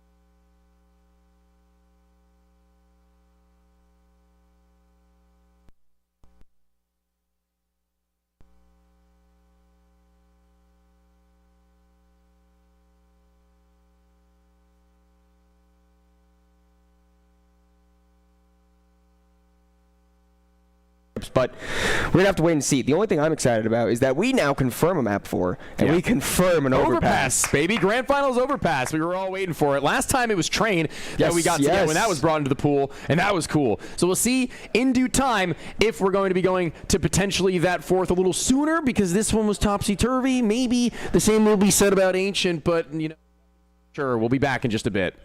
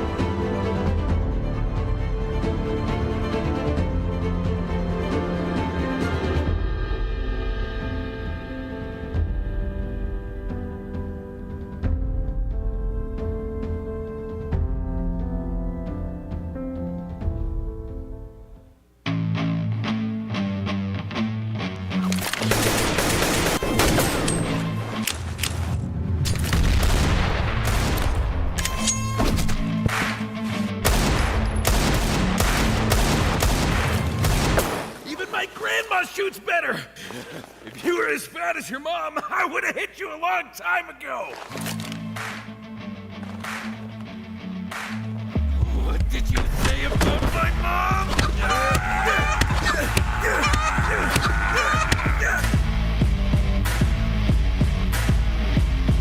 Daddy's skin does things. Fight with weapons, not words.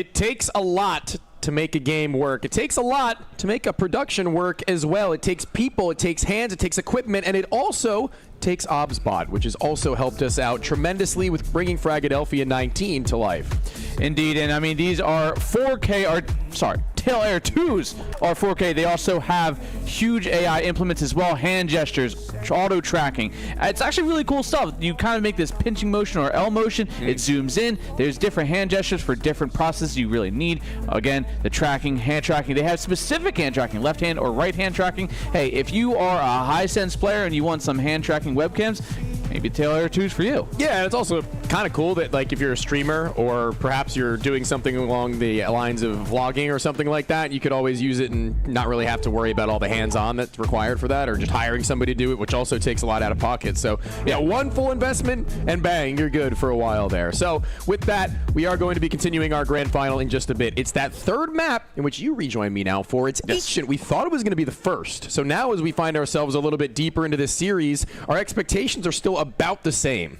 Yeah, I mean, going off especially map after two, last map. Yeah. I was gonna say I didn't catch much of it. I was doing some eating, I was doing some drinking. So where are we at here off on map 2? Well, on map 2, it was a bit of a slaughter for the side of Kalesha. It was a 13-4 affair. I believe it did feel fast, not gonna lie. I believe it ended at that point. It might have been actually a little bit of a couple of rounds strung together by the finish, but the finish in general was just not looking great. It felt like that there was a lot more to be desired from the M80 individuals. It felt like Kalesha were pretty on point as far as their rotations on T side were concerned and dictating what they wanted in the pace. And stalling out in mid and towards Cat for M80 both worked and hurt them in different instances, where I think over time Kalesha just started to figure it out.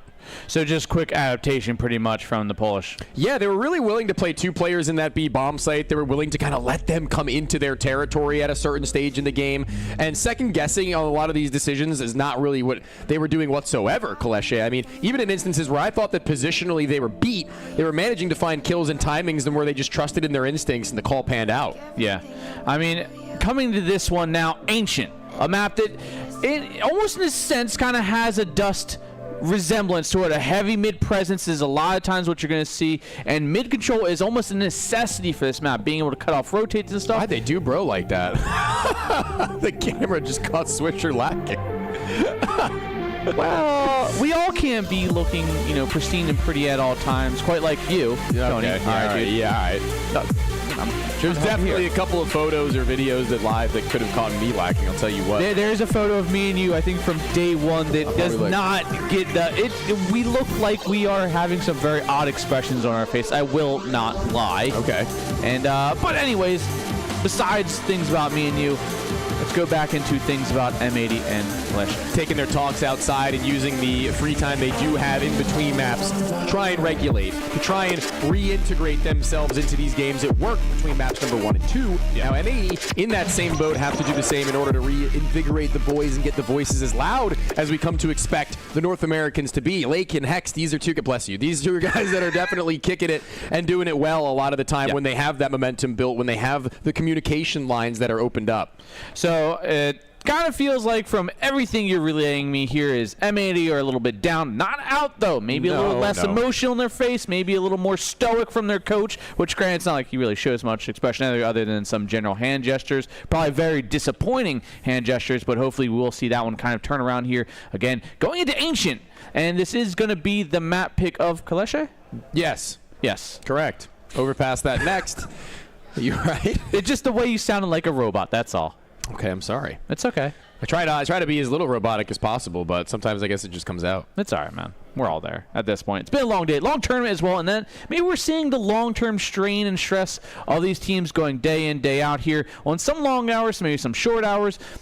I mean, I can't say they're not experienced in, long-term effects of, probably playing CS for quite a few hours. Yeah, gaming. This is an average pug session for the boys. This is an average day of prac.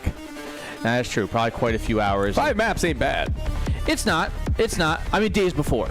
Days before, maybe got a little long, maybe a little strange. Yeah, definitely. But a lot of waiting, whereas in this time around, they don't have very much delay between these maps. It's Ancient that third, and where I'm very excited considering the fact that Clair have kind of made it a specialist in this entire tournament map for them and trying to make it one of their home turfs. It's M80 who failed to make Dust 2 look like that for their sake. And when we go back and forth and trade maps in this fashion, it's kind of awkward to really have an expectation for the full 5, you know, to really pin down who will win each map, let alone the series. So this next map in Ancient is going to be a banger, we can only hope. We're looking to kick it into the game soon enough as the fist bumps transpire, and it's going to be M80 and Clair who have one more to go before the big OP, but this is going to be that big green before we get there. It's Ancient!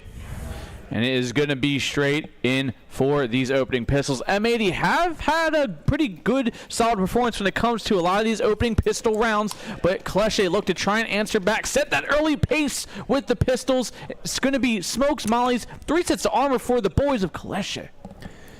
Lake is playing a little bit wider over towards A main than maybe they would have been anticipating, and eventually when the head is spotted and seen, Flay sends a warning shot in his direction, and bye-bye Lake. Hello to A main now. Nobody left lingering, nobody lurking in the corners that will still be cleared, but with a little less invigoration, seeing as now it's the bomb site they want, the nades rain over, and nobody whatsoever is going to be making their way in. A 5v5 post plan, Anthony. This is going to be a rough take because they got to make this one quick. A smoke, a flash, and no kit at all here for M80, so they're going to have to speed this one up. Plethora of bodies to be shot here if you are M80, but it also reverses the other way. Clair just waits this one out, tries to buy their time as they are in the most probably optimal crossfire positions here. 2 in towards Temple with 1 player taking contact. Doesn't matter. It's already going to be trades going in. It's already a 4-on-4. They're ripping through, but they're being torn in 2. Lake can do all that he wants, but when nobody else has made their way in through the choke points, all important, it's Slacks who turns his attention and taps. I thought he was taking it slow and controlled to the point where that kill would have worked out, but still one more even if that were to be the case. This is another pistol round going the way of Clair as the first, and that's a tide turner it felt like on Dust 2. Will that pattern remain on Ancient is the question, and only in due time will we find. It was a force that M80 put through after that was happening on map 2. I know on train we saw a lot of back and forth. Dust 2, obviously probably a lot less trading of the rounds here. Hopefully we're going to see M80 try and answer back here. They're back to ye old ump by here for Hex. Lake in the MP9s, Deagles, 5-7s for the rest. No kit still, so maybe try and just play those early picks, early kills, and deny any bomb plant to put themselves in that kind of scenario. It really frightens me how much pressure they like to put on this A site this soon in the game, because I think that's going to be a reoccurring theme, if I'm honest with you, in that won't be the one to deal the damage out to the kill. It'll be Lake's MP9 instead, but in unison, they get themselves a man up and back in through spawn. The rotate from these M80 players is going to be a little bit cut off. It's going to be a little bit claustrophobic. If they want to get through Temple, they've got to go through Closu. If they want to go through CT, they've got Kisarek elevated, and all these smokes soon to fade. Nobody directly on the other side of them. It's much deeper than that. It's going to be a hard site to crack into, but Clair, utilities out. None left in the back pockets here, but same goes for M80. The trades come out, and it is going to be M80 on top. Sin going to be taking that contact in through Temple with a 5-7, but not if he gets swept on from Kisarek. Flash over top. No real movement from 80 off that single. Swings, clears the close angle. Slack's going to swing out with the Deagle. Lets off a few shots to ring, but can't quite connect. Swisher to make his way through that smoke as well. Sits inside of it. And maybe they're just waiting for that plant, and they are. See some shifting of the CT side bodies now. Innocent having to be the one to hold there was a little bit frightening at 19 HP, but he will not be shown anything from an 80, and eventually they'll come through. Drop off of Brokey, attempting to be quiet. Not going to happen, but still Slacks with this Desert Eagle could be potent. Swisher waited in that smoke for it to fade for as long as he had, and now they're going to need to at least tap this bomb, but is he out of the line of sights? I'm not quite sure. I think they're going to realize it could be possible. Innocent will be the first to swing from the right, gets across, lucky to be alive, and Kisarek yet to even activate. He hasn't had to do a damn thing. He's got the AK, and he's only got to land a singular bullet, and that is going to be the conversion. That is going to be all 5 fallen, but still a decent effort, but that was, again, let me remind you, a force buy. It is, and now M80 are really down in the dumps financially, while this Polish squad's just taking it early to them here on this A site, kind of how you hinted at and said that you're kind of afraid at how free and easy it is to kind of walk out early on in the first 20, 30 seconds here with little resistance towards A main. And I feel like one It took 2 players in Donut, so. Once M80 probably make this adjustment and start putting more bias towards there, again, Koleshi can just kind of rotate back around, but instead they're actually answering this aggression through main with their own aggression down towards mid, so they can get this early flanking, but it doesn't even matter because there's probably going to be a lurk around, and it's going to run around with the MAC-10, and nothing makes sense anymore. Oh my god, you actually just went nuclear. Thought you were going crazy on me. I thought you were going to go, habada, habada, habada, and start like shaking in the booth. Stop fighting, stop fighting. Stop fighting. Innocent goes for a faster, loud play over towards that B site with the singular SMG, and what that does is it keeps M80 guessing with their lesser weaponry and lesser ability to go for info, and that means they can walk out A again. Look at that. Free B. Okay, hold on though. That's a lovely angle. I love. It's an off angle in which their heads can't be spotted, and you need to be very attentive too. And the 5.7's potent to find the frag as well as a fully automatic rifle. But Lake, he's looking for something as well. He's maybe looking to get a little bit sneaky with this one. Not a ninja, but perhaps somewhat. If he's able to silently kill an assassin in the medium range, though, the MAC-10's difficult to try and make work. Bomb will blow. No one will go down with it. Timeout, right? Surely. I don't know. I mean, we haven't seen a gun round from M80 yet, so I think it's like a matter of I think they have an idea of what they want to do on this gun round already by this stage, going down into the 3rd, right? Yeah. I think it's holding on to the timeouts in case this doesn't work out is the more important part. Yeah, that's probably when we see M80 start questioning a few things. A nice off angle, kind of like you said right there. Yeah, just boop. I love him with the off button. I love Bink. I love when there's just like a little one tap with something that isn't an AK. Bink. Do you audibly call your own headshots too? Bink. Yeah, sometimes when we're playing matchmaking, I just pre-fire and jiggle. I just go Bink. I'm gonna buy a buys. Bing, bing, bing, bing, bing, like a Bink button. Blowing the smoke, it slacks his AWP, which does in fact see Sobel on his walk over. Nobody else from the side of Koleshi, but a kill nonetheless, and where the man advantage is theirs. Something we haven't very many a time seen. Swisher eats a nade, but all good. 5v4, he can afford to do that. Eats those for breakfast. Oh, no. Yes, Iraq with a disgusting shot. Slacks out around, but close by is Sin. Doesn't swing, but now at top red control, Lake thankfully finds that kill because that would have been really, really tough to try and retake red late round while bombs being planted, but thankfully for them, M80 with man advantage, but maybe not for much longer as they answer right back with the trade. Koleshi don't really know how in the heads of M80 they actually are. There were 2 players in Donut again. One still ready to rotate over if they needed, but when they stall out after that's the fact, after that's not obviously known, it's the free and easy rotation for M80. They could have just waltzed into that B site freely if they really wanted to, but eventually it all comes back to A, and here comes Sin with the AWP just off his peak. A flash high after the fact to keep him from getting peeked by Flay or Closu, but they've got to cover each other. They're all coming from the same spot, and in line, it's one tuck to the box, his back pressed against it, and he has the element of surprise, and the 1v1 knowing Sin was here a moment ago! The pistol is fine! The USP connects to the dome. Flay can only do so much there, and stuck at center sight, no kit, no problem. Sin recovers not only the sniper for 4,750, but 5 kills and the defusal in the round converted. And it kind of comes all the way back to that play in towards top red. If they weren't able to get that kill, that rotates would have been slowed down, cut off, lack of utility, lack of defuse kits, would have potentially bought them enough time to get themselves that round. But thankfully for the NA squad, they get that round right back, and a much-needed one as well, leaving one player alive. He is at least going to be able to have himself that op over for free, so the reinvestment doesn't necessarily have to be there, and that is the first round, and we won't have to see a pause, thankfully, because things worked out kind of. Here we go again, man. Back again we go. It slacks his sniper rifle, though. Wait a second. Blinded over so slightly. Close to still fall victim to it. Amalia atop the place in which he thought the defuse, or rather plant, pardon, was coming from. Won't actually land appropriately, but the shot from Kisarek sure does. Ready for the late lurk in through the bottom ends of mid. Elbow is on coverage, and on this retake, they've only got 2 kits separated. Need to ensure that they can find them should it be required, but finding kills, step number 1. Getting into the site, step 2. Slack's very low, and the timing on that. Fully blind, but Lake is gone out of the round. 3-on-3 retake. Well, maybe not. 3-on-2, 2-on-2. Sin with the shots in, but Slacks gets the kill. Down to a 1-on-1, but Flay lands a shot in the op-v-op battle, gets the round, and Glossy find themselves a 4. Sin taking just a little too long trying to find the kill on the closest to him. Such a pain. Slacks, he tries as best as he can given his spot, given what he was offered. A stunner from Kisarek. Trades back through a main when the time is right, but Lake just trying his best, his absolute best to try and work out with Flay, but he was blinded too before he takes that pop shot, so it was almost karma, almost instantaneously. Back into Donut side, 2 players will go, and fast into the cave, to which Swisher now is between not only nades, mollies, and players, but he's honestly going to need to get out of there maybe. His 5-7 is potent, but nobody's close by.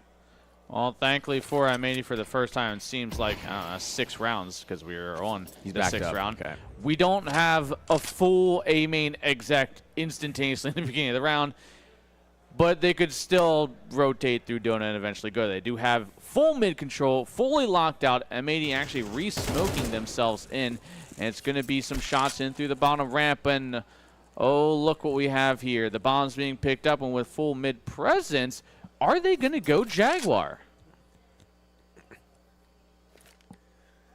Closu's going to send them in with a flash off the wall. Actually not even touching it. Pops perfectly beforehand. No sound cues. But Swisher, as stated, had no teammates close enough by to where he could have just sat comfortably in cave and expected to have any impact in this round. He's got the only flash they've got. With everyone here, though, this could be something big, as well as the fact that Slacks' tag is going to also do some serious work. Periodically back and forth he'll go, and there's Swisher activated. There's the players up the ramp being met by numbers they weren't ready for, but the same could be said about the backline from Cave, and a no-scope from Flay. No matter how many numbers you put his way, seems he can handle them. The Rifles might have struggled, but he's on top of the ball. And Slacks, I don't really foresee this being a logical conclusion of a victory. No, best he can do is get some extra kills. Bring it around town. You're not even really going to want to have this scout in the next round anyway. He doesn't even have armor. He can kind of just invest his body into this one and maybe grant him. Oh, gets a good tag in, but it does eventually get traded. You know, aiming for that extra $50 a kill spread out between each player. Very nice, but sadly, only get a pair. So the 5-7s do what they did and at least got a little bit something out of it. Here's Def. The hands. Here's the time to talk. Those hands. You know what I've done with these hands? You know what I've done with these hands? Jessica, my hands. Please You know tell me what watch I did for Daredevil. you? I was talking about the Brothers movie. It was Tobey Maguire. No, I was talking about Daredevil, Season 2. I've never seen Daredevil. Oh, man. I should watch it. That and The Punisher I want to get into at some point. Kingpin's wife cheats on him because he doesn't have nice hands. Why are you telling me? You spoil. What am I going to watch this show now for? The plot. Okay. You know, Daredevil. Understandable. Yeah. Great show. Great show. Almost as great as the show is this right now. Sin, stern look on his face as he now needs to lock in. Everyone else on the side of Kalesha are feeling this is starting to really swing in their way. Flay especially now warming up on Ancient. T-side off. Met with competition from Slack soon enough, but the last chance he'll have at it for a while if he can't find any level of frags. Okay. Oh, he's always scared me. Ooh. Almost getting there. Oh. But it is going to be Swisher eventually getting the kill. Innocent out of the round is not so innocent apparently. Minute 20 on the clock, and we see that bomb taking the rotate back to A main, and we found ourselves with top red control, CT spawn, A main. I can't imagine how this is going to work out well for M80 right now. Closu, he's the only one in this direction at B, holding for actually the other side of the smoke as well as if they were for to walk through up shelf.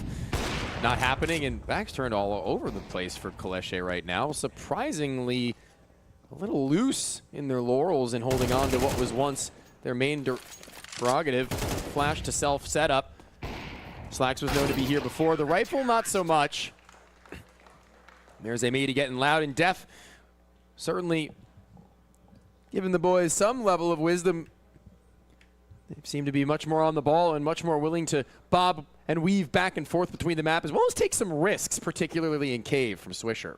Yeah, it was a much needed risk as well. I mean, strategically made sense. He had to gain some ground. He saw and he heard the fact that we're probably getting a big rotate back to A main because that's pretty standard for this T side at this point. And thankfully, even though it was very awkward positioning for M80, they won the single-hand duels. Obviously, Swisher coming in, throwing a wrench into their little plan as well. And maybe we see Kalesha make themselves a B hit. Swisher loves spamming, so it would seem. Not a spam fan. Relatively familiar in the last round to have helped him out, but how does that pizza 50 get as close to Sin as he actually did? Slacks misses the mark because he was so fast. They're running them down. This can't be how this transpires. He's already left down so deep into this one. Swisher sporadically sends bullets into that smoke. Sayonara Sobol. I said that about Slacks over on Train, but I guess the shoe's on the other foot now, isn't it?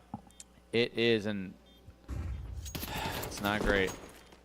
Oh, it's a save. I mean, what is Swisher to do you here? have to.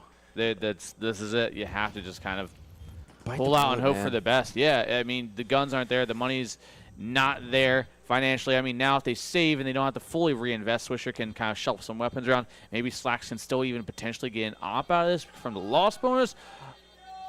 But the Polish just kind of kick it up a notch verbally as well as physically. They run it up that ramp. Was that English? Yeah, it was. Something saving, man. Well, I mean, they did need to save, guys. Come on. They need these guns. Because that actually P250 trying to logically tear down shit talk. Yeah. Guys, I mean, they made the right play. Come on. Don't be mean. Stop fighting.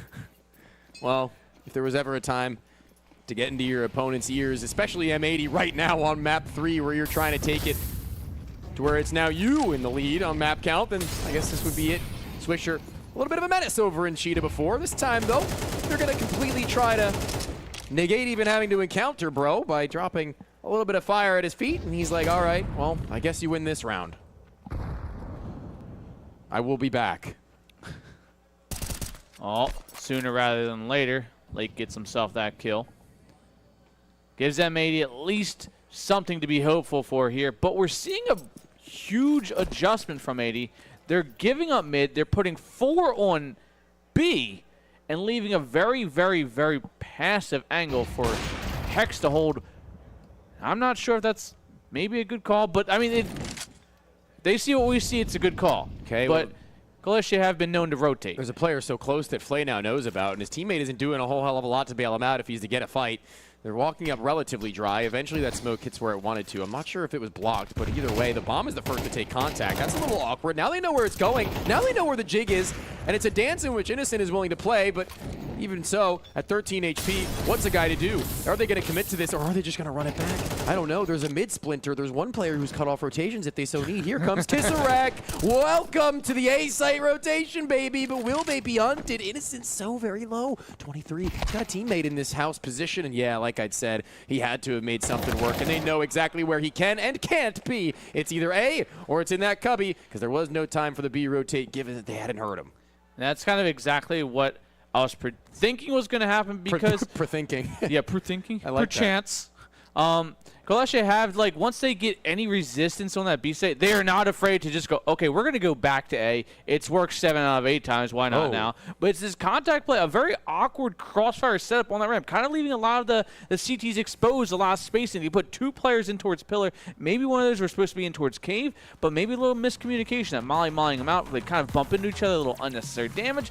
Again, just small little things can lead to big problems. Yeah, Kaleshe doing their set of yapping now. He looks a lot more angry. Yeah, like I said, when he gets into the game, he gets like a immediate eyebrow V. You know what I'm talking about? Oh boy, do I. Well, I'm like a W, I guess, if you were to like draw the line with your fingers. In a very caricature way. Yeah, a little like squiggly W. Well, stress levels might be a little high here for M80. Mm-hmm. A lot less happy screams going around there. But is this mid presence again? The dump of utility is pretty much par for par at this point. It's bar for bar, Molly for Molly.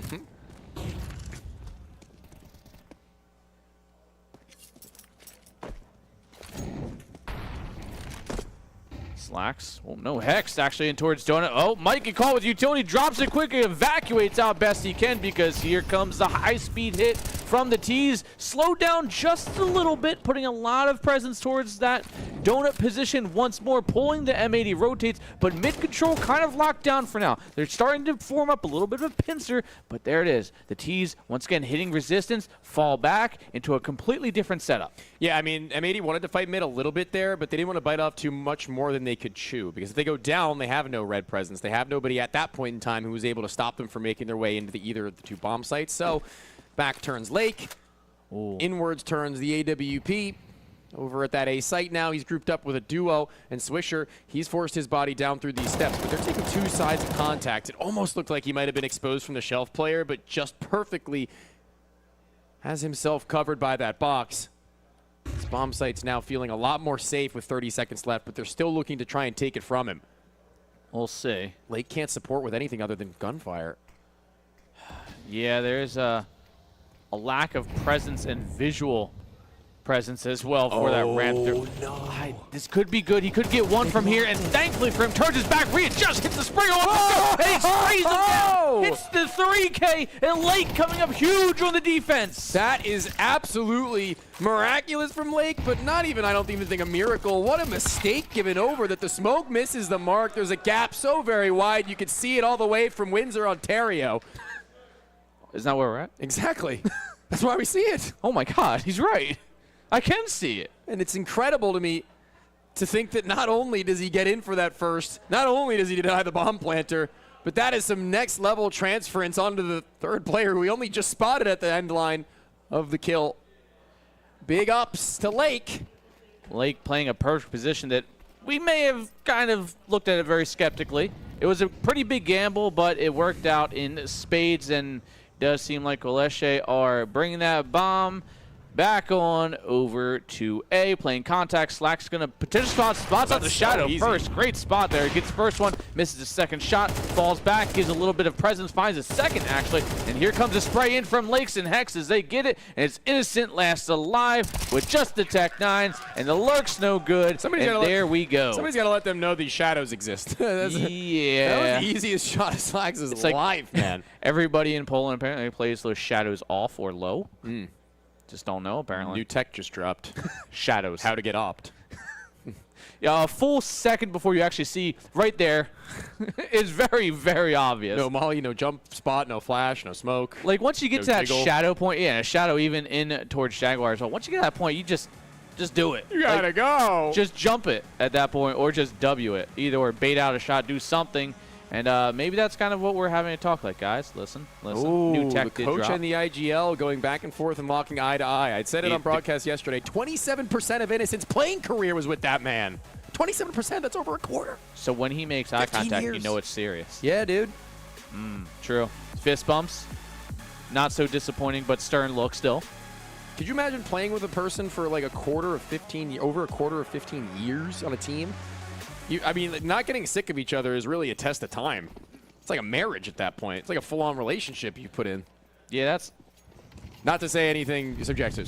That's like I'm just saying 4-ish years right there. That's like a really good, strong friendship they've got going, and clearly they've got enough of a connection to try and pull around back with communication in the last of the half with what money they have. And Pistols already able to get them towards a site, but nothing too crazy going on beyond that. They have no more flashbangs to try and pop through the smoke. Their bodies will do it for them, and Sin has it handled. Well, bomb plant down. The bare minimal of this mark gets one extra there, but it is going to be, matter of fact here, a tied half. 6-6 is where we are at, and something that may have gotten pretty sketchy, almost out of hand, but somehow M80 reel it back into a pretty respectable half. Bro is thirsty. I mean, wouldn't you be all that yelling? Yeah, probably.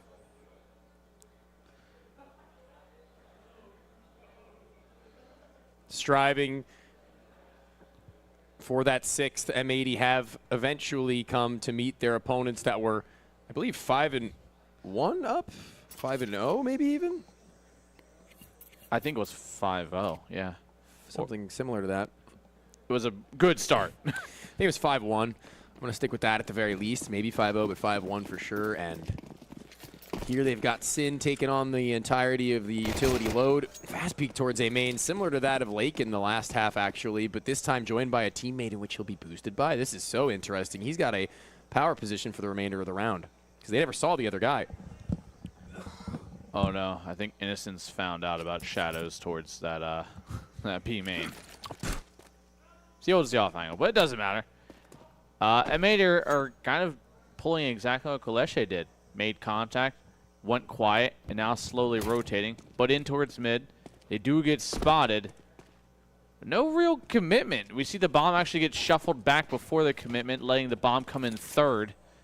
Whether it's by design or maybe possibly just trying to bait out something here. They go for the full top red position, flash in, and they lock it down.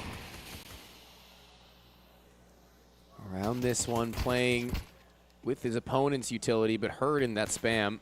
Got to be careful that he doesn't sustain any more from it. He can sit there and keep pressure on an anxiety high for Flay. Or he could decide to just go all in for the frag. Being loud about this move back in and out and forth, and they're going to have to clear every position he could have been from, and they'll do exactly that. Threes, how many it takes to pull them apart. 5 versus 3 on this reclimb. This P250 is going to have to do a lot of this lifting. Finds one, a little TK as well, and it does! Slacks finds 3, another one into a 1-on-1. Slacks needs the 4K to pull this one too. On to Flay, but they go round and round, pulls out the USB, taps him down a little bit lower. All he needs to do, he's going to have to stick this one through, but oh no. Oh no! Slacks is going to have to jump through. He pulls him off the defuse, but there's still going to be just enough time in a very close round, thinking he doesn't have a kit. I thought it was planted for him the whole time he was playing Ring Around the Rosie. It wasn't. It was stuck on the opposite side of that pillar. I thought for sure he had that one shoot in. Spoke too soon. Way too soon for me. Especially following what individualism, what pop-off shots Slacks was showing. So close. Almost an ace it would have been if it wasn't a TK before that and he had just had the bomb a little wider to the right. I mean, they were taking long control. That's why I was almost convinced that they would have planted for it. Otherwise, what's the point? I think they just realized they're on a 3-on-5. They're trying to maybe wait till, let Hex live a little bit longer where they could swing while they're trying to fight Hex. Yeah, for sure. Split-second decision, too, and land gets a little bit hectic. It was just like, I have to get the bomb down as soon as possible thing. Yeah, that like, all right, either we can maybe win the round or I can get the bomb down and at least give us something here. Yeah. Well, Colosche, either way, can't believe their fortune. Everybody on M80 has like a shade of the same hairstyle almost. No, that's not true. It's not, Slacks is the exception.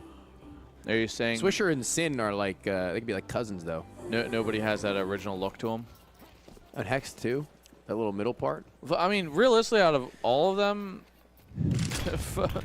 Flay's kind of the only different-ish looking hairstyle we got going here. Yeah. Well, and Lake.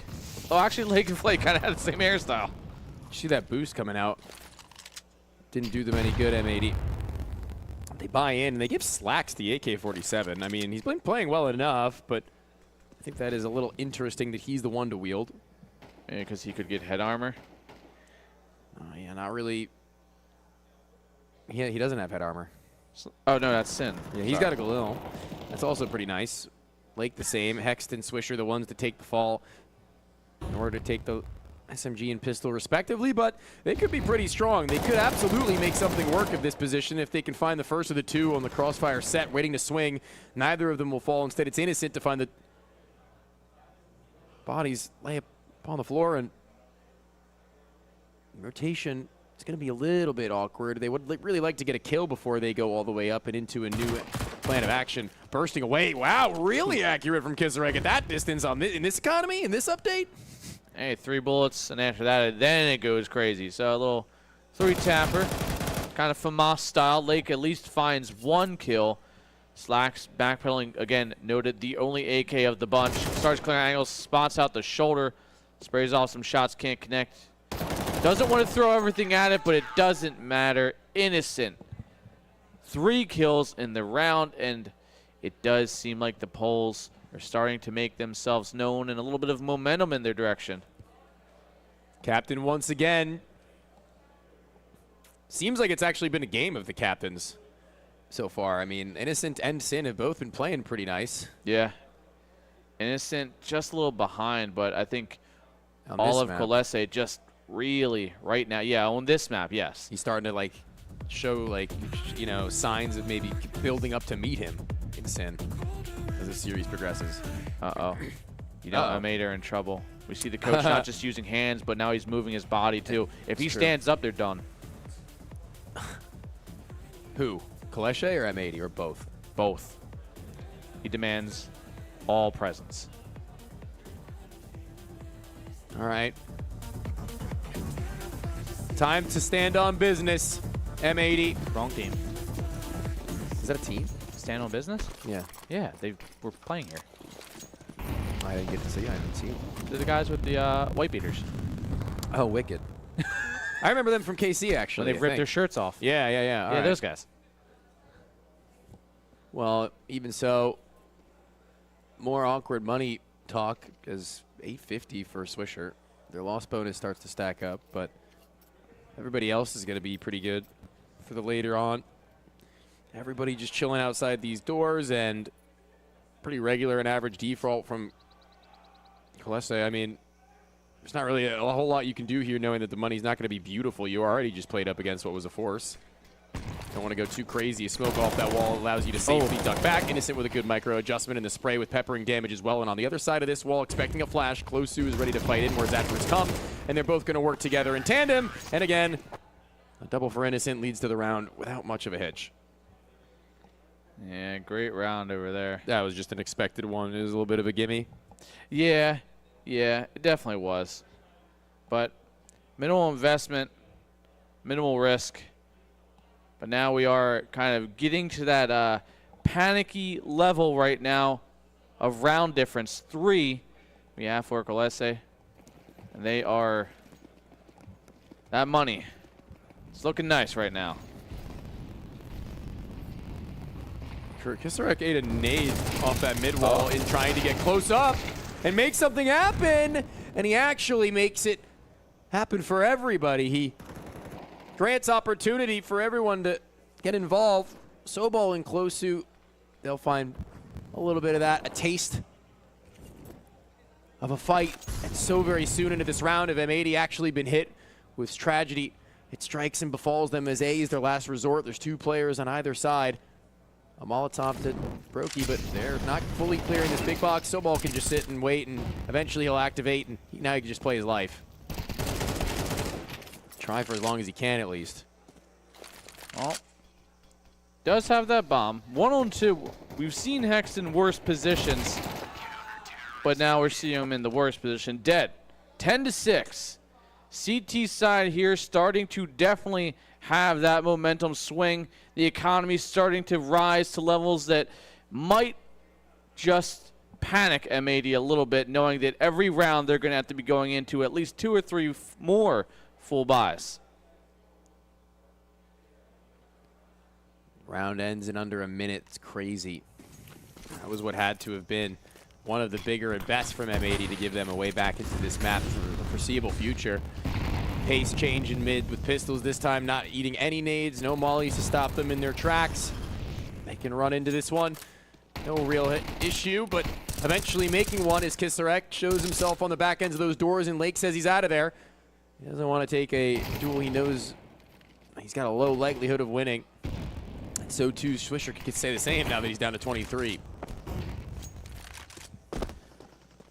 Lay. Always the impactful one with the big green gun. 13-9 right now. Doesn't seem like he's having to sweat too much for this one. Being backed fairly solidly by his team. Now with that man advantage, Swisher down to 23 HP. The re-smoke in towards Jaguar gives a little bit of a gap maybe you can work with. Not really.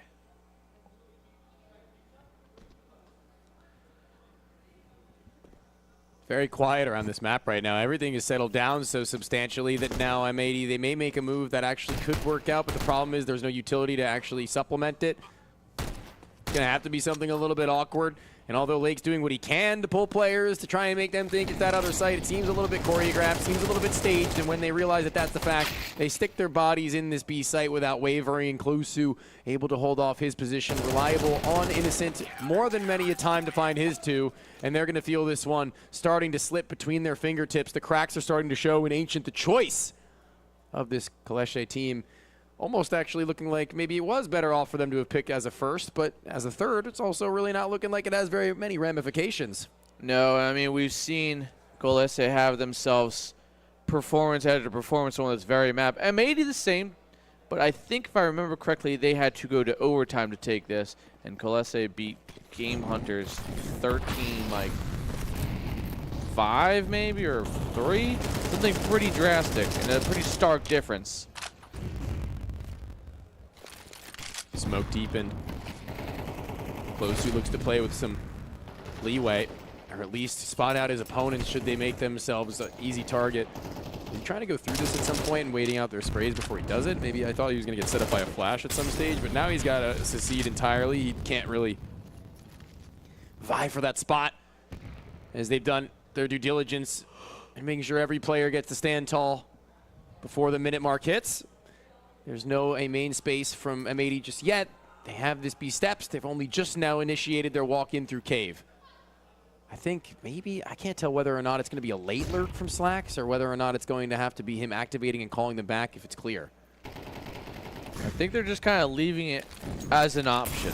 But the option his teammate. Oh no, but somehow it's not all that bad. He still finds one. Lake gets the trade, but maybe now this lurk comes into play and leaving options are open. Yes, they're pulling exactly what Colese have done round after round on their team side. But now I think the CTs might realize it because they have done this themselves. The first thing they do before even entering site is to smoke Donut. Doesn't matter. Slacks finds a quick 2K, looking for a little more. Flashing through Donut, he can only find one, leaving Flay last alive. 15 HP, and he's sent off to save. That's huge from Slacks. Finding both of those kills a necessity, frankly, because if that player on the site has support, if he has another line and a body to shoot, that's where issues start to become greater than that. With the time where it was, they had no sight line at all, given the smoke was thrown. Operation blown, it's Slacks, baby. He was given the AK-47 and Hero earlier on. He may not have delivered entirely then, but now he's starting to really show them who's boss. And Flay, frankly, a little bit of an awkward moment there, mollying out Closu. It limits his opportunities to play for the late round. It gets him effectively killed. If that molly didn't happen, I think this round plays out significantly different. I mean, yeah, definitely. Obviously more of an A hit, but usually from that spot, if he's not instantly cleared, they, for a good portion of the time, usually can get two from there pretty easily, especially if they have a player waiting in that doorway, playing a contact off that spot. Exactly what he was waiting to do, yeah. Yeah, and that's why the molly would have been good, but hitting the doorway itself right in front of your teammate. Bummer. It's NA mollies, baby.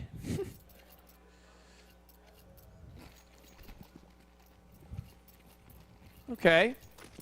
M80 giving us some reasons to believe. Outwards towards mid very aggressively, quickly spamming in towards Lake, who has vision himself, but not really before he's able to start spraying, so he's got to, on a hope and a prayer, try to connect with somebody. Oh my lord, Hext is decimated by some utility by that, I believe, an HE deeper into the site. Something along those lines, or maybe a Flay leg. He's off is in that direction just that little bit more, and it could have been the kill. The bomb's not being planted, and they're not letting them get into a situation where they can, at least not for the next 10. Hext, 10 HP in his own regard. Lake not that far off. Innocent and Flay also very much so in critical condition. M80 trying to give them a taste of their own medicine, but trying to do exactly what they did, just seems a little more uncoordinated than what we saw Colese do. Oh, they know exactly how to counter this. Mr. Playmaker. Indeed, of course he does. He finds two, leaving Hex to have to ace, but 45 seconds left on the clock. It's exactly what he needs to do, knowing where probably both players are. One of the easiest aces, so long as he can just hit the first shot of the three. He's going to be able to walk it up in towards his position first and foremost, and when Flay misses, he is still very much so aware where Innocent is. With that AWP being the weapon he knows is on the other end of Cave, he can easily try to fight one of the two of them a little easier. Ticking the molly, not killed, lucky to be alive. Tapped to the bomb, no fight elicited, but here comes Innocent. Here comes the walkout, and when he's exposed, he may be a dead man, and they rise to 12. Hex giving him everything he has. Which isn't very much. Unfortunately, he doesn't have a whole lot to offer. A 3K? 7 HP, I'm saying at that point. I mean, it's so difficult to navigate. Yeah, hitting every shot without being hit yourself. Was 10. Took a single tick from that molly. CT crappy incendiary. Thankfully, it wasn't a T, or else he would have been dead. Yeah. But the spread may have gotten him. But it spreads faster, guys. But guys, hear me out. We make it spread faster. M80 could very well be the last time out of Ancient. There's so many more to potentially be had in the series if Overpass Ways to compute. Frag 19, the grand final. It will continue regardless of the result here, regardless of who wins, but it's so very coveted for Clair, who were down and out on the first of their pick, to make this return. And Innocent can't believe it. His heart may be pumping a little bit in that position where he too is low on HP, but he'll be relieved.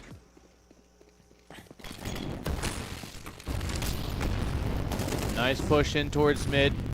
Met face to face by Sin, so having to fall back in a shot through this smoke on Flay. I'm not sure if there's a gap or it was a timing shot, but he gets the opening kill towards Sin. Molly in towards Caves, forces that player back, and the full exec here onto this site has full control, and thankfully for them, they don't go plant default.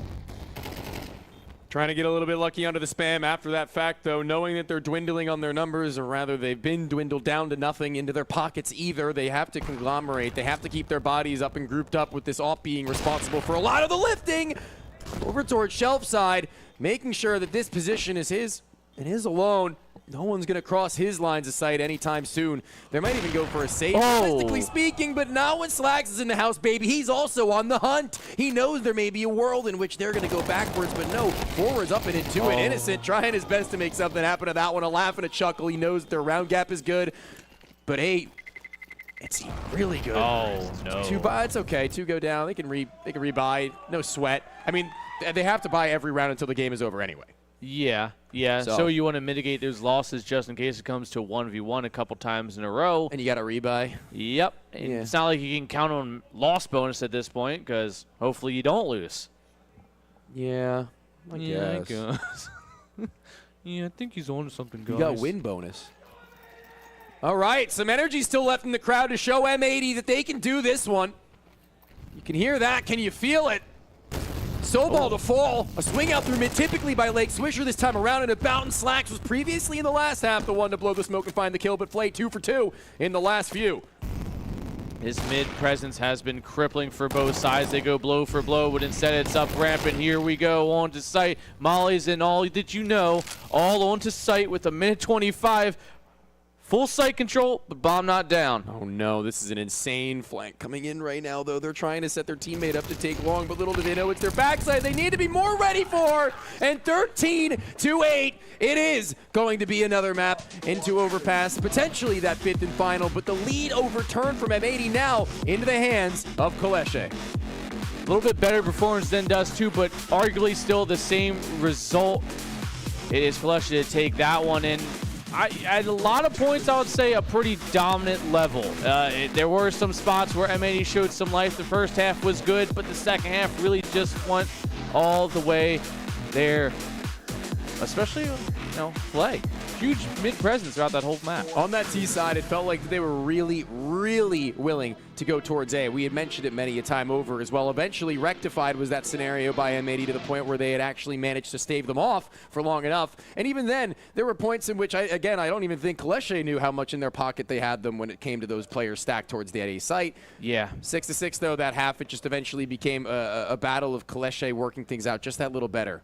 I think Clair definitely abused M80 on their T side because it didn't matter what they do. They could fake the exec over towards that B site. They could just go straight through donut, mid. It doesn't matter. At any point, whether it's T side or CT side, Clair had just full mid control. Top red just was theirs no matter which side it was. I will say, though, Swisher at Cave was starting to impress me on CT. He was starting to make some decisions that obviously were maybe a little bit unorthodox, a little bit out of the box, but still panning out for him and finding kills as well. Sometimes you have to in those positions. And I think that might, I can't know for sure, but that was close to after the timeout that was taken by Def once their gun rounds weren't going right. Yeah. And I think maybe he was trying to just let them know that they can feel free to do something and not feel like they're boxed. And that kind of showed through, I think, in the rounds they started to convert.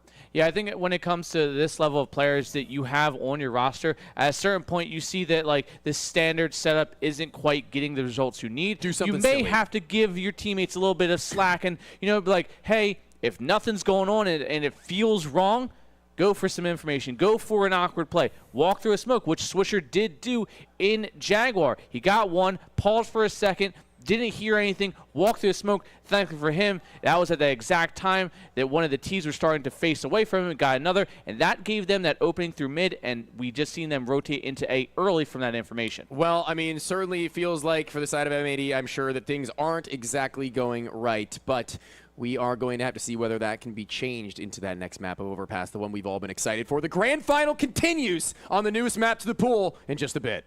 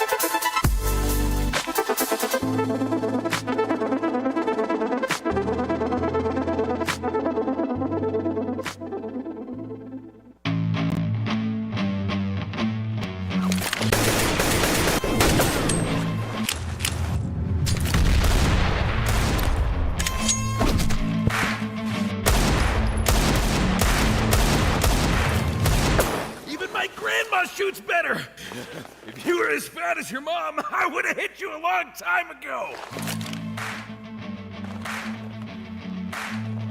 What did you say about my mom?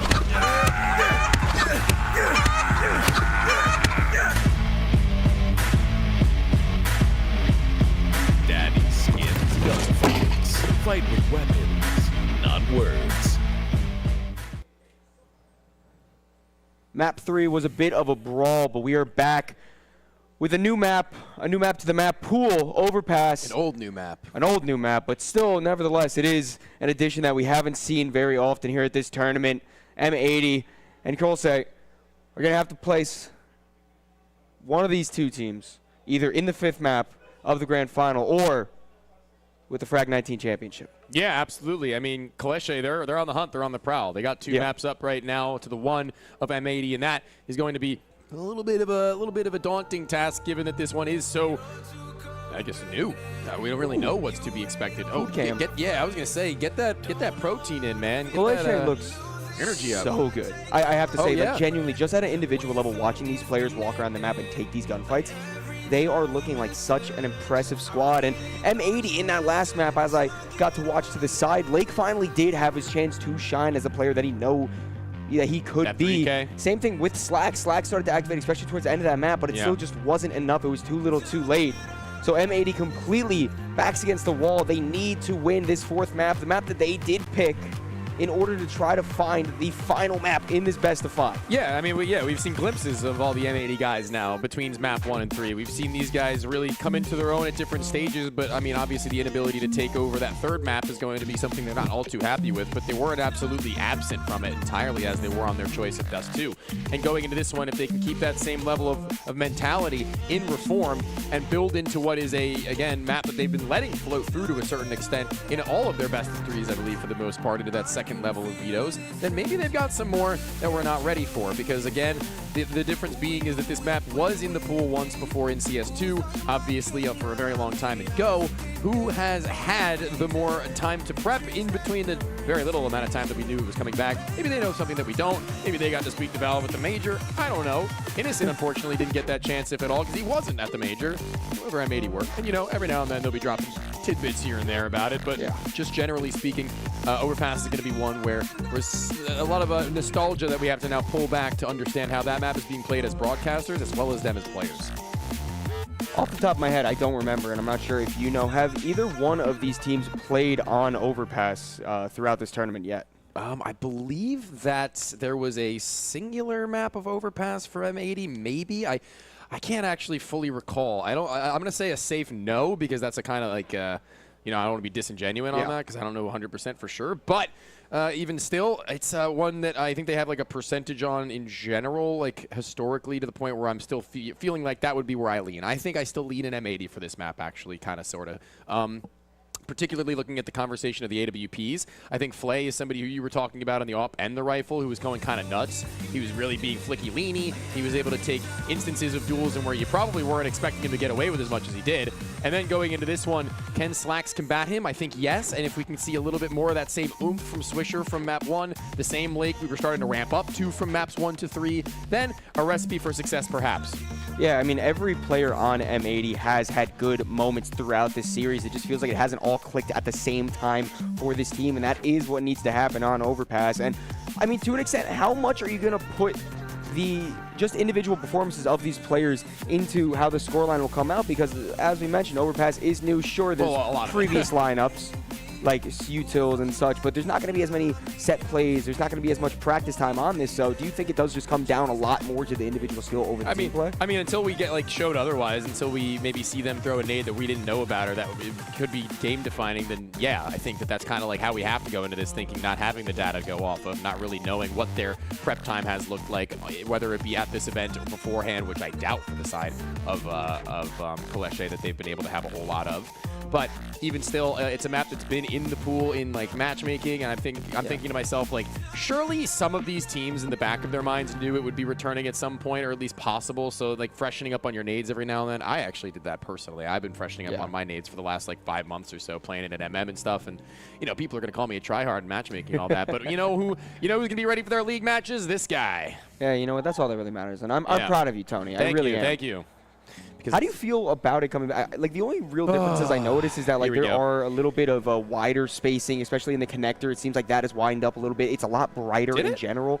It feels like that to me, especially towards the back when you first drop down that ladder. I don't think they did a whole hell of a lot in changes on it. I'm pretty sure they only removed the water and they opened up the railing on Heaven as well as some clutter. They got rid of some clutter. That's probably why it feels a little open. Oh, yeah. And then it's like little buckets are removed. In Heaven, the walls on that staircase so you can't jump up on that railing. Yes, that's true. And also the self-boost that was on short is gone. You can't get on the sandbags anymore without getting somebody to actually traditionally boost you there, which is like kind of whatever for me. I think skill boosts are a little bit cooler and skill jumps are a little bit more cool.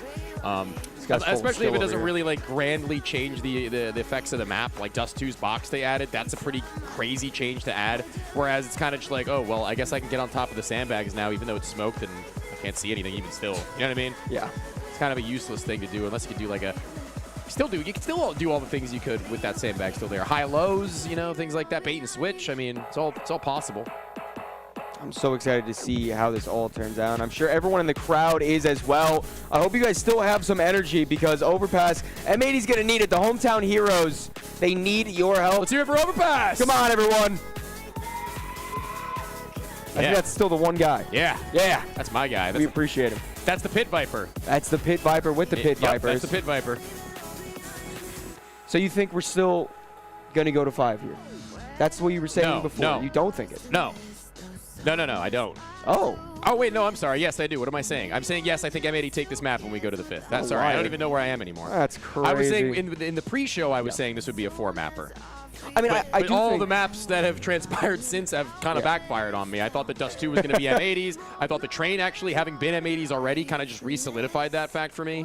And I think M80 are going to take this map. So I was thinking 3-1 M80 with that ancient pick being the one that Kaleshe had won. So yeah, honestly, I mean, I feel like everything except that one map really just threw me off. The Dust 2 was just a bit of a surprise, even if you consider how M80 played on train going into map 2. They did just completely get shut out in that map. But they've done a good job to mentally reset. They kept Ancient competitive. There were some back and forth rounds, obviously not being able to pull it out in the end, but I have Less no of doubt. that variety in the ecos too. Yeah. There wasn't like random Tech 9s making their way into places they shouldn't like 3 or 4 times in a game.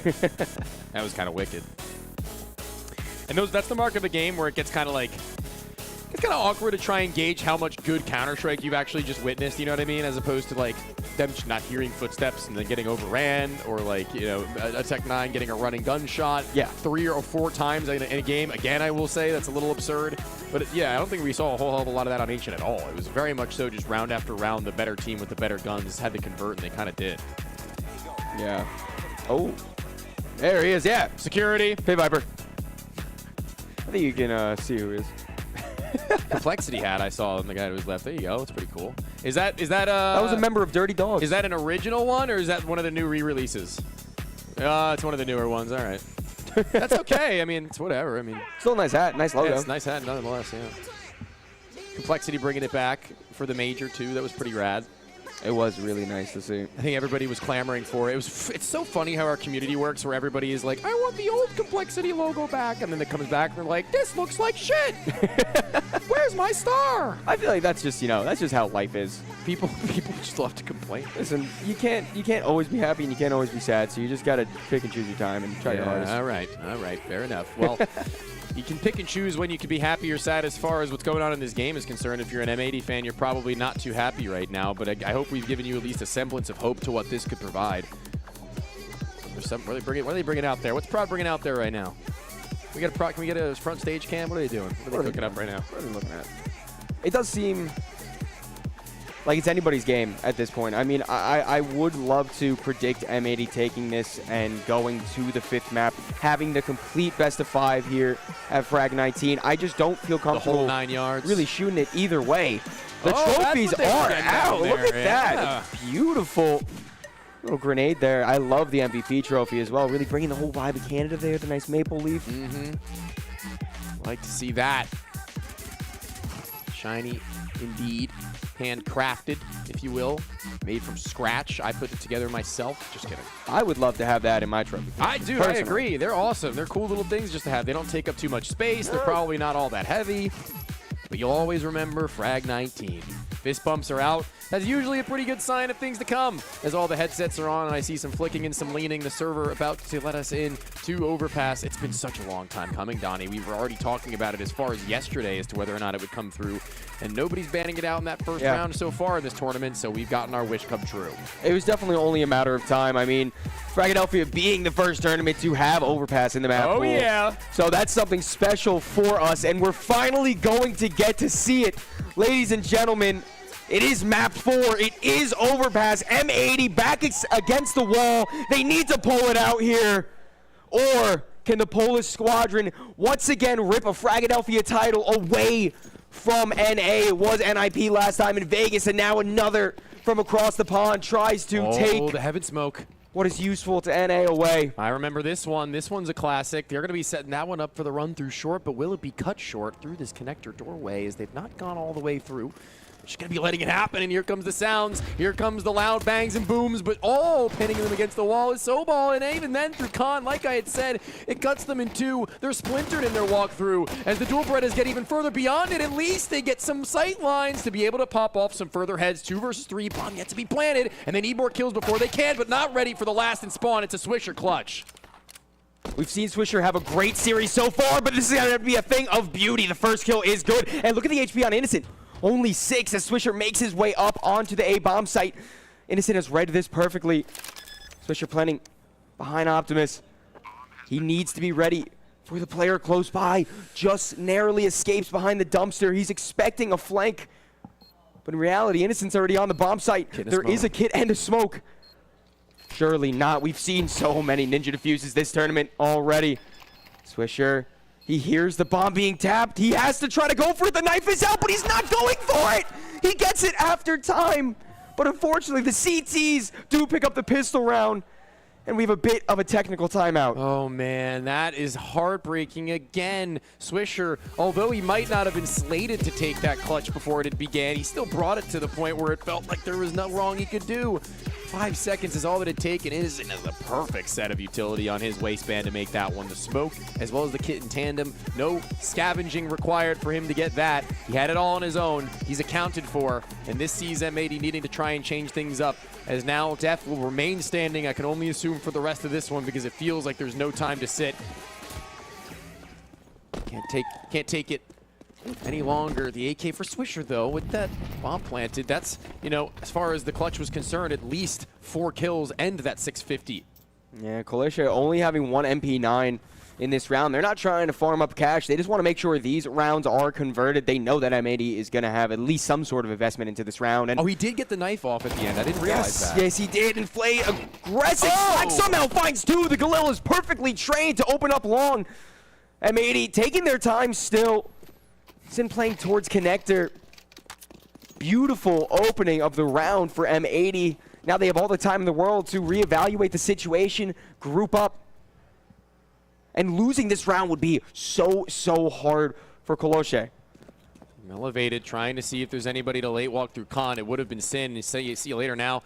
Makes it a lot easier to go back and hold, knowing that there was only the one, but they're still going to commit to this in a full rotation from Kolesha, anticipating a stack of M80's design on the upper end. It's not to be. That's a save. That's got to be a save from that stage. Yeah, I mean, the gamble stack, obviously, it's not the best when it doesn't work out, but you got to save in this situation. As I was trying to bring up before, losing the bonus round after winning the pistol for the CTs is so much more crushing for the economy than just losing the pistol straight out, but it does seem that they still want to go for this. This is weird. Okay, maybe making sounds as they were running away with the clinking and clanking of the metal steps.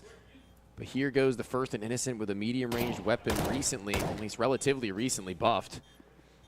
And Slacks is low at the Tech 9, but everybody else is to take the first face. 3 people in the pit. Easy enough onto the initial. The other one close up. Hold on, making it work from heaven above. They showed face, and Swisher now all of a sudden put into it, and he can't do it. Nothing going right in that post plant, despite what looked like they were falling away, crawling and creeping into a cave. Not quite. They show face, show fangs, and the poles of Colossi have done it again. Koloshe completely proving us wrong. We were just saying that maybe the save is the better play. You don't want to try to risk losing those guns. 2 beautiful opening kills of 4 Slacks, but it turns out those were the only kills that M80 was going to get for the majority of the round. Sobel so impactful with that MP9. Hex trades back, but Swisher just not able to convert that 1v2. Back onto pistols or the T side. They got exactly what they wanted, man. They had it. Once more, 5 versus 3. Can't make it look as clean as they needed in order to return to form. Nades and stack. This is an old classic. I like that. We're seeing a lot of what we had witnessed in previous iterations of this overpass map brought out very early on, including the short wall boost. A little bit of that nade stack into which many a time could get you a kill. And what's next? It's a checklist, pardon me, now we need to cross off. The heaven smoke even being thrown from spawn. I believe they just threw that bathroom smoke also from T spawn. It does appear that that was thrown from Sin. Pretty wicked. Well, lineups won't do much unless you can get the kills as well. Kisarek opens up that round. Flay jumping around with the op. Has it trained on the right angle. Oh, not a Tech again. 9 up close. Might be able to put a stop to the CT's plan. Lake doubles up. He's been so good with these pistol pushing onto the site during these eco rounds. So much random movement coming out from the CTs right there that seems unnecessary. Flay's like floating to try and post for his long player who's knife out dumping to the site. And maybe a little bit of miscommunication there. I'm not even sure. I think they were just a little bit more scared than they had to be. I mean, obviously, if they're on pistols and he's right at the end of the long exit, like what could possibly follow him? Well, either way, I mean, they got to go for the save now. At least be careful on your cross. Like, pull your gun out and walk it. Or, you know, there's. Do you know if the music still plays from that corner? No, I don't know. Oh, okay. I don't know. You don't know. No, I hope so. So. M80 fighting their first Lake's round. Mr. Tech 9, man. Yes, he is.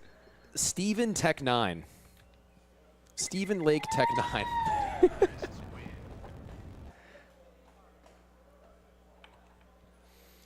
All right. Well, I mean, if you couldn't get the first of your forces back, the second is about as good as any. Yeah, the one less likely to be converted is the one that they win, so. Did they get the op? They did get the up. Lake added. That's pretty big. That is very big. And Slack's already starting off this map pretty hot, so hopefully the up goes to good use. A little bit of a techie poo. Maybe we'll see some fun new boosts, you know? I don't know about new. Hey, who knows? Someone could have been cooking up in the lab. It was me. I have a whole little notebook I'm excited to use. You can drop utility over the wall from A site to B site. Yes, I saw that. You could always do it, actually. Fun fact. Really? Yep. In Go, I was cooking up strats with that, and people were like, how did I have actually so many never mollies? knew that. Yeah, so I had an eco strat we used to call where I used to have everybody drop mollies or incendiaries or whatever to the B player, and they would continuously cycle the mollies to make them think that we were all B, but we were eco pushing, and we were ready to pop frontside A.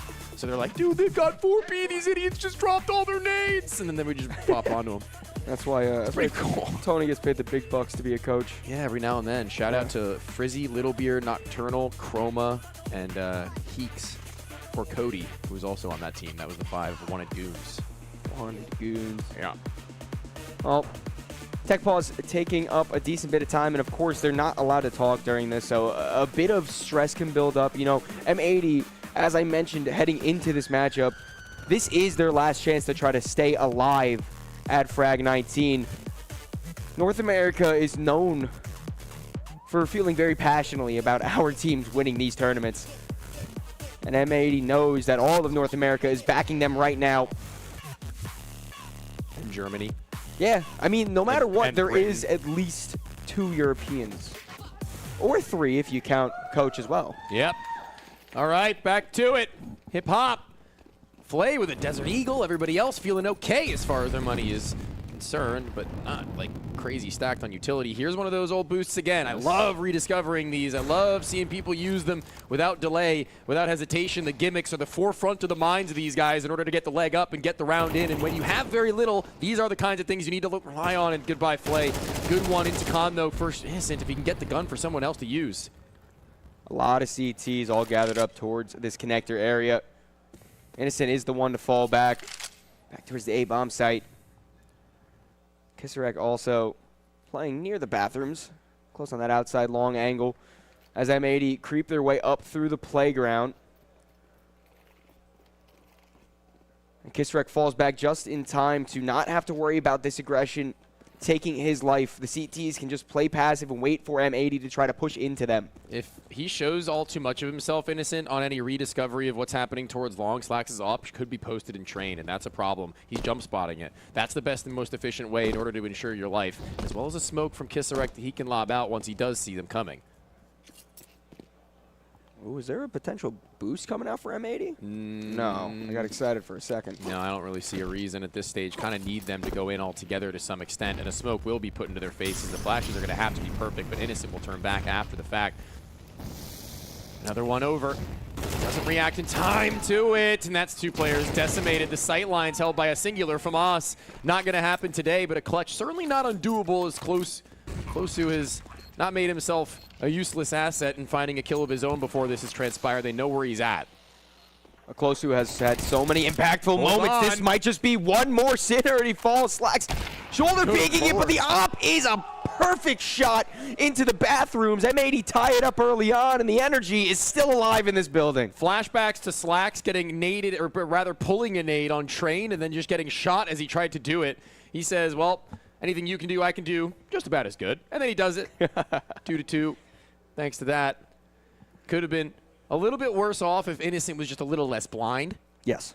Really in a good spot to where it looked like he was actually reading it well and tucking into the dice, trying to cover his eyes, but here comes the save up to where M80 are going to be very happy with the fact that they can kind of just do a little bit of a shooting gallery, get the blood flowing.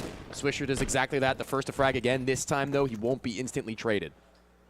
No, and I got to say that I know it's early on in this map, but I do love how M80 feels that they're matching the confidence that the Polish side is pushing out right now. They did fall. You know, oh my goodness, a good headshot. A trade back right away. Lake still always good for at least one in the round so far.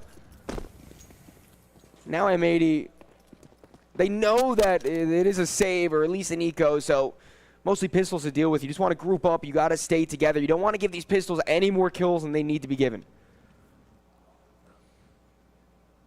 Walking out together. Trying to see if anybody's stuck by. If anybody is left to their own in hold, but nothing as far as that's concerned. This is going to be a freebie. They're going to walk into that B-bomb site. Nobody is going to be home. They're going to get a little bit of cash.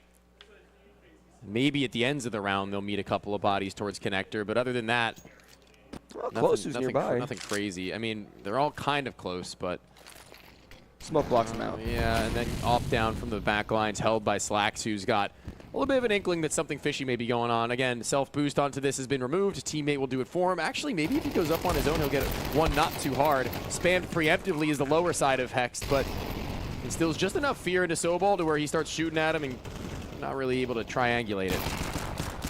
Yeah, Closer doing some good damage. Does get the op out of Slacks' hands, and if he could somehow prevent the T's from picking that back up, that would be huge. I don't think there's much of a possibility of that, however, as he's about to swing straight into Swisher.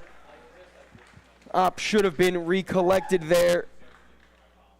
In fact, was by Lake.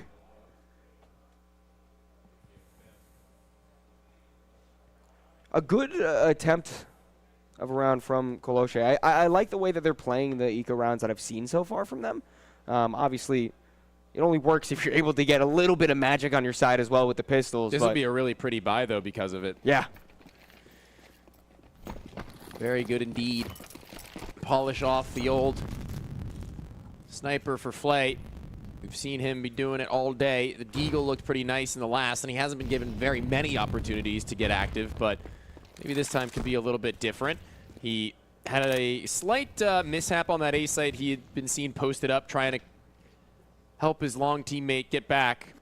This time, hopefully not falling into that same pit, as he's instead going to look a little bit closer up towards the front side of short A, to where there are very many M80 players on the other end.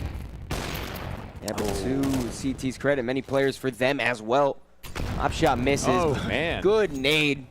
Drops Flay about 30 points of health lower. And the bathroom control for M80, they're allowed to kind of spread their wings a little bit, venture out towards long, where Flay is holding it very passively back towards the site.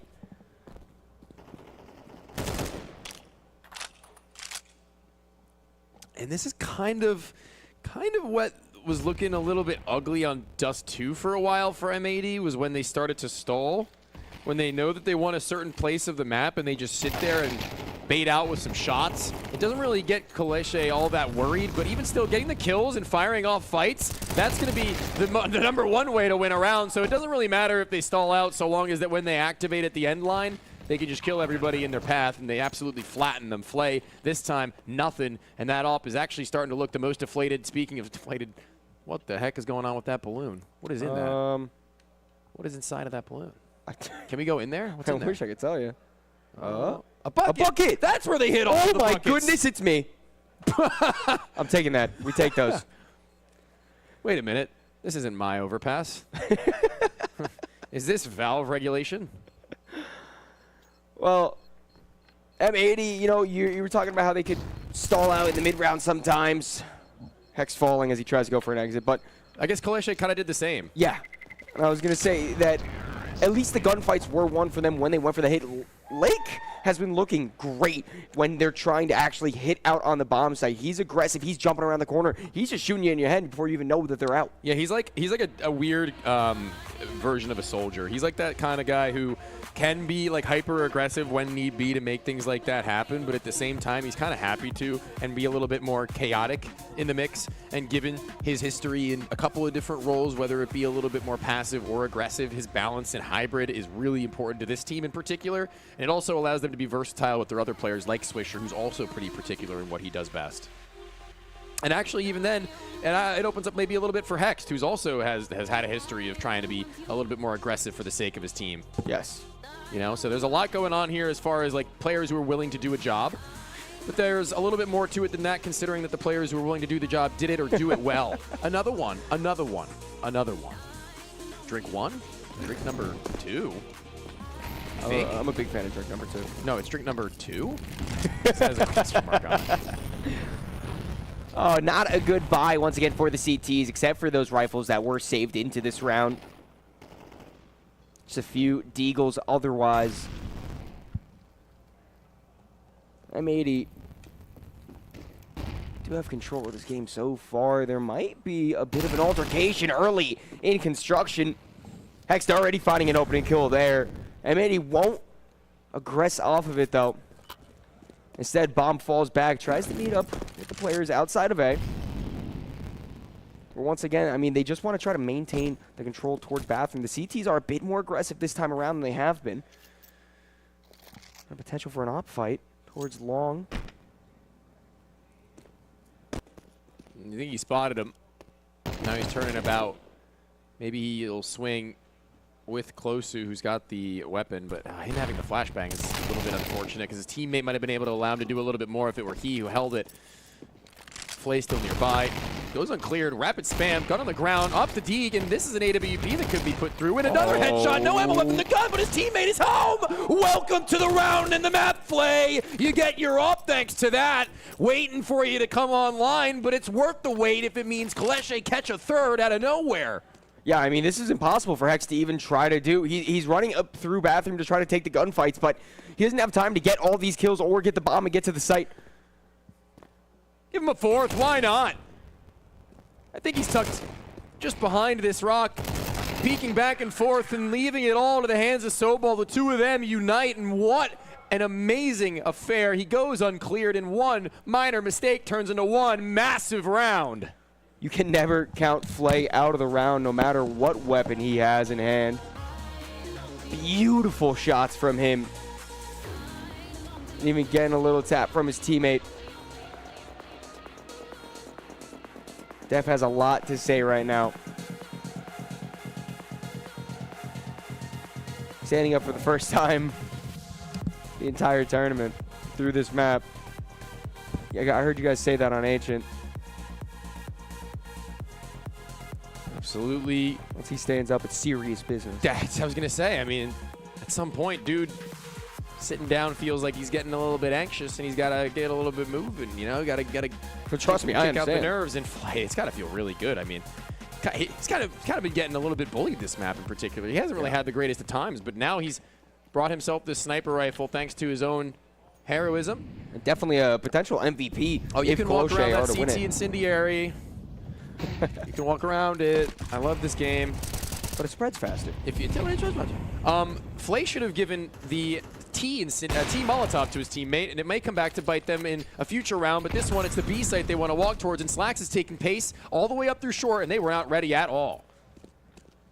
You know, Hex is there to keep a little bit of a foothold as the T's once again rearrange the way that they're playing this map. Did somebody make a move? Not quite yet. Yuzu being thrown over once again towards bathroom. Overpass is such a good map for fun utility. You can throw basically anywhere from anywhere. Nade to the Condor to make it just that little bit easier to see what's going on the other side. Easier way to get information without having to use too much of your bodies. Op and rifle looked like they were soon to clash, but a pop flash. Inwards will go Sin instead. Dodged, but can't turn back in time in order to get the kill. Yeah, and it's perfect. M80 once again pull back, but only 30 seconds left on the clock, so an attack has to come here soon. Monster smoked off for the time being. M80 focus towards construction. It is only one CT on the bomb site for now. That is Innocent. 20 seconds left. M80 has to push. Sin! He kills Hext. A potential to be an absolute blunder as Innocent gets flashed off. He needs to get cleared. Falls back towards Monster in the smoke. Swisher's not able to spray for him. The bomb needs to get planted. The kill comes through. And with just enough time, Slacks does punch those digits. 2 CTs remain. And a bunch of low health Ts. If Flay had a little bit better of a lineup, he may have been able to stop the bomb before it was even planted, but the low HP makes it easier for the faster fire rate of the A1S. Gisarek now walking it in and holding the line is Flay. He's trying to enable him in order to get closer and needing to do so when there's one on the other side of this wood wall. Swisher's going to be the last of his concerns. In comes Lake. His teammate peeks on him. The contact is hard, but the rifle still swings back, and the lower HP of the two of them and Swisher will still be able to finish the job. Bob and Weed peek in and out. Lake doesn't have to do a damn thing. So many impactful kills from Swisher through this grand finals. It's great to see Swisher finally have his chance to shine right now. Beautiful scenes out from him. I believe the longest tenure. What happened? Literally what? He's like, I'm going to throw the smoke. He's like, no, I'm throwing the fucking smoke. I told you the strat before fucking freeze time, Ronnie. Buy a smoke. Oh, Rory's not happy. I don't have a smoke. Def is not happy. Do you remember that clip? Yeah.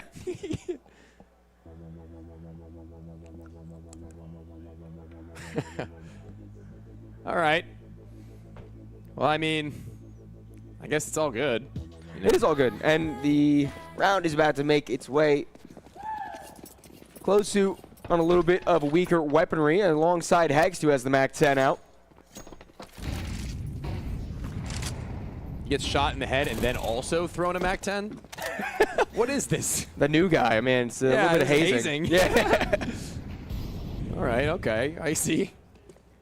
Well, if he wins out on his second straight and consecutive Fragadelphia finals, then I guess he'll take that. But still a ways away from that. Overpass is only the first of 2 required steps with Mirage as the finish if they can. This T side already looking pretty good. Another buy-in. About equal, I would say, actually, are the 2 right now. If you stack them against each other, it's pretty symmetrical. M80 once again doing this just kind of slow, grueling take towards the bathrooms. Only 1 player, okay, 2 players here, pardon. And the op is one of them. Molotovs block the Ts from pushing out for the time being. Innocent dancing around the dice. Hex now on the site, MAC-10, perfect, get that entry kill. Innocent trades back, another CT in. The trades go in favor of M80. Flay and Sobel both making their way up through the staircases on top of the dumpster. No one quite spots Sobel yet, but Sin swings from the dice, collects the kill. Flay's the only one left, and he's done beautiful things with this op, but a 1v3 might be a little bit too much to ask, especially considering the positionings of these Ts. Shot won't come out.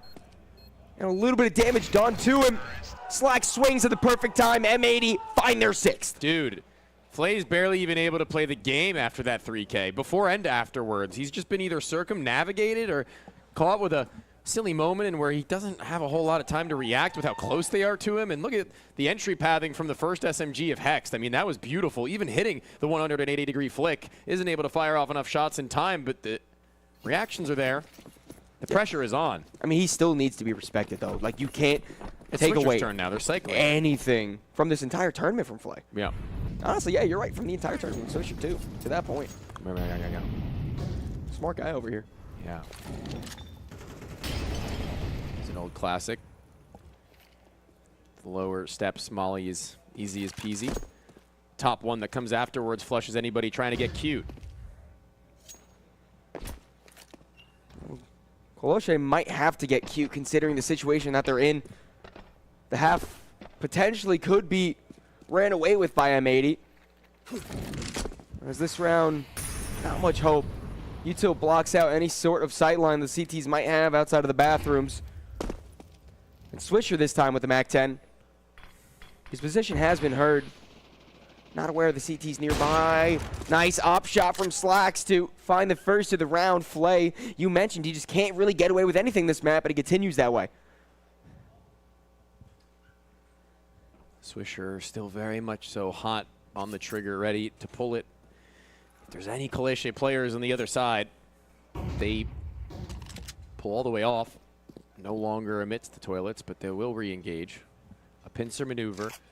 A close play that actually could be huge. This could be everything, I would even go as far as to say. They're not looking entirely. There's one player still yet to show themselves. And eventually the 5-7 swing and all of them pop onwards to get guns, upgrades, bomb. It will be out. And they got to go get it with 20 seconds left. This one's falling flat on its face. They've tripped. And they might even need to go for what would be a save. The off of Slacks can't go shotgun. I mean, you know this is impossible. And although they have money, I mean, there's no point in just throwing these guns away. So they have to fall back. They have to retreat. They have to concede the round once more to Colosche. And they're so good at just doing these little trick plays out of nowhere to catch M80 off guard. First time was out long. Well, it was also just Flay being a bit brilliant with the deagle. This time through connector, and another timeout has to be called by M80. Standing. Menacingly. Sitting there and getting sure that the game plan is laid out for the rest, because that's one of those rounds that we haven't seen M80 flop all too many a time, but 2 times in this map in particular is too many. They're getting a little bit of that same punishment that was pushed down onto Colosche on train, thrown right back in their face. 3 players, man. One of them was turned, but just too deep in that corner to watch them on their walk across, and they stagger the swings, and that's what really makes the difference. One. Up through Khan the second. And then comes the 2 on the deep ends of bathroom. Aggression towards the fountain from the CTs. This is something they haven't done yet. 2 SMGs is a little bit weird and wacky. Innocent and Sobel are going to have a hard time if they get met with an AK at a distance, and Hexed, he draws exactly that. Burst blood, 20 seconds gone, doesn't get much better. And like he could be the only player that has to stop this flank from coming through their own spawn, and there was a split second where he turned back, and that could have been over with. Yeah, so M80, once again, they have this player advantage, but they can't let it slip away once again. I feel like almost every single round that M80 has lost, they've actually started the round with the player advantage, so they just need to hold steadfast. Flay cannot get an op shot off. Swisher's there for the headshot. Only 2 CTs remain close to Sobel. Both stacked up on this B bomb site, where Slacks' op is close to the angle, but not quite peeking. The bomb slowly wants to make its way up towards A. They can go as fast as they want, and they don't know it. Oh, better safe than sorry. Yeah. M80, all the pressure is on them, realistically. Sobel finds Hex. Only had 4 HP left to begin with. He was just trying to sell something for them, and it worked. It worked, and if I'm Colosche, I'm saving. I'm not even worried about trying to go for this. Sure, you have the kit, but look at the money. It's not good enough. I mean, actually, for Colosche, they can buy next round. Yeah, so well, they have to buy next round, but they can buy a good point. next round. But they are saving just to be safe. Sobel might look at the wrong place at the wrong time, but he spots the barrel. Sin goes down. Still M80 converting the round either way. It's M80, you got to be careful with how many players they send hunting anymore, and then they'd be the ones who can't really buy. They get everything that they'll need, both teams, for the last of the half, it seems. Maybe a little bit of utility lagging from Colosche, but will a little be enough? They've had to overcome a lot in a couple of these rounds that they have won, but it's just been a little bit awkward that they haven't been able to make these gun rounds look as competitive as otherwise. Deagles are doing more than many a rifle have said and spoken. I like how M80 do pump the brakes in these instances. Yes. Turn around about face, ensure nobody's trying to do something sneaky, because that's been one of their largest and most glaring problems, I think, in rounds that they've lost in maps prior. So they could say that they've grown and learned from that. Okay. No more opening picks for you at short Hexed. Not this half. Running in guns ablazing, not sure why, but the missed op shot from Flay at least lets the equalizer be found by Swisher.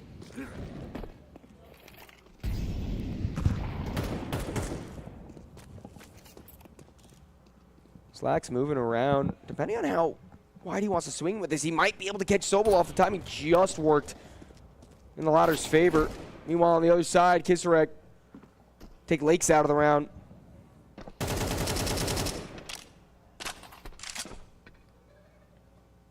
Connector's looking like where they'd eventually like to get through. There was a chokehold that was held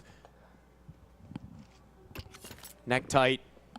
Kleshe with one more smoke on this B site to try and stall, I believe. There's another player not so far off. I'm unsure of what he has, but what he has to do is to maybe get a kill once this has gone by them, because they're going to go right through it. They're going to disrespect it. Shadow advantage is there, but only for moments. Close to Anchorage, needing to be away, held into the ground, and Slacks, he shoots into it. He shoots downwards, and right below his toes, Closu stays healthy and stays alive to fight and live another day around either side of it. No one can deal with him. This is his site. No C4, and at the half, at least Koloshe have a little bit more as far as leeway is concerned. Beautifully dancing around the pillar there to try to close that round out, and he does, and it does leave Koloshe in not the worst spot going into this next half. 7-5 in favor of M80. It's still anybody's map. Oh man, that stinks. I mean, I was gonna say M80. Lake doesn't even obviously have the opportunity to clear that deep corner without getting off of the boost. I guess his fatal mistake is getting off of it right in front of that position as opposed to on the back ends. He just didn't want to give as much sound cues away before he had done so. Very fast indeed. Sprinting it up right into where Slacks is going to have to call this one over. But Khan is always an option. That's always a fast rotation, and it's always a ways away for the CTs to do the same, and inward they'll go. It's a site. It's not a ruse. There's nothing about this one that's left to the imagination. Yeah, Koloshe not pumping the brakes at all. They still want to try to hit out onto this A-bomb side. The bomb is dropped for the time being, picked up as the T's continue to try to push. The USP can't find shots. Slacks loses his life.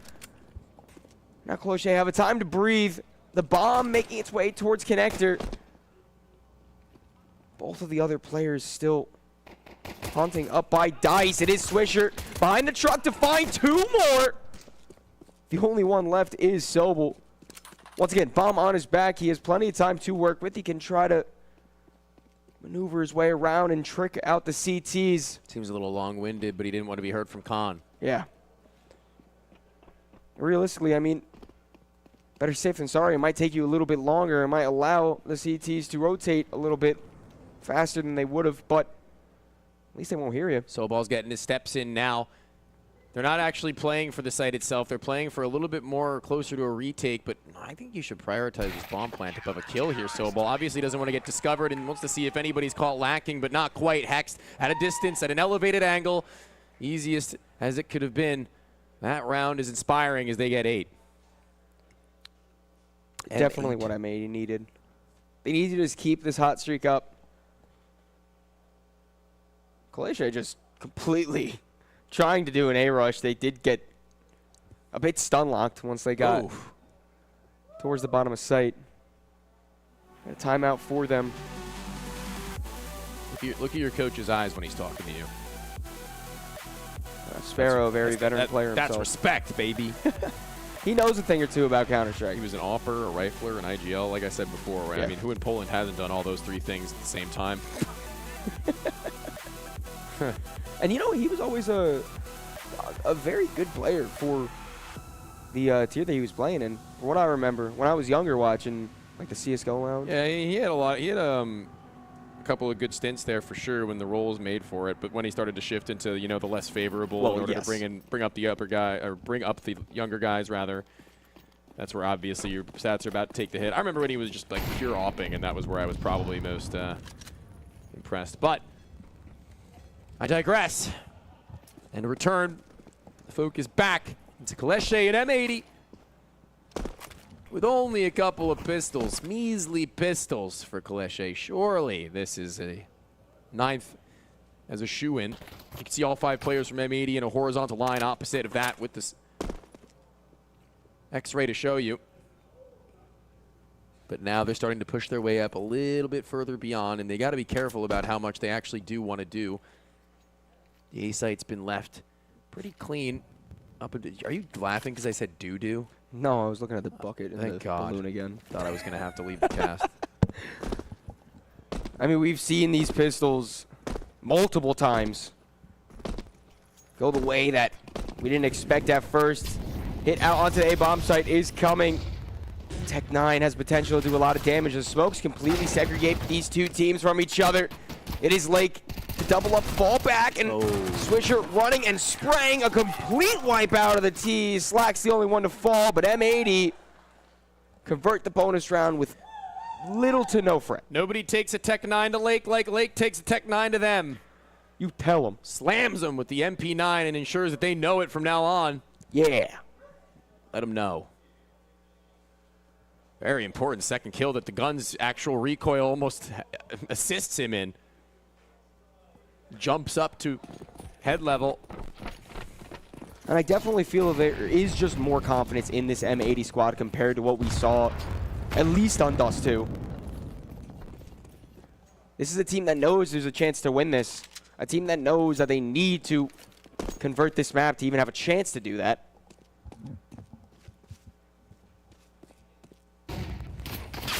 Flash outward.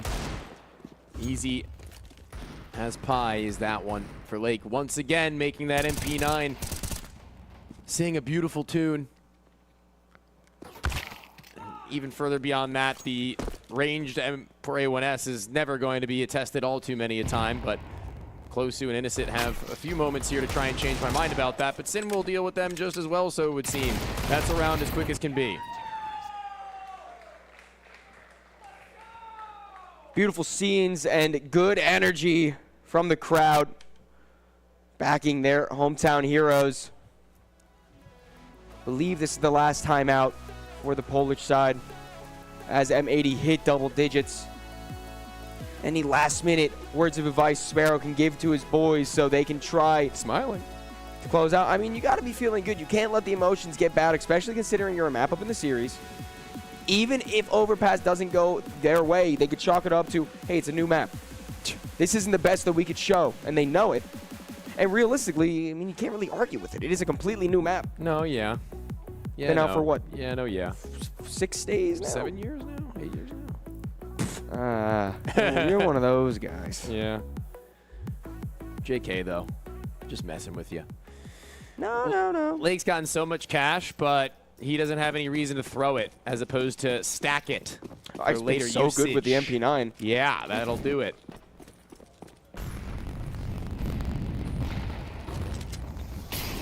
There's a Molotov ahead of him to where he can't get all too fancy with a fight. He doesn't want to step into that, but he steps into some gunfire in which he's going to say, all right, well, I tried. Gets bumped. Calls that there's numbers in towards short still, though. So that's useful. And he still gets to stay alive. Kaleshe completely controlling that water area. Has now been dried up. Water. Come on. Water. Water. Is that better? Water. Moving their way up the connector. They seem to set their sights once more on A, where for the time being, Slacks is the only one there. Somebody's got to rotate now. Surely they have to know. Slacks is going to get run up on by the time he even gets to drop his utility. He may be able to deny a default plant with a molly, but yeah, here he goes. Here's the run. Flash is good. Shots are a little bit loose, but even then, Closy's not going to let that one escape himself for all too much longer. Sin knows the lineup, I think, for the molly, but no, he actually backs out, down and away. He's got 2 players running through T-spawn. Safe? Surely. Might as well, I yeah, guess. 3 players running through T-spawn. That's that. I mean, 5 to 10, they can they can afford to call stuff like that. But I mean, look at the money they've got. It's obviously not going to be infinite, but I feel like they may as well have tried their hand at it. But I mean, whatever. I mean, Lake definitely going to go for some exit kills here. Try to trade that MP9 out. Maybe collect at least $50 for his team, too. That's always nice. $50? You know you can get with that? A lot. That's like enough to feed 2 people at McDonald's. You're waiting for me to say something. Yeah. I'm just going to let you sit with that, and the chat's going to be like, does this guy know how much McDonald's even costs? Hey, listen. Those 2 people, never mind. No. Well, okay, it wouldn't be enough for 3. 3 would be over 50. M80 timeout. Although they get that save, they've got another gun round up ahead of them, so good to really lay out all the options that you have available to you and how to recover. Because after buy, then things start to get a little bit curious once you getting crouched on at that double-digit mark where you're not at map point, not even 1 round away from map point. Still, comeback season could be in session.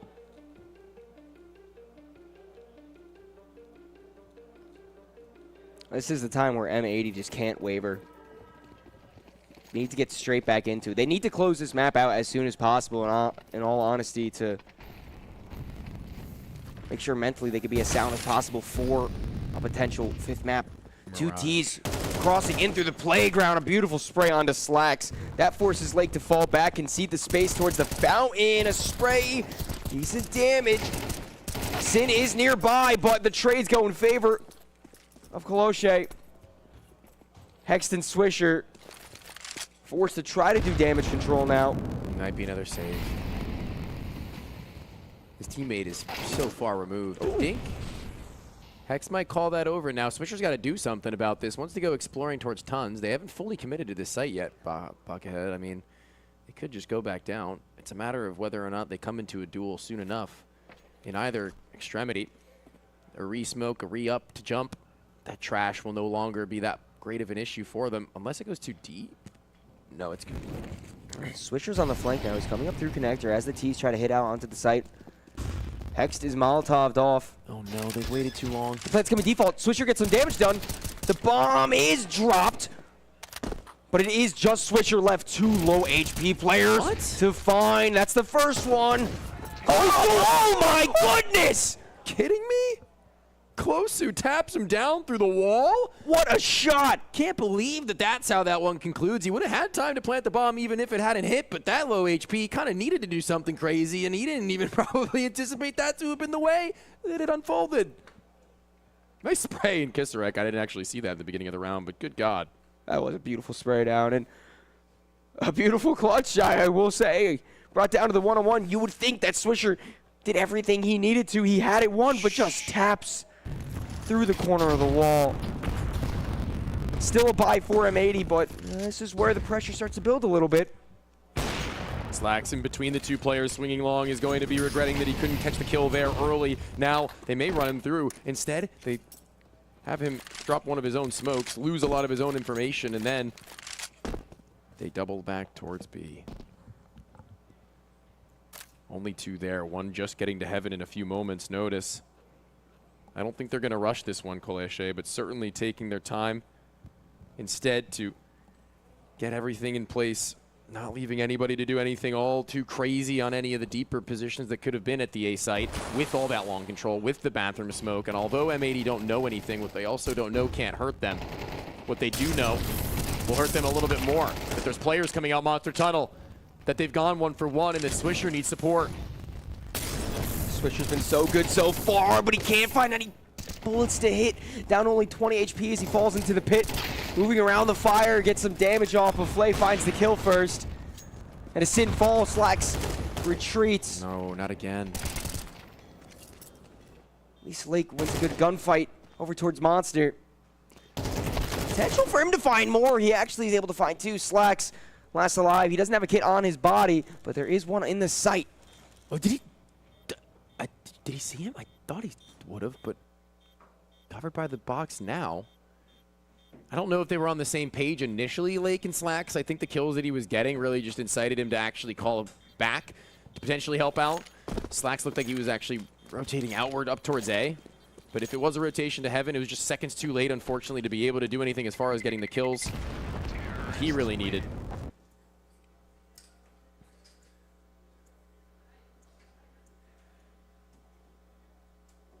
Very nice past 2 rounds from Clair. In terms of how they're moving around the map and trading off of each other. Honestly, is beautiful work. Swisher with a few opportunities to try to get a kill. At least one more would have been such an easier retake for his teammates, but as he falls, M80 don't even have a chance to really buy in this round. A scout onto Lake, saved up. P250s. What are Slacks and Lake to do? This would take a lot of happenstances. And there's so many players at this site, but none of them showing. Oh, Skin, that's Swisher on the jump spot. He's saying, well, they're here. They're around the bend. We might have gotten our wish. Molly won't actually take vision or space away from Slacks to play from, so if they go swinging too crazy into him, could be problems. Big problems, but the fact that there's nobody at all looking for anything else on this map, Donnie, bomb still towards T-spawn, holding for flanks of all things. This is actually a recipe for disaster for Clair. The walk up for the pistol, and Slacks is waiting for somebody to swing from high or low onto him. Oh my goodness. Here comes the clear, and Slacks, he's not going to be able to do anything for them. There's one, sure, softened, made known. Slack, they can only assume. They're still going to commit to it nevertheless. Smoke out towards Heaven. They stop. Such anxiety-inducing pace by Clair right now. Even when their plan is figured out, they just go straight back to it. That's a missed molly. That could spell doom, Slacks. That's a good shot to open up. There is still a chance in this. He swings into monster, but shoots between the two players. Sin is nearby, but the pistol's gonna have to do magic work. The scout can't. And Sin picks it up. A beautiful headshot to open up, but he still needs 2 more. I saw the world, I saw the vision. Slacks, almost a collateral could have been, not seeing either of them on the jump, or at least I didn't think. One along the wooden wall. So many times he's looking for info, and they're only pixels away from giving it to him, and he's missed his timing on every one of them to the point where the audio influences and inspires a peek. One by one, that's the way these rounds have to go, and Clair don't seem like they're wavering in any of them. 10-5, I believe it was. Maybe more. I don't know. I think it was 10-5. Clair so headstrong to take on M80 the way they are. Continue to fight.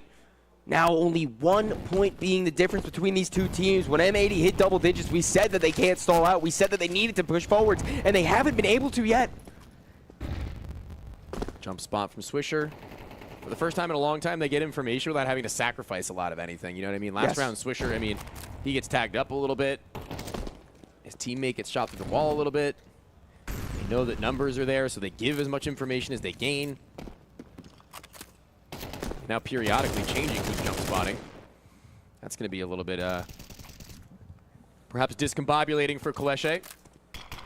They love this site, man. They love to abuse it, and they might have just found the same timing again. They have to react. They have to go through short, and they know it. Blinded, tucked to the sandbags. If there's a molly, there's a dead man walking. There it is, but it's pulled as soon as the seconds to swing, and there's another in the midst of nowhere. In this graffiti, it's 2. Can't afford to burn, but a spam through the wood looks a little better. Knowing that there are many around this site, Swisher actually spams amidst the smoke. Exposes himself in what could have been a dangerous play, but 20-9. He has come alive. Finally, penultimate map point being found for M80. It might have took a little bit. It might be a little bit closer than they wanted to, but M80 still proving that they are in the lead and they are capable of pushing forward and taking this map. Once again, M80, they did choose this map. They were confident enough to go towards the unknown, or maybe the only known of a few years ago. They still need 2 more rounds to close it out, however. And that, if we're going to go by pattern and how many they've been able to find in comparison to that of Clair on their T now, well, it's just hope that that isn't the pattern. Let's hope that there's more to be seen from M80 consecutively to walk the line. This op is posted with someone just on the insides of the bathroom who actually doesn't know what's going on just next to him. So much pressure has been befallen and bestowed to the caller and captain of Innocent to make sure that he's steering the ship in the right direction. Multiple times before, it's felt like it's been kind of one-dimensional in terms of the idea, but in execution, it's looked a lot better, and in timing, the same story. But given the fact that they're once again not putting anything over towards Shorter, towards Monster, this sees a much more dangerous threat if they lose up bodies as early as this, and a rotation back down. Yeah, I think this is just a little flat. I think this is going to fall immediately to the pressure that Hex and Co. will hold. M80 knows this is a possibility, though. They haven't over-rotated. The bomb site still being defended. Hex able to find one. That's it, though. Now Swisher needs to dance around this pillar. One headshot won't be good enough. He needs to find at least one more. The spray's almost there. Sin's there for the backup. M80 finally find themselves on map point with the potential to send us to Mirage. The Fragadelphia 5 mapper. That's what they're pushing for right now, and they're pushing hard. Strength overwhelming. A once seemingly immovable object that was Kaleshe. On Dust 2. Towards the later stages, closing on Ancient. And look at the buy on them. Look at it. Talk to me about it. 2 pistols, Galils, not even AKs. Rush they lose speed. their chance. Hex has the chance to line up so many. One kill is good and damage onto another. But they're forced to push out. Hex continues to spray. A 3K already. He falls, and now Innocent and Sobel have to try to clean up. Sobel's the only one left. There's a Tech 9. He gets the first kill. That's close range. Lake falls. One of the heaviest hitters for the team, but matter not. M80 proving their weight in gold. The map decided almost as early as 1:30. And Sobal, only one player, one man that stands between M80 and that 5th. One man that stands between M80 and proving that they've got a little bit more bark to their bite. Surely a task too big. He's gotten a gun. He's got 50 seconds. He's got one of the easier common angles to clear if he'd like to. There goes the jump off the wall, but the angle's too hard held. First it was Hex from that backside barrels. Sin, however, is ready to clean up. The crew have themselves going through even further beyond. What was once potentially a very real possibility of the lead slipping out of the way and M80 falling short. They continued to fight. They never gave up. They pushed it to Mirage, and now it's only a matter of time before we do crown ourselves the champion of Fragadelphia 19. Everyone's vocals in play in that map. Death giving them the words of encouragement and wisdom required, standing behind and standing tall in this map, partially thanks to him, as well as to the individuals returning to form, namely Swisher. Yes, Swisher has been a rock this entire series so far, at least for the most part, and he's proving it. Finally, we have the activations of Lake, of Slacks. It does seem now that there's actually a potential for everyone on M80 to have form at the same time. And on the side of Clair, we had a few names fall off. Sobel wasn't doing too hot. Innocent, I mean, obviously the IGL, you're not expecting the biggest numbers for him, Flay but took he fell a off. really long time to get activated, and by the time that he did anything, it took another maybe 5 to 10 rounds before we saw him actually reactivate following that 3K. 100%, and I mean, it's only a matter of time until we find out who does take home the trophy, but we do need to cut to a quick break, and when we do return, it's Mirage, it's Map 5, and it's finally time to crown the winner here in Windsor, Ontario, Canada for Fragadelphia 19.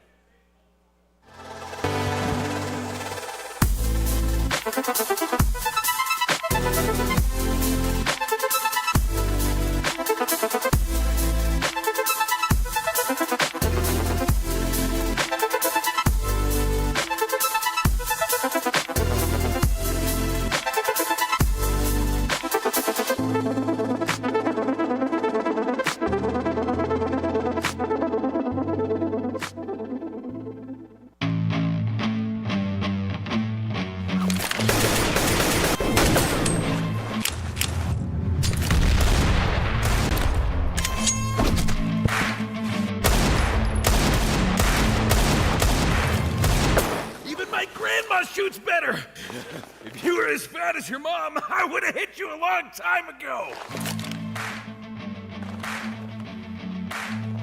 What did you say about my mom?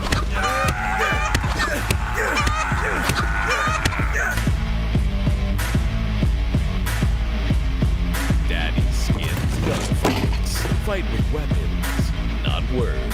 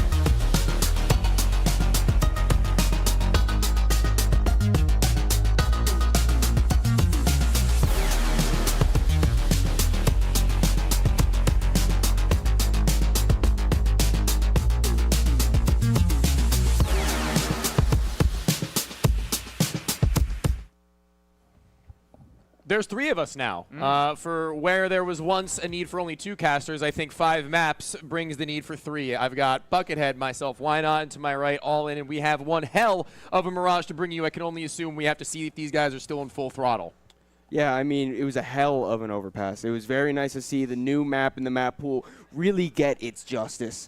A great game there, Anthony. I know you weren't on the cast, but did you have the chance to see what was going on there? I caught a good portion of the last half, that is for sure. A lot of just dynamic situations unfolding there. And I'm really happy how Overpass is looking right now. It's not like anything really changed. I'm just happy to see it back, in all honesty. Yeah, for sure. I mean, I had a lot of fun with it, too. I mean, there were a couple of crazy moments where obviously that map being newer makes for maybe more chaos, you know, trying to, A, remember how certain situations are played, and then B, maybe even rediscover them entirely in a new meta, in a new game. I'm not sure how many of these players have played it in CS2 when it was initially. I don't know how many people have it in their map pool, right? But here we are now. I mean, it's already gone. Now we're back to something I think everybody is a little familiar with, at least they should be by this point. It's Mirage. So talk to me a little bit about how you guys feel about Mirage, because I'm going to start off by saying the fact that in terms of the side of Colesche, I've seen them do some very, very nice things. We had seen them do some very, very nice things. That's exactly what I wanted to touch on. I mean,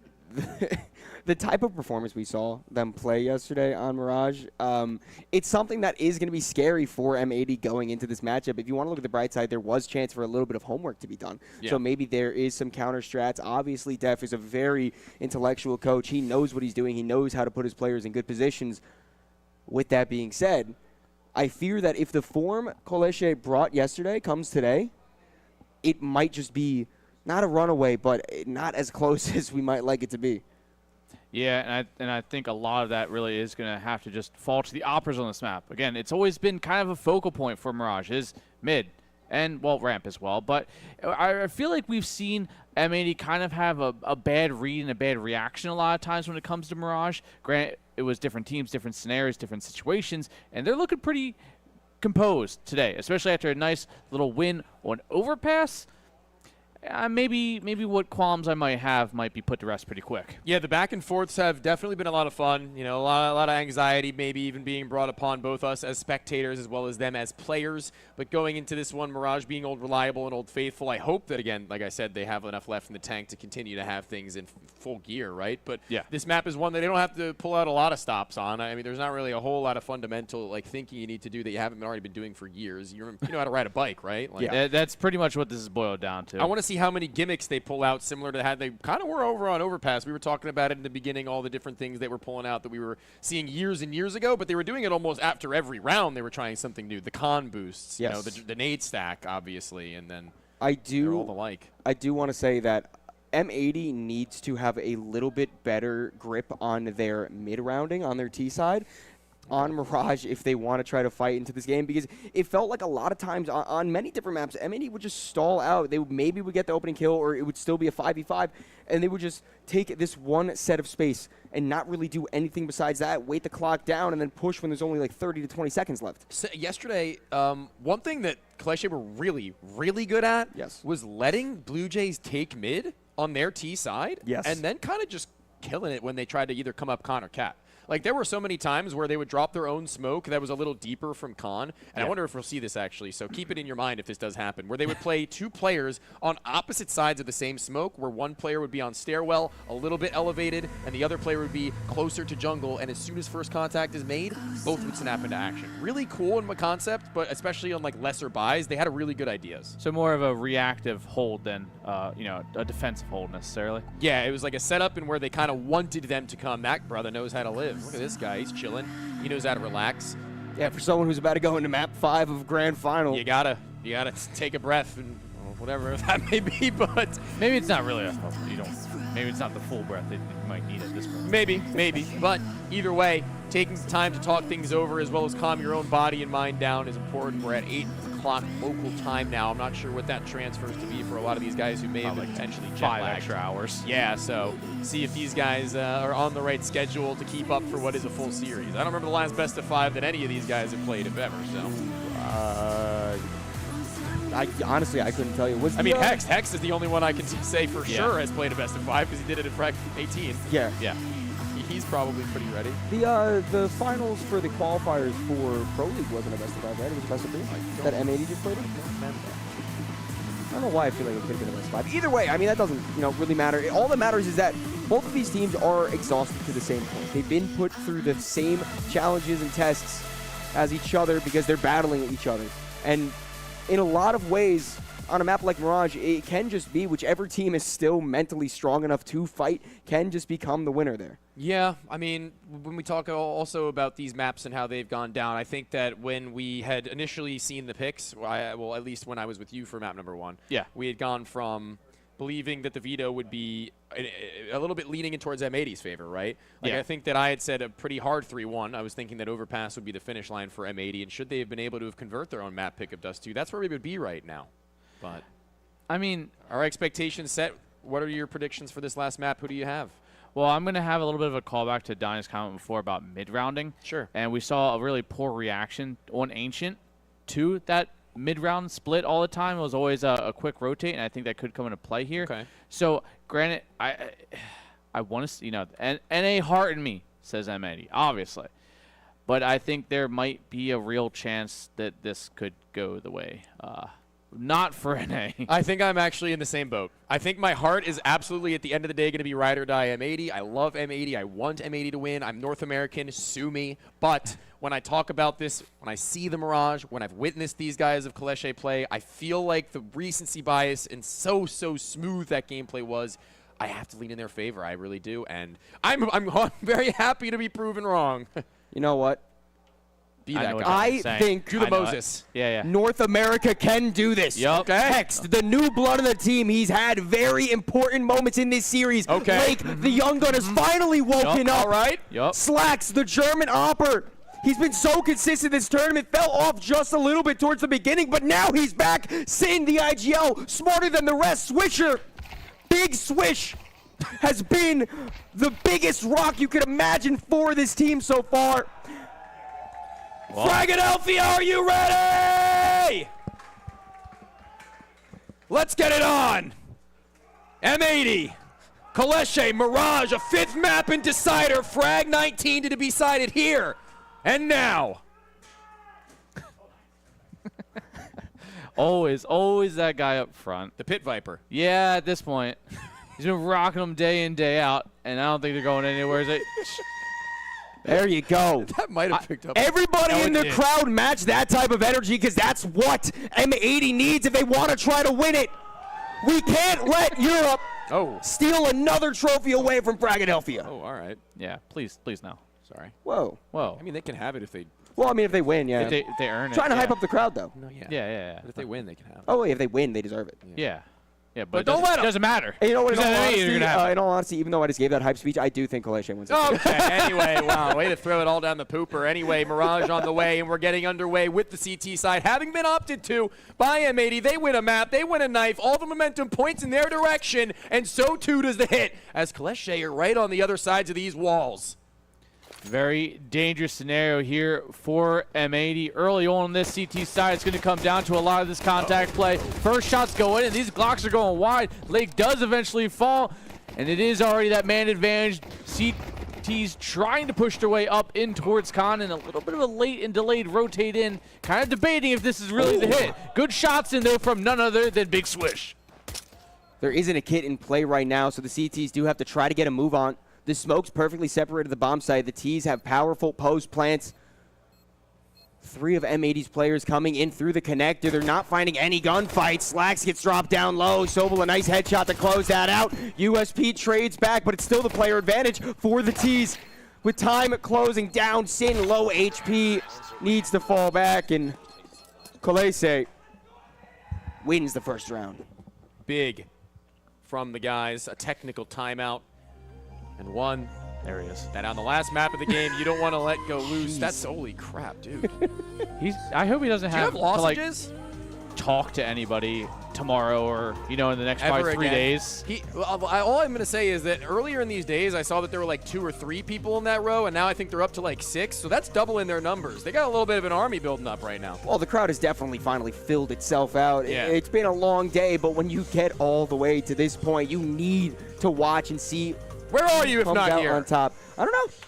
Driving back home, possibly with a long, Some people, arduous yeah. weekend. Okay. Losing and or winning the big L. Huh. All right. You can put the you can put the stream on. Adulting tomorrow because it's Monday. You can put the stream on and listen to the radio broadcast. You're now listening to Fragadelphia. Smooth frags here over 2.0. NACS.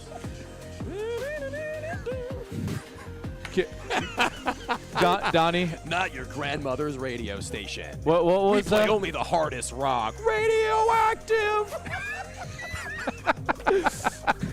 Sorry. I know exactly what you're doing. It's been a long day, everyone. Sorry. Donnie, Yeah, what, you know what- cue the ringtone noise again? No. Back And I do into want to it. say, we have to shout you out because you have put in the work for this whole best of 5. Me and Anthony have been switching off, so. Well, listen, we do it for the love of the game, ladies and gentlemen. We do Donnie's it for the love been of the saying game. that all week about Tinder. That's what we like.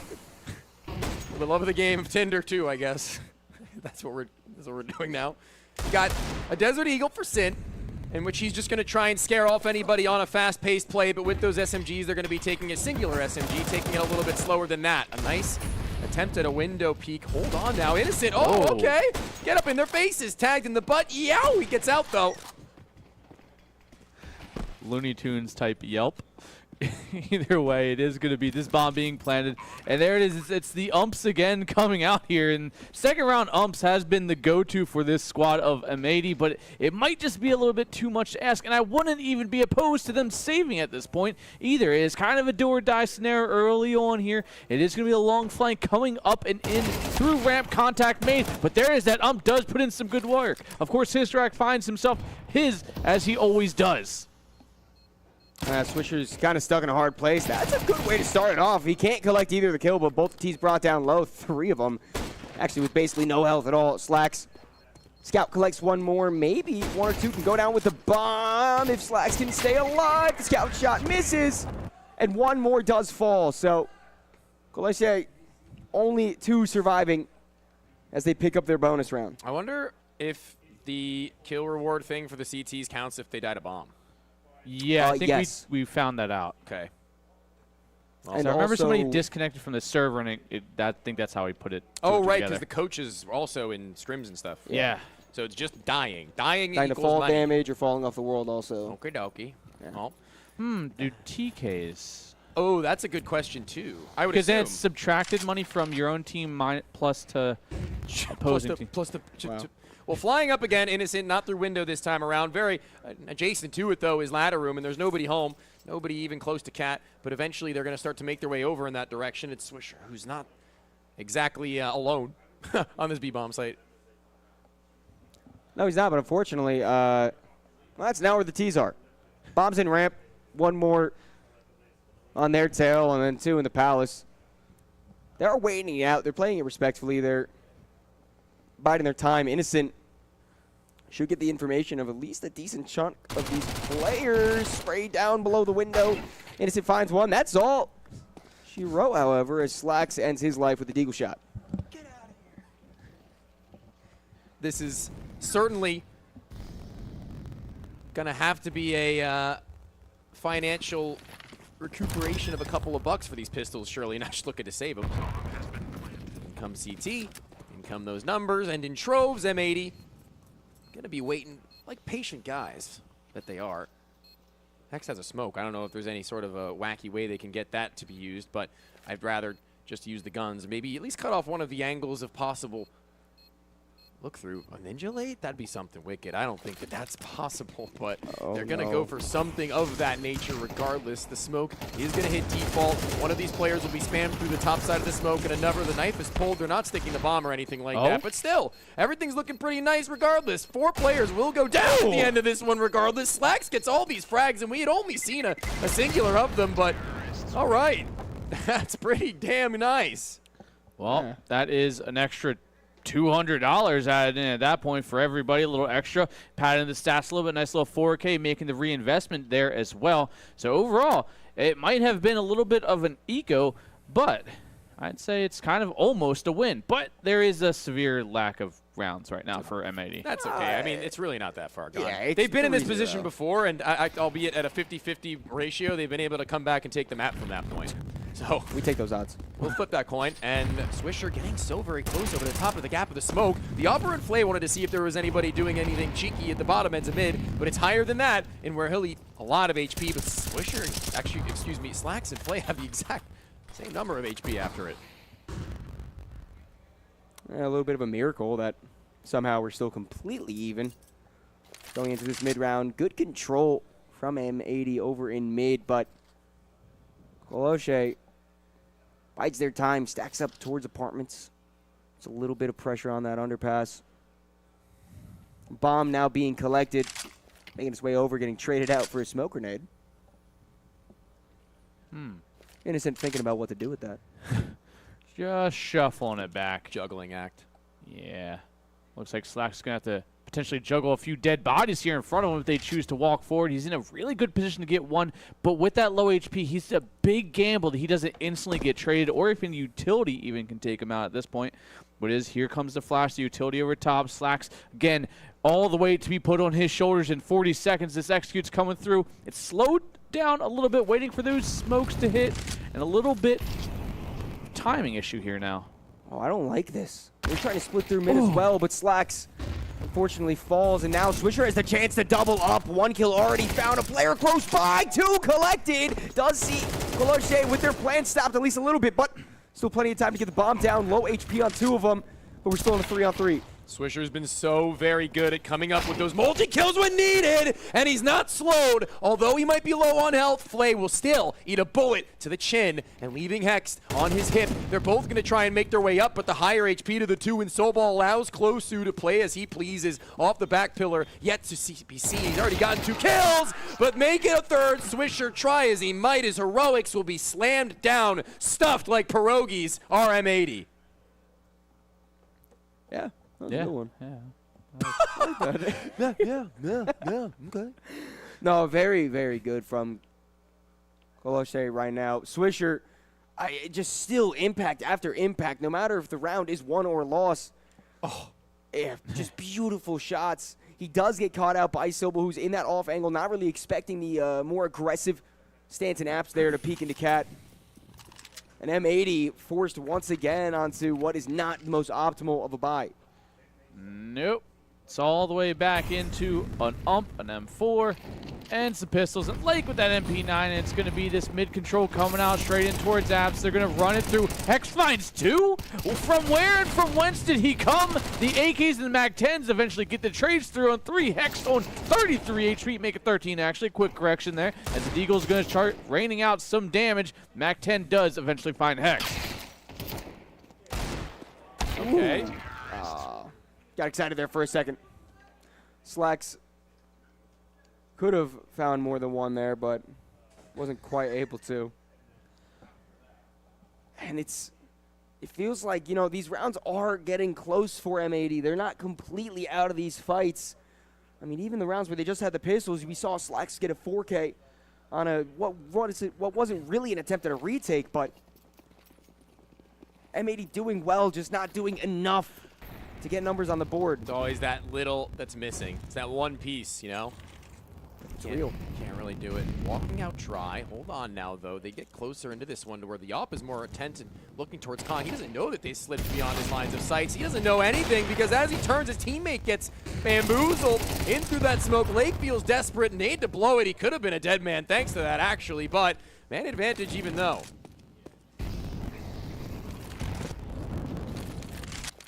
T's now controlling the site. Bomb is down, and Sobel somehow found himself out on B. CT's completely preoccupied. Chance for a backstab, or maybe Kisserek making the long, long charge towards the other side of the map. Flay is the lurker now? Oh, but look at Hext. What is going on in this round? I don't really know if I like this from Colesche. I think they're actually going to probably meet at some point, Hext and Kisserek.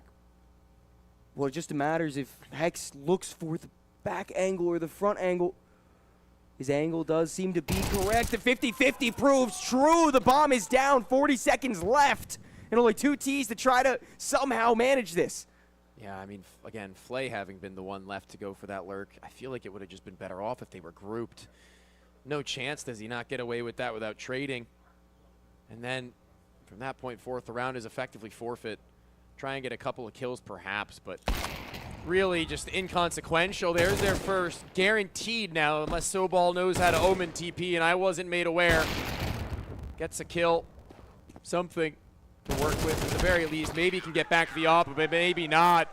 M80 get it by quick and reactive decisions from Hext, and a little bit of a lapse in judgment perhaps from Koleshe. Very concerning round. Almost had the glimpse back from Ancient about that awkward mid-round positioning from M80. A lot of dedicated bodies to that site with not too much information, but thankfully Hext, with that heads-up play, rotates back through underpass, takes the fight in towards that TV room, gets the kill, drops the bomb. Great positioning, and overall M80 with a hard fought first round. No, I mean, honestly, great awareness from Hex to understand the timing of that player rotating. I thought he was going to look away at the worst time. Yes, and I was terrified, to be 100% honest with you, but he knew that he should have beat him towards that angle. Sure, there was a chance that the player that was lurking out on the B-bomb site would have backstabbed him, but he knew that Kisarek would eventually walk into his crosshair. Paid out huge. I can hear that crowd better than I can hear you guys sometimes. Yeah. Which is surprising, because we're in a separate room, you know? He's got lungs, dude. Yeah. So do I. You can go for it. Well, I mean, I guess we all kind of... You do too. They don't really function that great. I'm sorry. The asthma will take me one day. Yeah. I hope not. I hope not today. We kind of need you, to be honest. But needing a little bit more than just one. The CT side having fallen a little flat. North America's hope needing to go that little inch beyond. No clear. Sin Try walks into A main alone. Oh, that is, yeah, and he knows it. He knows it. My guy is 0-7 right now. He has hit a hard wall. Hex has hit a hail of bullets, one would even say, as health slowly dwindling here for these M80 players. Slacks on 51. The situation early on with this bomb plant is looking dire. And kill needs to be found soon. Swisher coming in through CT. Pre-fires an angle. No one's there to peek. On the other side, the shadow spotted. Unfortunately for him, both his teammates fall, so he's forced to fall back. Concede the round. Koleshe finding 6 already. M80 having such a hard time trying to adjust into this map. You look at the scoreline right now. 0-7 on Sin. 2-6 on Lake. Sure, maybe the best opportunities haven't been there for them to find the kills, but some impact isn't needed. And I feel like this is kind of, it really sucks to say. This is also kind of the reason why they lost Dust, it feels like. A lot of the players in which we need to show up aren't. They're also making missteps. Ancient? No, I mean Dust too. Oh. Yeah. Right? Yeah. Am I crazy? I mean, honestly, I think you kind of They were 2-1. Koleshe were 2-1 up. Oh, They lost Train. I misheard what you said. That's all, man. Yeah. So on Dust 2, it was exactly some of the same things that we were seeing going wrong, where even one player making a slight misstep really just chalks up the round to, if nobody can get a multi-frag back almost instantly, it feels like it's done and dusted. And this is just some more of the same leaking in now. Yeah. I mean, it's not sloppy. It just seems like they're almost being outplayed at times in the most simplistic of manners. Yeah. It's not like they're making like blunders. It's just like a regular chess mistake, basically. You know what I mean? And then they take that and they run with it. Like, yeah, it's insane. And Flay was somebody who I think we were like seeing many a time abuse that. The last time we saw Mirage from this team of Koleshe, though, it was Kisarek who was kicking ass. Yes. But not just yet has he been all too lights out, and needing now this center site player and Sin to swing off. It looked so close, but thankfully Sin is there to keep it even keel. Hopefully the floodgates open for him. That's his first kill in the round, but somehow it's found itself devolved into a man disadvantage here for M80. Ooh. Utility goes raining down, and somehow Slack says inched his way around literally all of it. But again, is this mid-round rotate we see, it's actually a fake. They fake the rotate back in, and they're going to try and pull him off, make him get a little antsy and play for the information in towards Palace. They're going to walk right into his hands, or he's going to get one and fall back and make it a 2-on-2. Slacks needs to hit the first shot. He does. He falls back, trying to molly the ramp, but the T's stay aggressive. Hex now has to try to rotate in through underpass. His position shouldn't be perfectly known, but the smoke still does block his sideline. He pushes forward through it. Solo getting the bomb planted inside of the smoke. Hex, although spotting the first player, the op just too good to stop.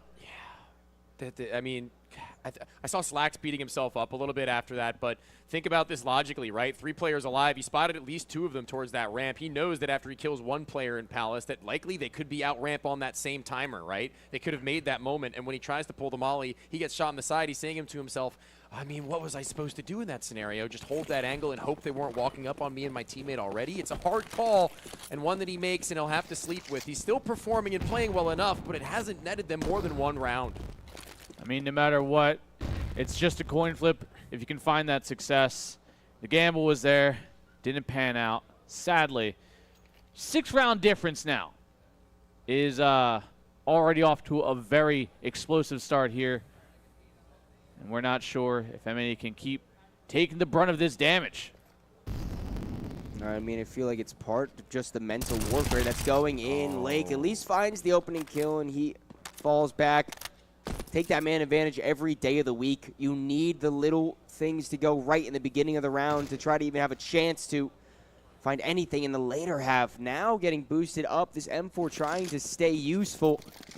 Too bad that the T's make their way back from mid and start to refocus towards a ramp that is stacked up right now. It's so crazy to think that that play that I believe it was Innocent and Sobal make would have worked half a second, if not a full second sooner.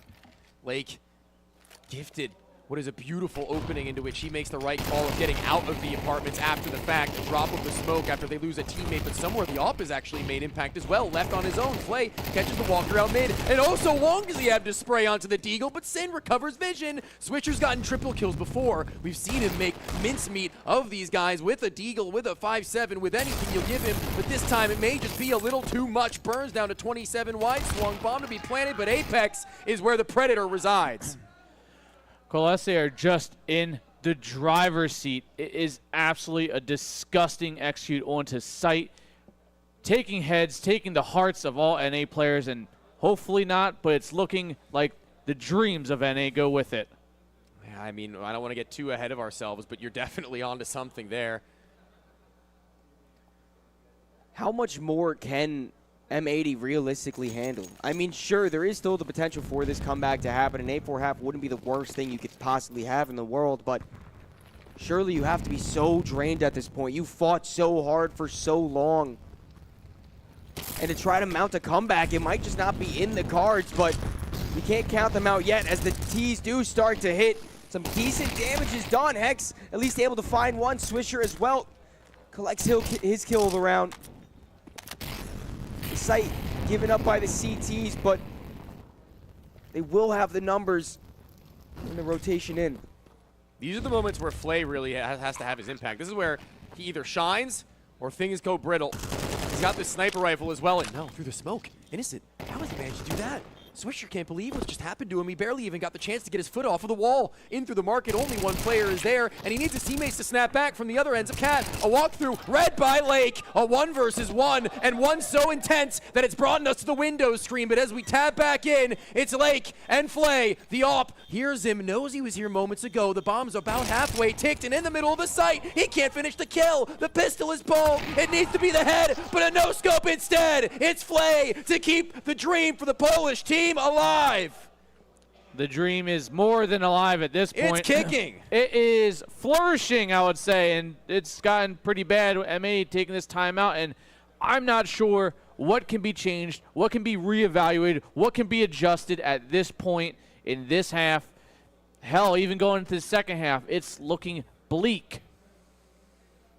I really don't know what Def could be saying to try to motivate the crew right now, but you have to expect someone with his knowledge knows what needs to be done, what needs to be said in a situation like this. I mean, having the player advantage going in for the rotate, getting it down so close. Lake, if he just had a few more bullets in his magazine, he could have got that round 1, but Flay, I mean, this guy is a beast.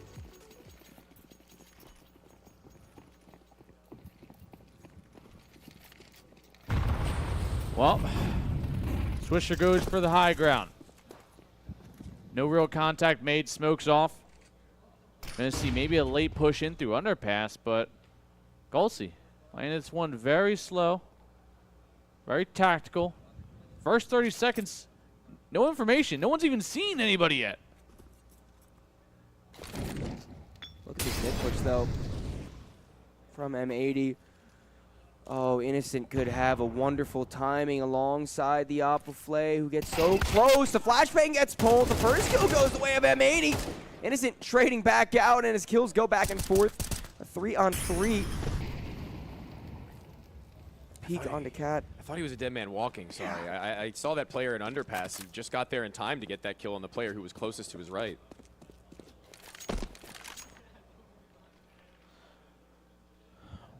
Well, the timing couldn't have been better, and there it is. Sin with the backstab, finding only his 3rd kill in the round. Now we're going to see Kisrak fall back, try and retrieve this bomb, and you're seeing M80 now start to slowly move in towards ramp. I'm assuming they spotted out bomb, but yeah, it's going to be a hard play back into this one.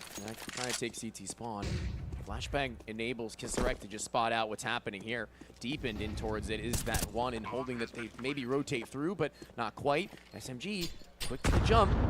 Getting out of the way of the HE only ever so slightly. They want to go back in to try and find him. They need to regain space backwards in order to ensure that Sin won't be a problem later on. No damage inflicted. Sobel at spawn goes down, and now Kisarek's position a little bit opened, but they've got nothing to flush him. It's got to be the 2 versus 1 in which they use their bodies above all else. Can't quite get the first spray. Hex, the headshot from the AK-47 may be all that it needs, but the gun doesn't jump. It's Hex who holds it down, a second at the very least into the last of the half.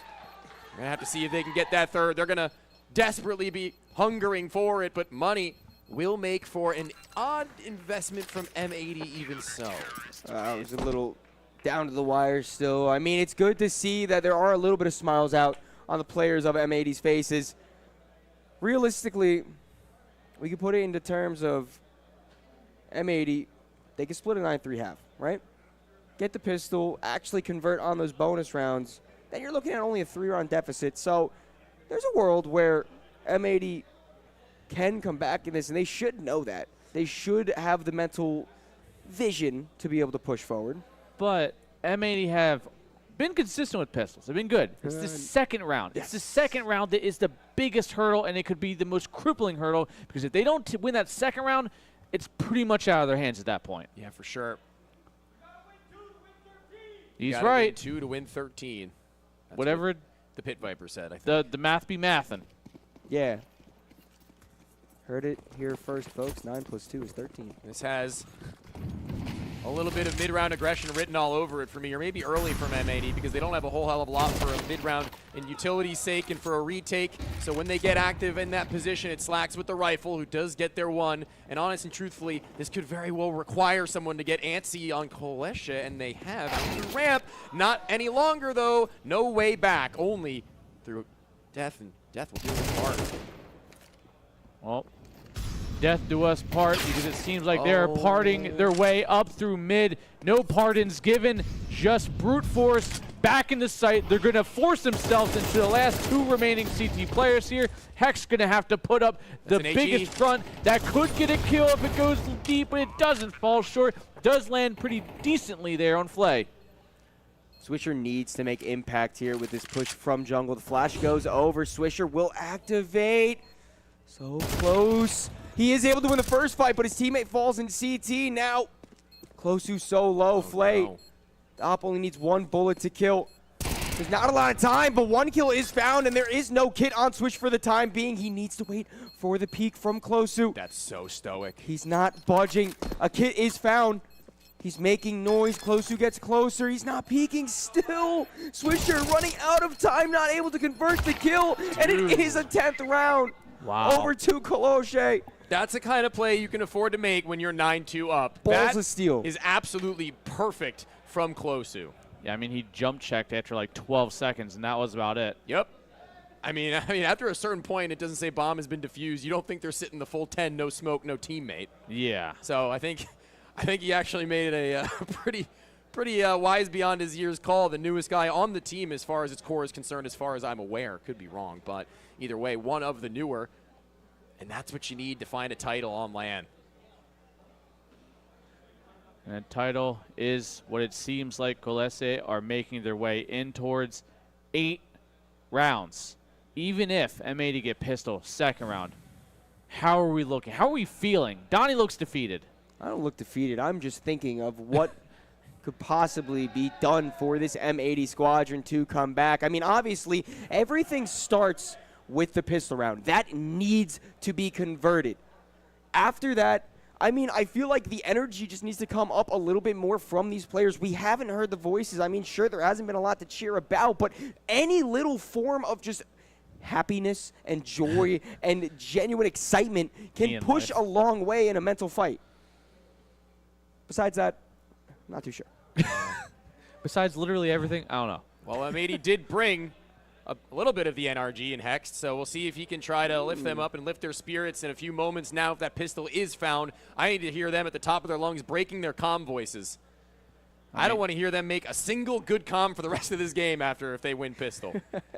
Well, they're going to need more than just that NRG energy, because if Hex can bring it, then he can lift that trophy once more. But right now, I think it all, kind of like Donnie alluded to, starts and ends with the pistol.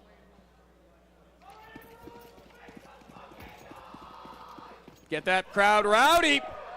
One more shot and one more chance to give them what they need, and what they need is you. And what they need is for this site to be as empty as it seems. Only one on jump spot. Sobol will be playing defensively. He has the kit in stark contrast to what very many a time as a jump spot kit play at A. It's not something you see every day. Well, the T's are still taking it slow. I mean, Bomb is making its way closer to the apartments. There is a secondary CT close in market, and then one on Cat as well. Coloshe might have read this perfect. The T's are starting to run out. The Bomb's not coming with them, though. 2 out to the van. Do get 1 good kill. And they're trying to buy time. Perfect headshot from Innocent. Swisher runs out of bullets and gets pushed from behind. Somehow this hasn't worked out, but with all the CTs rotated over, the T's shift their focus towards the A-bomb site, where Sin should be able to get the plant, albeit with only 1 teammate left. Slacks wanted to be the defender. He wanted to be the guy to hold them off from the catwalk. Explosive jump through stairwell. Thank you very much, says Sin. All 3, and none of them get the chance to turn. When their heads aren't facing Sin, he'll absolutely deliver. Well, it seems like Sin is sending the Polish boys up the river Styx. Sin City, bitch. What he said. Don't know where the correlation is, but it doesn't matter. Sin City? Yeah, I was quoting River Styx, but yeah, you're I know. good. Yeah. I thought we were doing like a whole reference game. I mean, we could. Donnie, what's yours? Quick, Sin reference. Go. Pretty greedy getting 3 kills there, yeah? Buzzing. That was good. All right. I've actually been sitting on that one for a while. I just didn't think it was good enough. I was like, man, that was actually pretty quick out of Donnie. He didn't even panic. You could do like so many with those now that I think about it. There's 7 of them. There's 7 deadly sins. I'll let you know. Gluttony if someone eats too much. Either way, look, the CTs don't have a lot of guns, and well, the T side, we should be able to combat this. A lot of focus out towards B once more. One drops down to the side. A headshot collected for Hext. Sobel playing in the smoke. The 5-7 close to a player. Starts spraying. Somehow Swisher's able to keep his teammate alive. And now with no CTs on the site, M80, albeit losing a lot of health, don't lose any of their lives. Get the plant down. Rest in peace. And Coloshe, I mean, they're just hanging around towards T-spawn. Comfortable. Yeah, he looks like he's kind of like... That's me when I'm sleeping and I'm just holding a pillow, probably drooling a little bit. Yeah. Kind of comfortable. I haven't slept like that all week. That's me after this game, said the Pit Viper. He's become a part of our broadcast desk. Oh, Mr. Pit Viper. But he has to scream from the crowd. Yeah, he has to, like... He's not allowed back here. It'll be too loud. He has to sacrifice a certain amount of life points in order to get his message across. Yeah. Oh, there's a chance that M80 players might come over here and at least find Kisarek. A chance for Kisarek to get a little bit of money for his team. There was a bread jump scare there for a second. I am terrified. No bread, please. No more. We're done with that. We're moving on. That's so Frag 18 of you. I'm not going to lie. This is exactly what I did mention M80 would need to do. The pistol round was converted. The energy is there, not only from M80 as a team, but from the crowd. They need to ride that wave of momentum. They need to realize that the impossible is possible. Anyone can still win this series. Only down 6 rounds. 6 rounds isn't that many. It's not. It is one more than 5 though. I know that much. True, but Maybe it's not one for round long. at a time. Oh, Oh shut my up, goodness. Donnie. We got this one. You're cursing the team. We lost Sin in the first 15 seconds because of you, man, and now we've got to try and find some way to recover. Any ideas, all in? No. Got it. The smoke deepened into the apartments really makes things difficult in order to make a reactionary player snap into a site to exec. So back they'll go. Loop their way through lower tunnels and a replay. We really need that right now. We're already living in this hell. What is this loop? This is the price of our sins. The infinite time loop.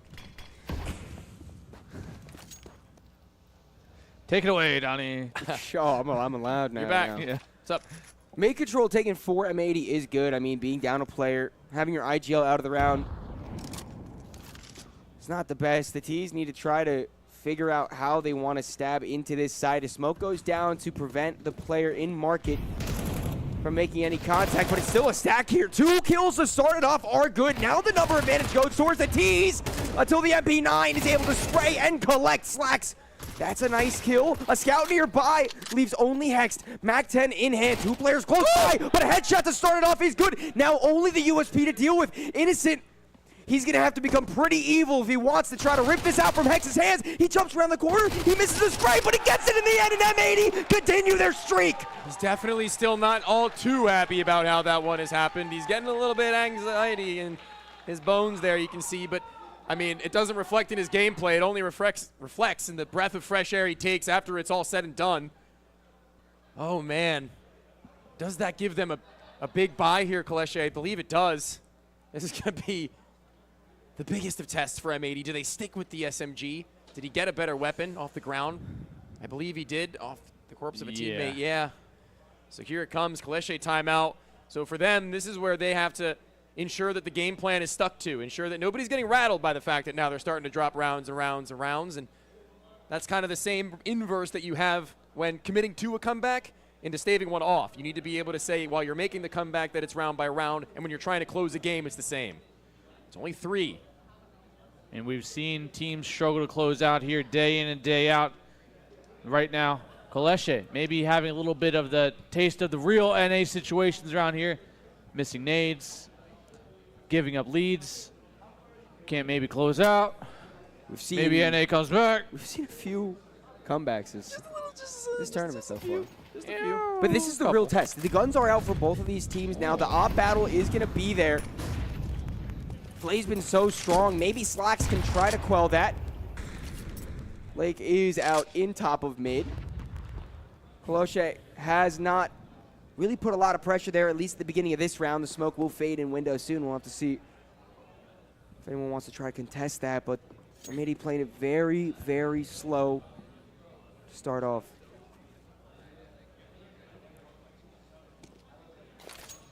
Nothing going on right now for Kaleshe in mid. This is a bit of a callback to what we were referring to. That was one of their biggest strengths, or at least one of their biggest tactics that they would utilize on the game against Blue Jays yesterday on Mirage, is letting them have all this room when they don't have utility to duel, because they're kind of ready for it. They kind of want it. Obviously doesn't make it any easier to play up against, but when you've done it so many times, you can at least get a good idea of what your team's going to be doing and what your role is, what your function is. And as they do eventually scale, 45, here's that nade to blow the smoke. Nobody seen on the other ends, and they've got 3 players here ready and waiting for the arrival, but a stack towards B in case things go haywire, and they've got to rotate M80. They're going to be in for a rude awakening. They've got to break through here first and foremost.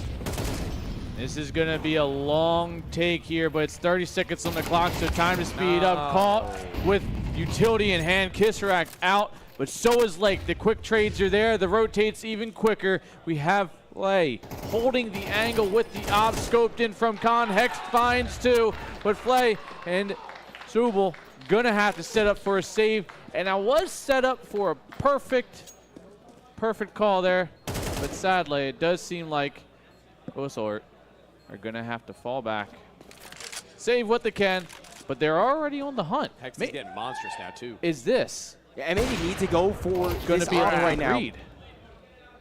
M80 need to try to get this out of Flay's hand. they have enough money that they can justify just trying to hunt this. Hex is still thinking about it. Colosche is able to save this. They still can justify the buy. One falls, a close range. The op being taken out of the hands there is gigantic. Sure, the M4 is still alive, but if you want to justify that op, it has to be Glass Cannon now. Hex and Swisher are looking like a dynamic duo right now, a package deal, and when Slacks is also holding lines as well as he is, it's again a little bit of what we were talking about on that map 1 on Train, when Lake isn't exactly popping off and you're giving him time to warm up and you're giving him room to start to show himself. There's only a matter of rounds, I feel like, before he's given a chance, and it's sink or swim, but we've seen him do it before, and this would be a better time than any. This is the resurgence they need. He's got players who are stepping into those shoes for the time being. Well, thankfully for us, NA's hopes and dreams find some buoyancy as to not drown into this one, as they do start to swarm their way in towards mid, 3 in towards the top, and a 1-1 split towards ramp and apps. Up Train top mid, Lake still poking around towards the valley. They do slowly fall back, and now this is where it gets a little interesting. There is aggression towards A. Palace is slowly being taken. 2 of the CTs approaching on that position, making their way even closer and closer to T-spawn. A potential flank at ramp could be very disastrous. Someone needs to be looking. Thankfully, they are. Hex tries to spray. Misses a little bit. Kissarak able to fall back with 6 points of health, but now the T's have to try to hit out soon. Only to stop one of those players. They didn't know there were 2. So that's going to be maybe a thing that catches them off, actually, if the first of them engages and then dies and allows the next in higher health and better weaponry to do something about this one. Flash to spawn. They were playing anti. 1 against the wall and 1 against the missiles. Explosive are the shots. Sobel for 3. And activation eventually through Palace comes close to reel it back in 30 seconds. Someone needs to make a move from M80. They realize that the pressure is on. Slacks understanding that he needs to go for the swing to finish the 2 that were dealing them all this trouble earlier. And like, what can you possibly offer with time dwindling? Colesche with the round 11. This is the round they kind of needed, M80. This is the one that, this is the window of opportunity that brought them within drawing distance of punching up. Well, that window of opportunity now closing quickly as well. He killed 2 players from under balcony, man. It's all thanks to that Sobal triple kill. Yeah, compounding success here for Colesche, while M80 look to just try put a band-aid on a much bigger issue right now. Chances for getting themselves back into this are slimming down, while all of NA wait with bated breath. Minute 30 in the round. Plenty of time to still go. And it kind of feels like you're trying to put a band-aid on an amputated leg right now. Yeah. In all honesty, it's a hell of a way to put it. It's hard to imagine a world where M80 continue to fight, but I mean, they are proving that they at least have a little bit of gas left in that tank. A longer presence in mid than what we usually see from M80, as pressure and apps also. Oh my goodness, what a flick shot. Immediately traded, so M80 still not in a worse spot, but after Sin falls as well, Kissarak at least is traded out 3-on-3. Everyone seems a bit dazed and confused as to what to do with the rest of this round. If they are going to go B, they need to all be there at the same time. It's the op from Slacks that was going to look towards Cap, but Lake has a chance to maybe open up a different possibility with that jump over top. Not seen, maybe heard. Will be cleared to some extent. And up through Con, unseen. A lot going on right now to where only a split second of difference for the decision-making of Colesche may have got them a frag. Swisher, he'll show himself and show face eventually, but the one who remains hidden as the player deepened at the ramp is close to 19-9. This map has been his. Surely they got to suspect with the amount of time that has passed and exactly how much CTs they have spotted that someone's probably going to be in either A, ramps or Palace. Does look like they are going to be holding, but they're going to play for the wide open. They nearly get lined up there. A little bit of a TK collateral there, but it's down to just Swisher now. He fakes it once, swings, can't get the kill, and Colesche hit 12, and they're in for match point. Series point at that. Series. Grand final, Frag 19, best of 5, trophy, MVP, the whole kit and caboodle. They're about to swindle it away. Point. Flying all the way over from Poland, realizing how important a tournament of this standard is. This is the way that you climb up through those VRS rankings. M80, one last chance to talk it out. No bomb It plant. is do or die. There's nothing else that can be done. You cannot make one more mistake, because if you make one more mistake, you're going home without the trophy. You're going home with hate in your heart because you came so close and couldn't cut it. Yet so far. In the end, it doesn't even matter. It doesn't. But actually it might, because second place still get VRS points. But nobody wants second place. Second place, first loser. Exactly. That's what I'm saying. But it's a 6-round difference here. Are we confident in this bye to be the one to propel them forward? No, I mean, no, let's stop that, because I've seen them do this before. I've seen them make these guns work. Lake has a Tech 9, and that's enough to make me believe. That's enough to give me the ounce of hope. The light at the end of the very long and far tunnel. A main is taken. Kisarek sees nothing. That might be misleading, however, because there are players on the other end ready and waiting to make this split possible. The fast-paced play in through, all hinging on this Khan walk-up, and it might be good because there's no walkout from Kosu yet. The off miss is a rare one at that, and on the top of the balcony, they get theirs and stay alive. Kisarek, that's all their job is for the remainder of this round.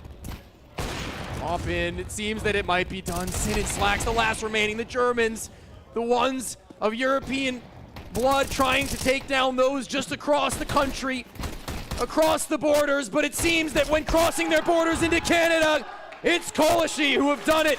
They've managed to make it work. They've taken down the hometown crowd, and this is their title at Fragadelphia 19.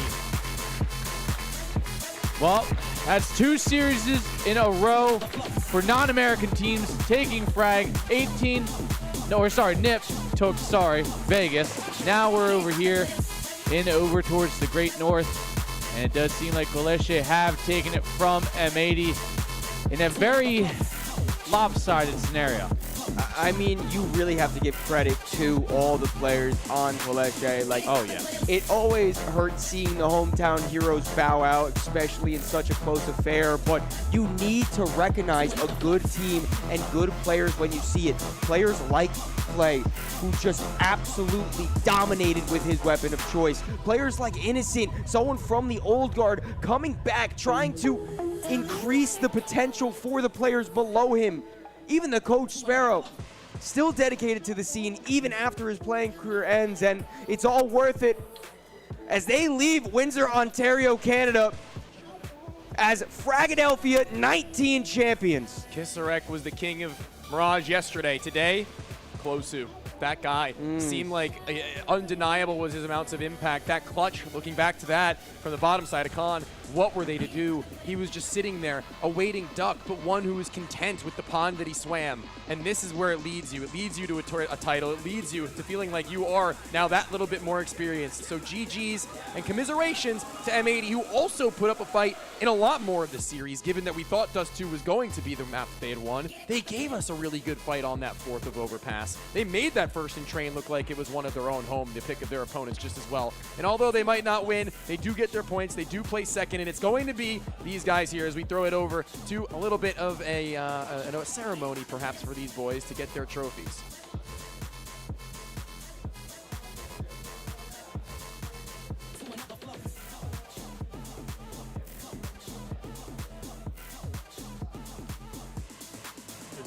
Ladies and gentlemen, your Fragadelphia 19 champions, Koleshe!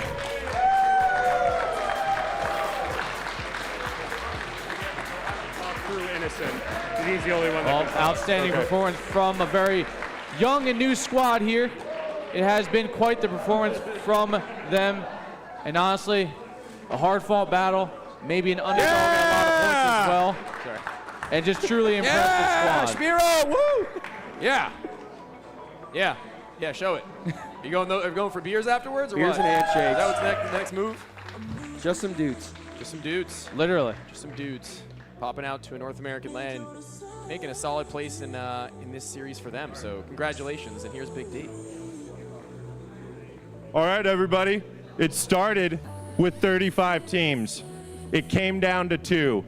M80 versus Koleshe, and a brawly best of 5 that went the distance.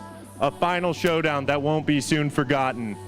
It was a long, arduous journey to get to the top of this mountain, and we are happy and honored to present to you your Frag 19 champions, Koleshi. Let's talk to our champions here. Innocent, I believe you're the one to speak for the team here, yes? Yeah, I guess so. You guys just fought through 5 hard maps. You guys were favored underdogs in some of the matchups throughout this tournament. How are you feeling right now? I think we all feel pretty incredible. This is what we came here for. Like it was the #1 goal, like since even before planning to come here. We just came to win. Obviously, it was like main target was to like grind VRS, but obviously to grind it the most, you win the whole tournament. And even though it was a little bit shaky in the first day and then in the second day as well, we actually pulled it through. And today we played fantastic, except of the train, which I think we threw a lot, and overpass we just like our knowledge of overpass is just me and Sobol, and the rest never played it. So it was still somewhat decent.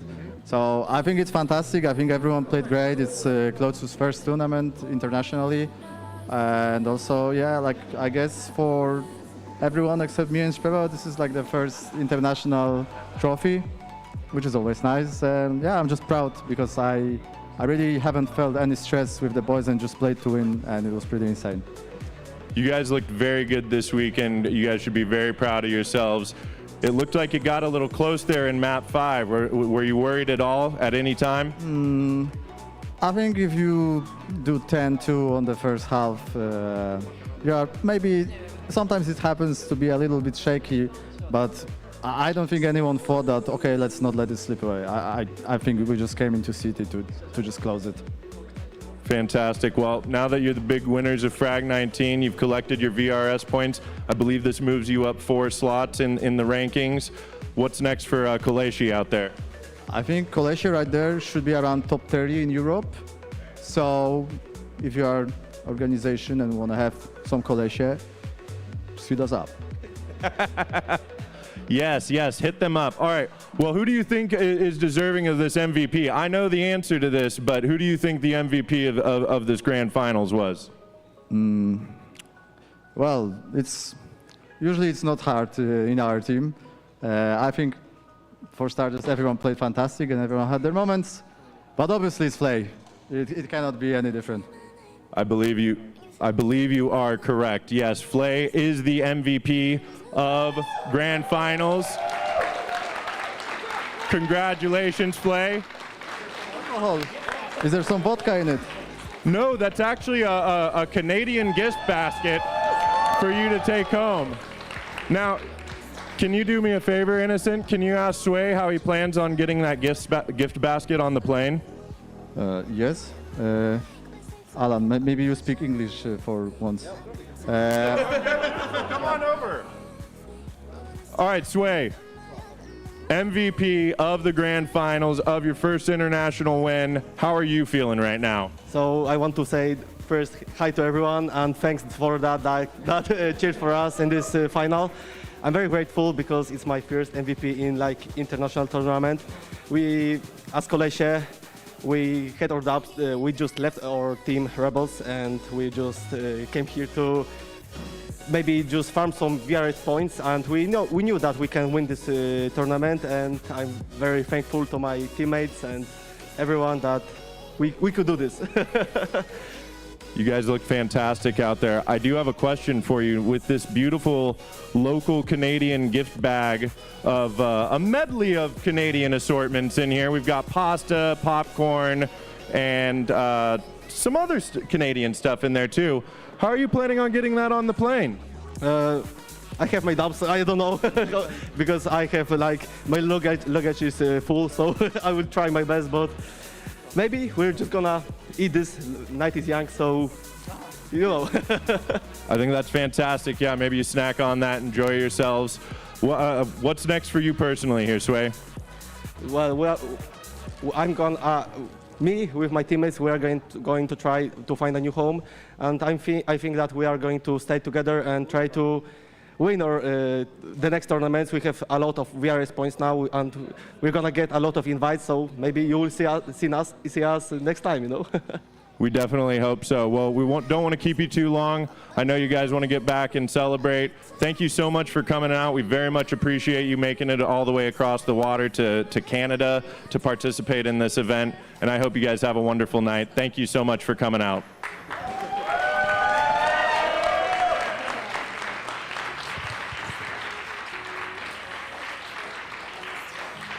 All right, folks, let's take it back to our lovely casters, shall we? I think they've got a few parting words for us. Thanks so much for all of you being out there, by the way. Man, and what a final, and in typical Frag fashion, it goes all 5. It was a banger, and I couldn't have been any happier to have been joined by you guys for that conclusion, as well as for a majority of the games that we casted throughout the entirety of the event. So thanks for that, Donnie. Talk to me about the journey that they've taken here, because it's an important one. Yeah, so Clair, I mean, they had to face a lot of very heavy opponents. They beat Game Hunters twice. The Brazilian squad wasn't able to match them. Then the Polish Derby, BetClick, they also fell. Lastly, in the semifinals, Blue Jays, the other North American, pride, falling. This Polish squad went all the way to the finals where they finally toppled M80, and they deserve every ounce of what they get from this win. Yeah, and I'd almost say at some points they might have even been a little bit of an underdog, and if that gives anybody any hint to anything, that means always give it a shot here. Come out to Frag, sign up, play the matches, get the reps in, and have some fun while you're out here. But I think that might just be it for us. Bonamont, anything else? You know, it's been a long event, of course, here in Windsor, and we've had, I don't know, a group of 40, maybe 50 volunteers and things like that throughout the weekend. It's been an absolute blast. But we cannot do this one without your viewership, and as well without our sponsors. I mean, it's something, you know, we're just a passion project, guys. Like, there's no like corporate funding or anything else like that behind this. This is just all pure love and heart. And without Be Quiet and Daddy Skins and ObsBot and everybody else helping us out along the way, you know, especially for this one, you got Global Domination Invasion and Pre-Fire as well coming in with one of the best ads, of course, that we have seen today. It is absolutely, watch that one. It's electric, as you all can see. But this is it for us, guys. This is the last hurrah. We've got Knoxville coming up in early part of September, so we will see some of you there in Knoxville, Tennessee. But guys, I think that's it. I think we're done. Until Frag 20. Until Frag 20. Who knows? It might be this year, might be next year. You never know. Who knows? But thank you once again to everybody for tuning in. Thank you to everyone here for volunteering, and it's we can't do this without you guys. So we greatly appreciate it, and thank you for these guys for casting the full, grand final best of 5. They didn't necessarily know it was going to run 5 maps, but appreciate you guys hanging in there. It has been an absolute pleasure sharing the desk with you guys, and thank you so much. Yeah, but we are Fragadelphia. This is a passion project, and it requires volunteers like us to make it happen. Until next time, we'll see you then. Introducing ObsBot Tail 2, a powerful new camera that enhances your live production with AI power. With built-in auto-leveling, Tail 2 sets up perfectly every time. Tail 2's stunning 1/1.5-inch CMOS sensor is paired with an advanced neural engine. Together, they let Tail 2 capture breathtaking 4K at 60 frames per second. With the upgraded AI Tracking 2.0, human tracking is now more intelligent and responsive to rapid movements. Experience Tail 2's 5x optical zoom, expandable up to 12 times, delivering remarkable clarity from close-up to long range. Thanks to Tail's new integrated pan-tilt zoom rotate structure, enjoy seamless vertical 4K video shooting. Control ObsBot Tail 2 wirelessly with exclusive apps right from your mobile device. With PDF technology, every movement stays perfectly focused. We crafted an advanced 12-piece optical system for unparalleled clarity. As well, Night View mode delivers stunning clarity in darkness. This new generation of AI now extends double-click tracking beyond humans to objects and animals, with an expanded database for enhanced recognition. ObsBot Tail 2 takes your multicam setup to new heights. The smart remote controller brings seamless switching between cameras, while tally lights provide instant visual feedback for your production. Use OBSBot Talent for comprehensive monitoring and seamless switching between OBSBot devices. With various professional connection interfaces, Tail 2 adapts perfectly to diverse video production scenarios. Tail 2's free D and NDI compatibility enables seamless integration into virtual production, while AI features expand your creative possibilities in the virtual realm. Tail 2 supports up to 5 hours video shooting. For group settings, Tail 2 expertly manages multiple subjects, maintaining all participants within the tracking frame. Supporting NDI connection, multiple video sources can be integrated seamlessly. Plus, the 360 degrees rotation base enables full rotation and 5-hour extended shooting. Additionally, Visca and Pelco DP support ensures smooth control through universal pan-tilt zoom keyboards for preset positions and image adjustments. Ready to revolutionize pan-tilt zoom cameras with cutting-edge AI, exceptional image quality, and robust compatibility. Start your new Tail with the new OBSBot Tail 2. Created by OBSBot.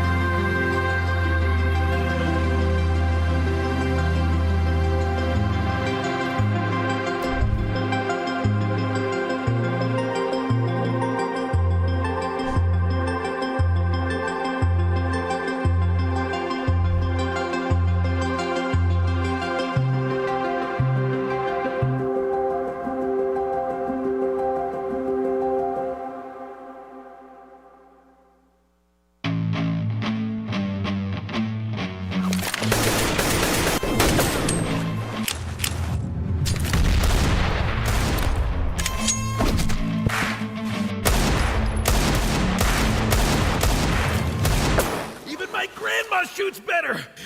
If you were as fat as your mom, I would have hit you a long time ago. What did you say about my mom?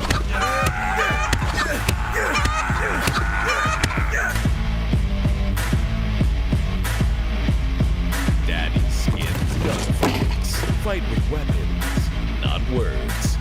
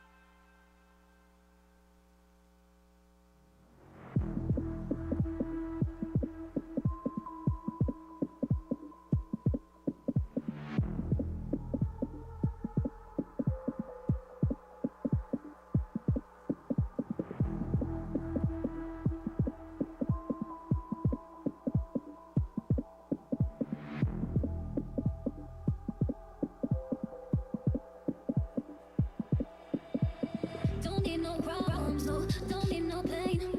I came for one thing, so don't get in my way. Don't need no problems, no, don't need no pain. I came for one thing, so don't get in my way. Don't need no problems, no, don't need no pain. I came for one thing, so don't get in my way. Don't need no problems, no, don't need no pain.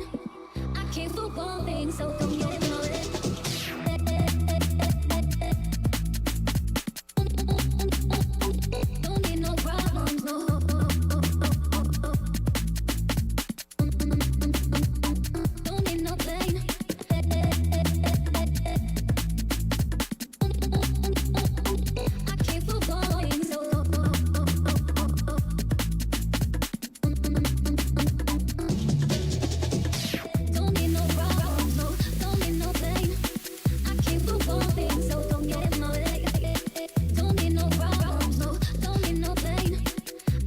gone.